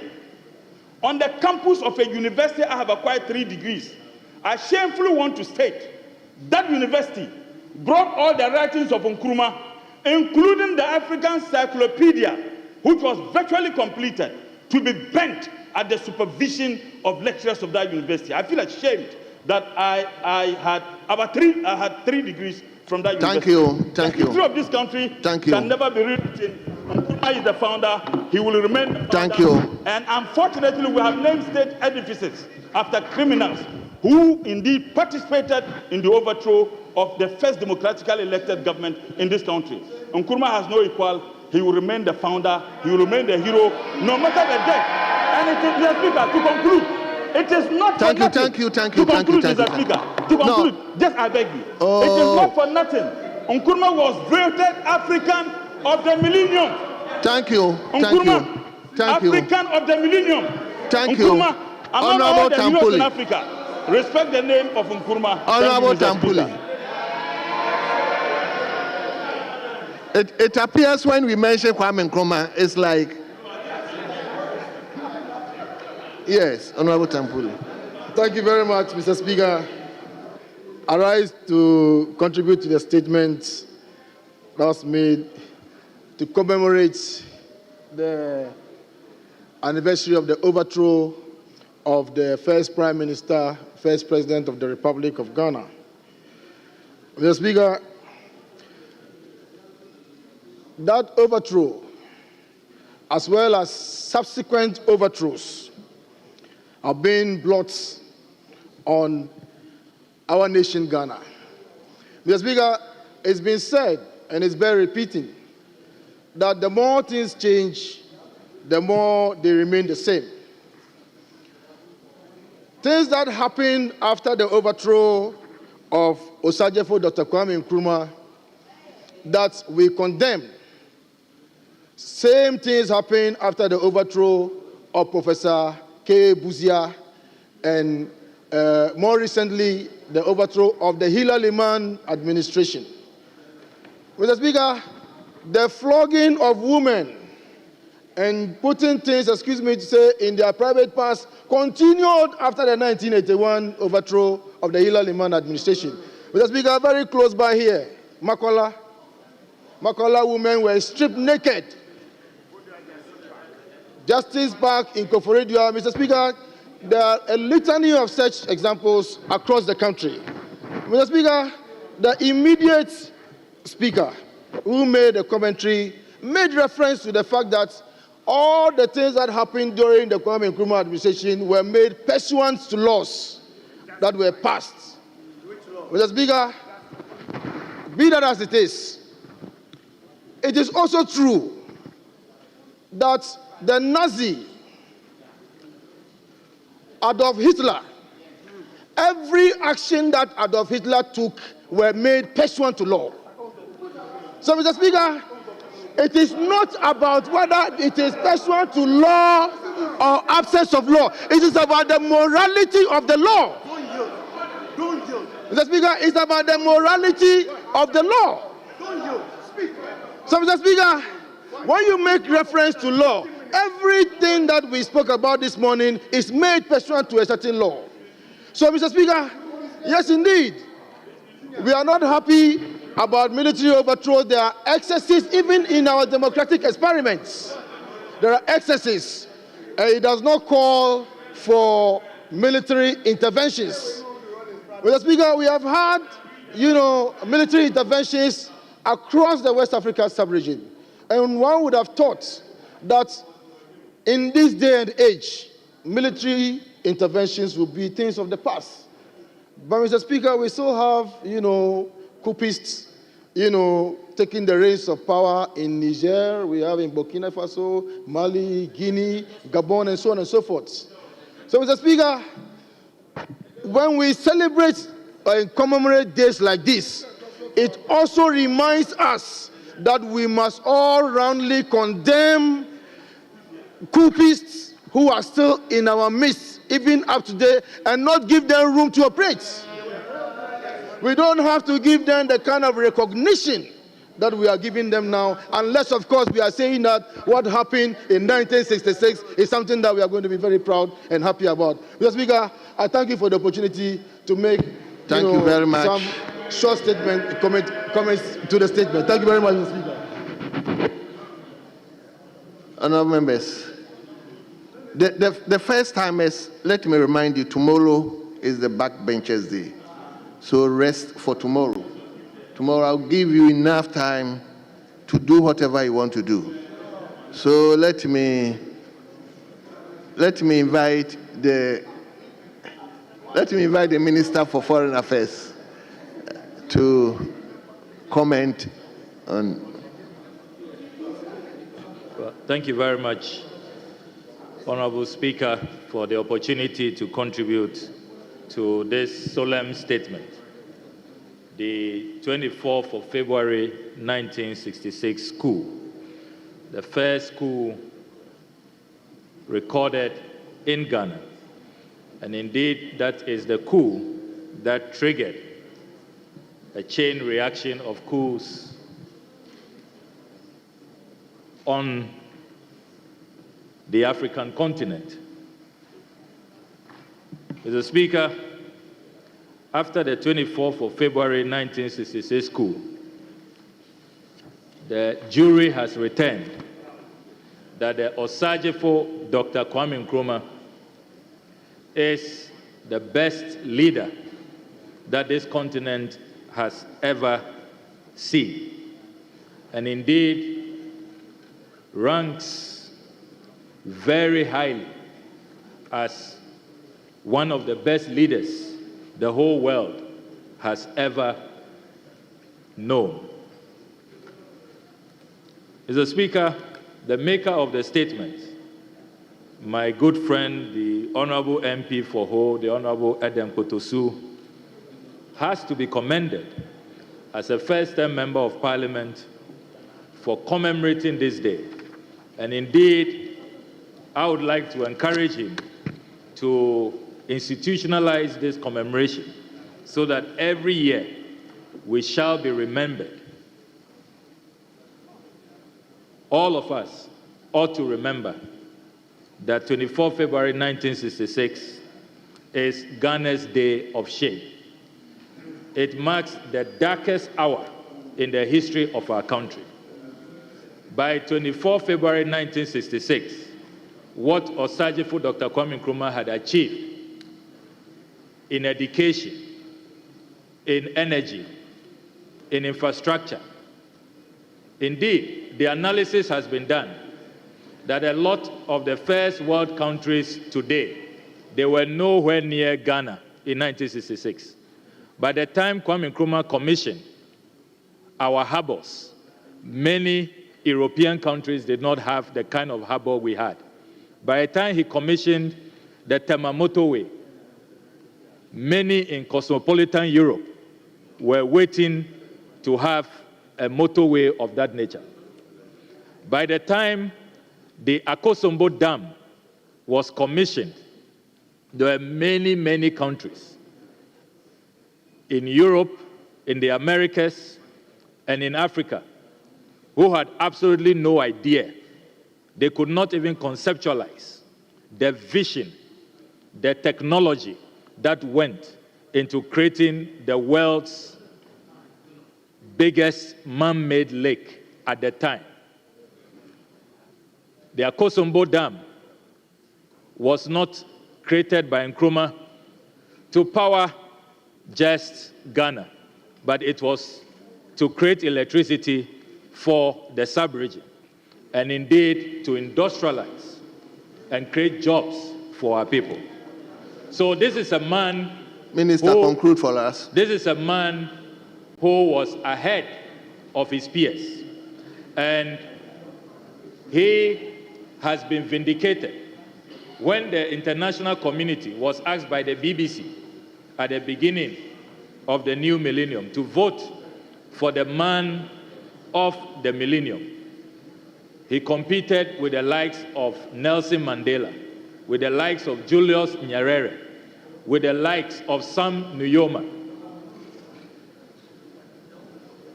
with the likes of Fidel Castro, and yet the Osajifo Dr. Kwame Nkrumah emerged as the African of the millennium. And Mr. Speaker, on this day, we should be reminded that those who staged that coup with their Western collaborators, the CIA declassified files, has settled this matter beyond doubt. That was not only a local orchestration, they had international support from those who thought that if they allowed Kwame Nkrumah to continue the way he was going.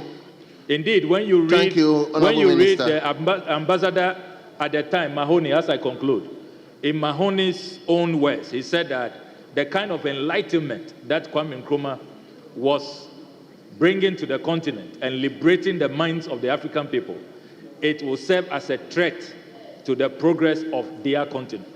And that is why they collaborated with feed columnists to mastermind that coup d'etat. But history has taught us that you can overthrow a government, you can kill a man, but you cannot kill his vision, you cannot kill his ideals, you cannot kill his legacy. And that is why even after his overthrow, he's the only man in global history who was asked to come and be president in another country. Can you imagine that? Thank you, Minister. Overthrown in Ghana, but he became the co-president in Guinea and was given a state funeral. Thank you. Nkrumah never dies. The legacy of Kwame Nkrumah will live on forever and ever and ever. I thank you very much, Mr. Speaker. Now, leadership.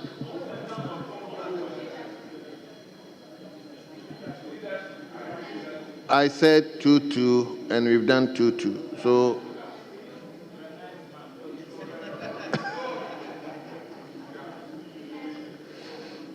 okay, let me give you. Honorable Speaker, Mr. Speaker, I thank you for your kindest indulgence for allowing me to contribute to the statement ably made by our colleague on the other side in commemorating Osadefo Kwame Nkrumah. Honorable Speaker, I think that we have to be very careful in this country. Nobody in this country, nor on this continent, can wish away the contributions of Kwame Nkrumah or better memory. Nobody. He did contribute his quota to the advancement of this country. Mr. Speaker, somebody said that if you could see far, you must thank those who helped you to see that far. Kwame Nkrumah rode on the back of individuals who saw that he could be an asset to the country. There were individuals who brought Kwame Nkrumah to the Gold Coast. When we are praising Kwame Nkrumah, what I don't want us to do as intellectuals and as members of parliament is that we don't have to belittle others in our quest to promote others. We must all applaud all those who help to make this country what it is right now. Kwame Nkrumah played his roles, but others also played their roles. Let us not, through our politicking, undermine the efforts of others. That is wrong, and that will not help advance our democracy. We must stop that. We must stop this division that we are bringing into our politics and our country. It is not right. It is not right. We must stop that. Mr. Speaker, no individual is perfect. No individual is perfect. All our leaders did some good, and there were some wrongs as well. But in all our doings, we are looking for the best that they did. And that should occupy our minds when we are making submissions. I will never, regardless of the mistakes or errors that Kwame Nkrumah made, to paint him black, I will never. Because he was a good man, and he did his best. The same thing applies to J.B. Dankwa and the others. And when you boldly say that Kwame Nkrumah is the founder of this country, I will contest you on that. Thank you, I won't Professor contest you on Nyako. that, but I will tell you that there were a lot of people who helped this country to obtain independence. Thank you, Professor Nyako. There were founders who built this country. Let us praise all of them. Let us identify their unique strengths, and let us stop the political Thank you very much. And let's stop the political hatred. It will help nobody. Mutala, it will not help nobody. Respect those who also help this country. Respect J.B. Dankwa. Respect Akwaje. Professor Nyako, thank you so much. Respect all of them. I, Kingsley Nyako, I respect all our founders. Professor Nyako. I respect J.J. Rollins, regardless of his wrongs. What is this? Let us build Ghana. Let us build one Ghana. We are one people. Let us be proud of Ghana. Mr. Speaker, thank you. As I said earlier on, you are a nice man. I like you so much. May God bless you and make you great. Thank you. Honorable members, if I become magnanimous to you, you should also do well to at least listen to me. Professor Nyako, the time was close for you, but at least I extend Yes, Honorable Hajia.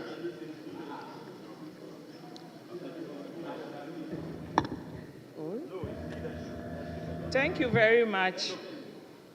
Thank you very much, Mr. Speaker. Thank you for the opportunity to contribute to the statement made by my colleague on this very, very, very important subject of the coup d'etat of 24th February 1966.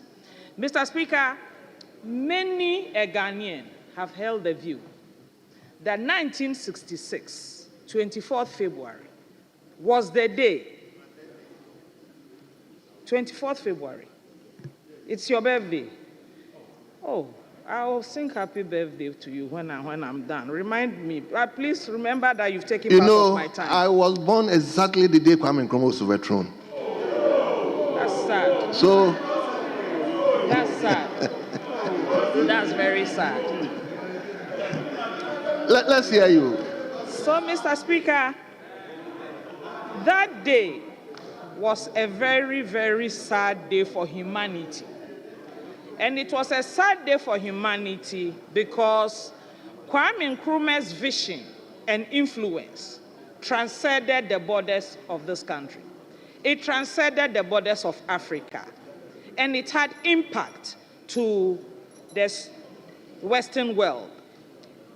But we woke up to that sad development.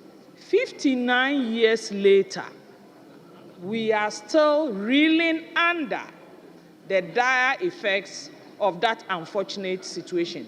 Mr. Speaker, self-introspection is a form of healing.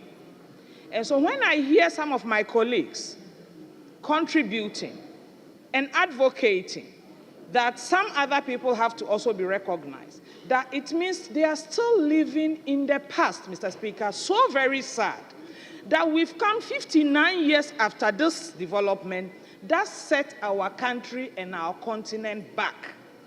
And we as a people owe it to ourselves to speak truth to ourselves, to look at where we went wrong.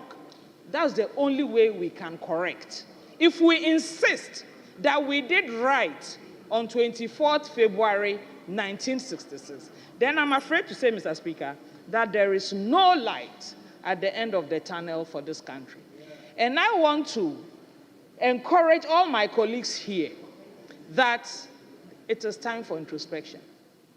We don't have to look far, Mr. Speaker.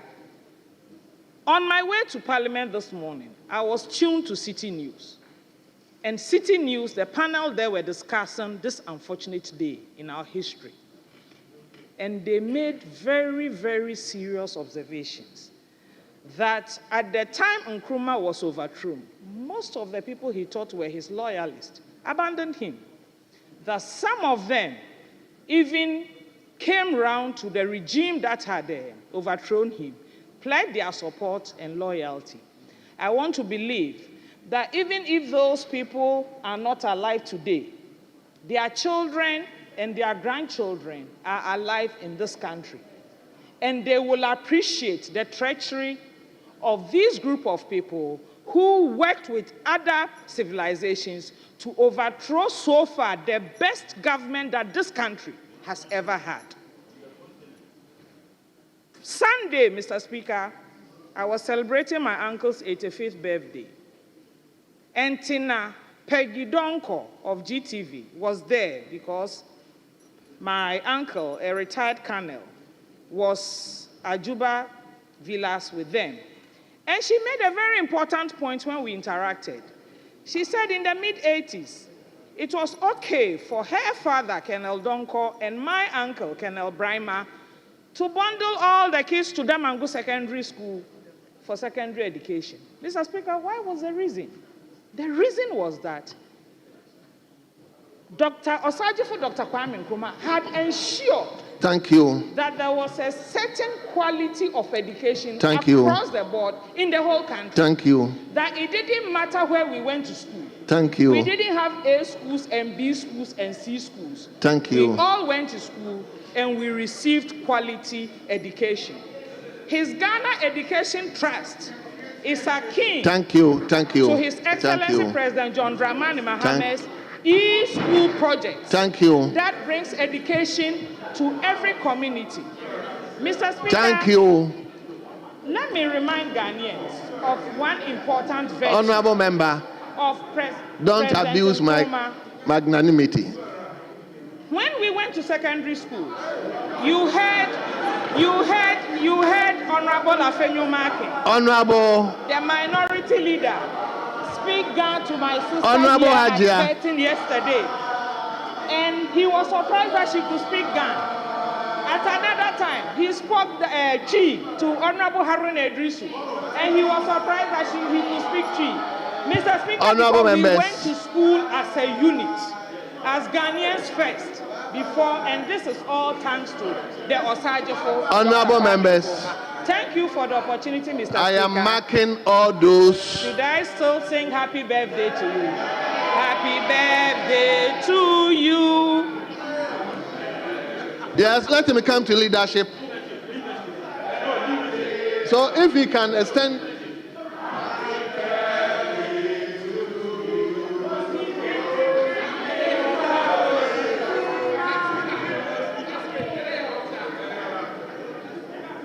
Yes, minority leader.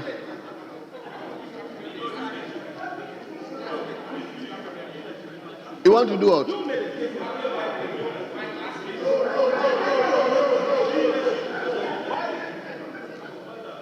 Yes. Speaker, let me commend the maker of the statement for bringing this matter to the fore and also reminding the House on such an important day in the history of our country. Speaker, I think it's important. This is not the first time such a statement is being made in this House. And in times past, I realize it plays out. It becomes a competition. Who loves Nkrumah most? And who owns Nkrumah most? And attempts are made to create the impression we love Nkrumah most and you are against Nkrumah. I think that is most unfortunate. It's most unfortunate.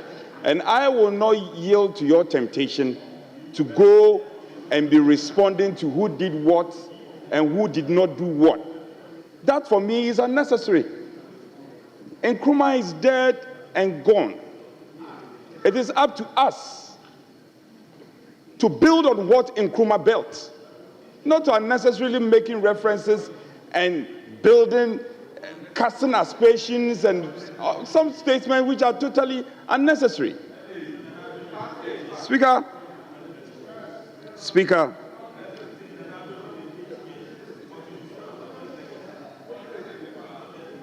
would he also listen to us? When you were speaking, we will listen to you. Speaker. Motala, nowadays you are not like ordinary member. No. Now you should consider yourself as a minister, please. Yes, Honorable. Speaker, Nkrumah's sense of Pan-Africanism is known, is respected globally, what he stood for. We all know it. We love Nkrumah, as you also do. But let's also say it, that Nkrumah was brought into this country by a certain power grant. That is part of the history. And oftentimes people have created the impression it is we against them. Two sets of people who are blazing the trail in terms of building and developing our history as a country. Independence in the shortest possible time, independence now. How is it the case that it is only Nkrumah who fought? How is it the case? It is not true. And let's depart from that argument. All of our torchbearers and all these icons contributed one way or the other. Of course, we salute Nkrumah. He did so well. But there were other allies. So when the history is being told, let's tell the history in whole. Let's stop selecting and choosing. We pick and choose. We pick and choose. And then we say that Nkrumah is the lone hero. It's not entirely true. Speaker, in recent times, I know, for instance, the Nkrumah Mausoleum, which had been abandoned for a very long time, the last resting place of a respected icon of this continent, was abandoned. Go there now and look at it. Who did it? Under His Excellency Akufo-Addo's term. It has been refurbished, and now it has become a very important tourist center. The main road leading to Nkrumah's hometown. Who built it? It's the same New Patriotic Party government. So, colleagues, let's get this right. We all celebrate Nkrumah. We all love him. But let's not mix up the history. Speaker, the building of history and the development of this fact must go hand in hand. The building of industries. Nkrumah built over 300 industries, factories. I don't need to tell them. The history is clear. I will not tell you that it was at whose instance that all these factories were sold like tomatoes. These tomatoes were sold. So, Speaker, we want to get the history right. Let's all appreciate that Nkrumah has done what he did. So, these factories, I'm sure if we had not sold them, if we had not sold these factories, now we will be building on these factories. You sold them. We sold them.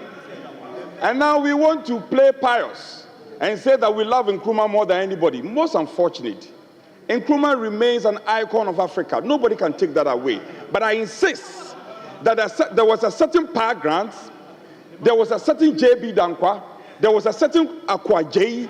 All these people contributed to the development of Ghana, the emergence of Ghana. All these people contributed.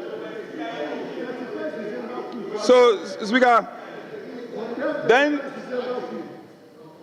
the maker of the statement also mentioned in passing the need for us to build monuments, Nkrumah's monument. I think the best way we can remember Nkrumah and celebrate him, and not just Nkrumah, also celebrate other icons of this continent and this country, is to instill what they stood for in our schools and educational centers. The building of physical infrastructure and monument is not enough. They will be destroyed over the passage of time. These monuments will be destroyed over the passage of time. What did Nkrumah stood for? Pan-Africanism. Pan-Africanism. Pan-Africanism and all these. These are the things we should pay attention to. Speaker, these are the things we should pay attention to so that we can instill this into our schools and get our younger generations to imbibe these lessons and to build a nation that we can all be proud of. So we celebrate Nkrumah. It's important we celebrate Nkrumah, but we should not lose sight of the other icons, like the Power Grant, the Akwa, all contributed to the building of modern Ghana now. Speaker, I think this should be the narrative.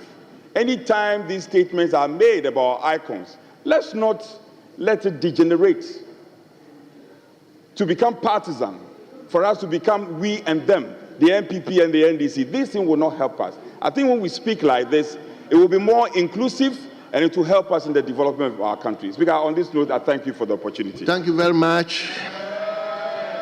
Majority Leadership. Mr. Speaker, I'll yield to Honorable Agaga. Very well.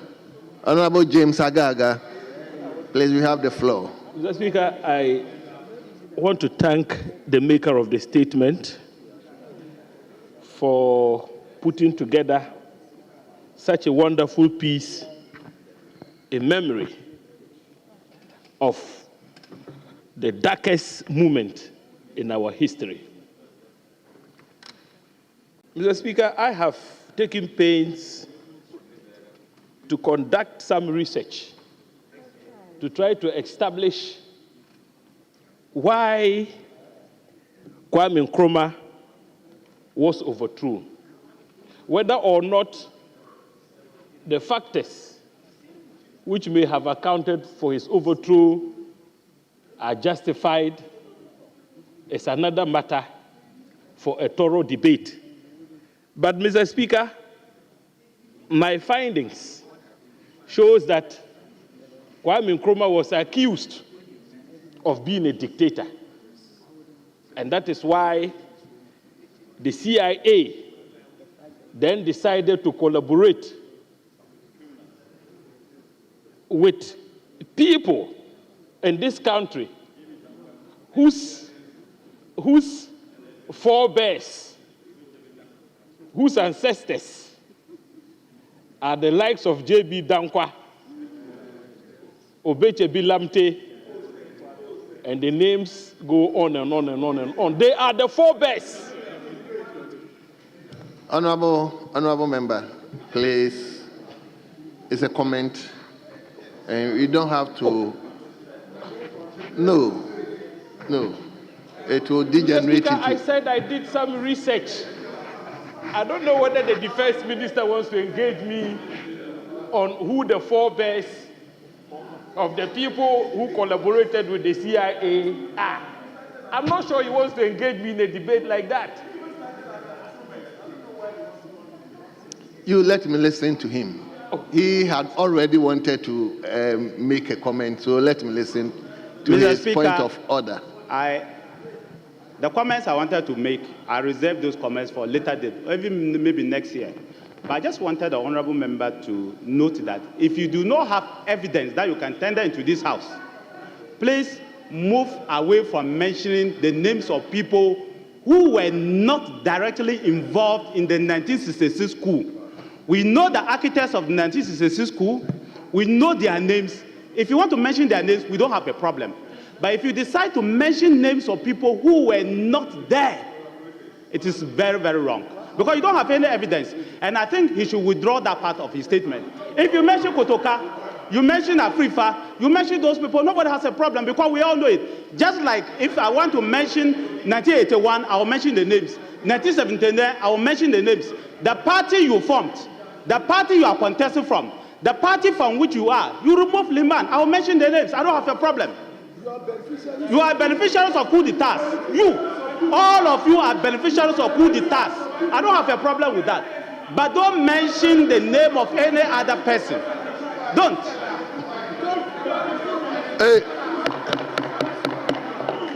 Honorable Motala, please. Yes, honorable member. But honorable member, do you have evidence of the names you mentioned? Mr. Speaker,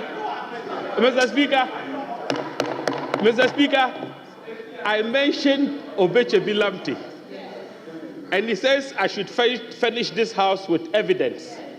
In fact, there is a reported judgment of the Court of Appeal. Do you know what? Interestingly, one of the justices who presided over the conviction of Obechebi Lamte in absentia was Akufo-Addo's father. The conviction was related to acts of terror, which subsequently resulted in the commission of further acts of terror, leading to the overthrow of Nkrumah. So don't go there. Don't go there.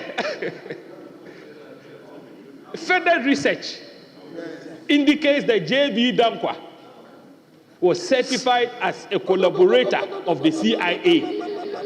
And it is the CIA which eventually overthrew Kwame Nkrumah. So don't ask me to furnish you with evidence. If you do, you open a can of worms. But Mr. Speaker, let me return to my contribution. Yeah, contribute and conclude, please. We've taken a lot of time. Mr. Speaker, I was interjected by the other side. So please, James, go ahead. And Mr. Speaker, Kwame Nkrumah has been criticized wrongly as leading a dictatorial government, which made it practically impossible for Kwame Nkrumah to be overthrown through the power of the thumb. But, Mr. Speaker, the history is very clear.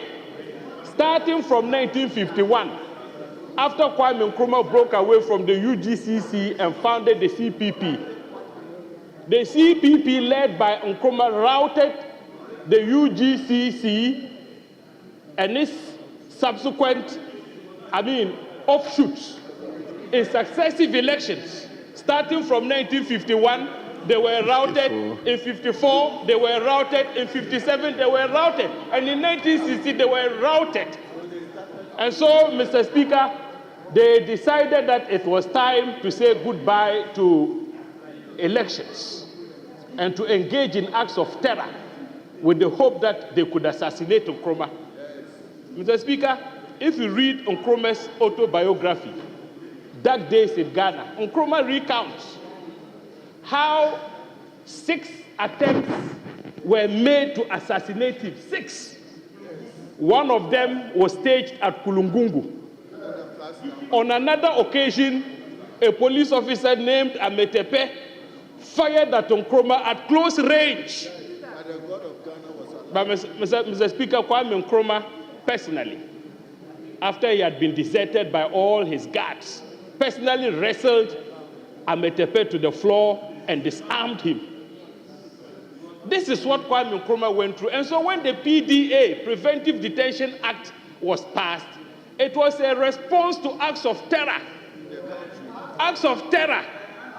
Mr. Speaker, after 9/11, we all know what the United States did.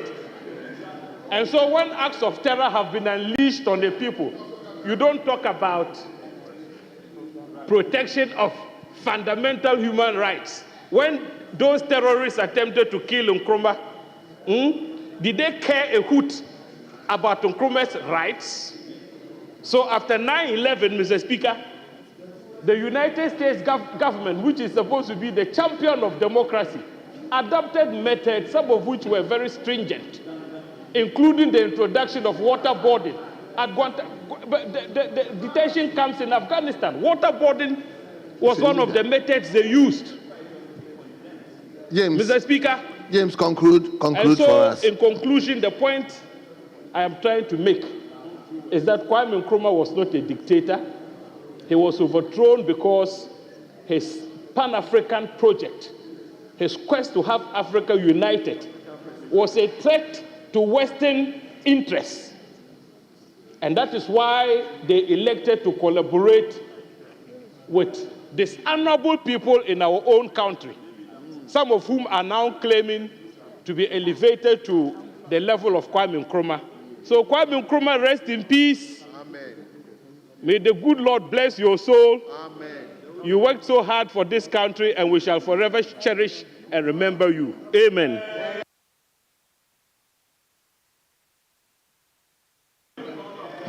Honourable members, thank you. Bring statement time to a close. Today we've listened to 5 statements, and I believe we've all contributed. As I said earlier, tomorrow is reserved for backbenchers. It's the last Wednesday of the month. So tomorrow, the newcomers, you have the field day of taking charge of almost everything in the chamber. So tomorrow, prepare. The chamber will be for you. Yes, I'm told the Honorable Minister for Foreign Affairs would like to engage members relating to matters of members' interest. So I think, is it close-sitting? Close-sitting. So on that note, I will suspend the House. Then we come in. Okay, Leader. Speaker, I think originally the Foreign Minister was programmed to brief the House on a matter important on Friday. Then the Deputy Whip related to me that there is a subject matter related to concerns on passports and diplomatic passport acquisition also. It's equal and important matter, and I would have loved to sit in. So you can look at the chamber. If it is so pleased to you that we should have it. I thought it was a very important matter. and we should give a prior notification to members. Then we can have a good number of us in the chamber.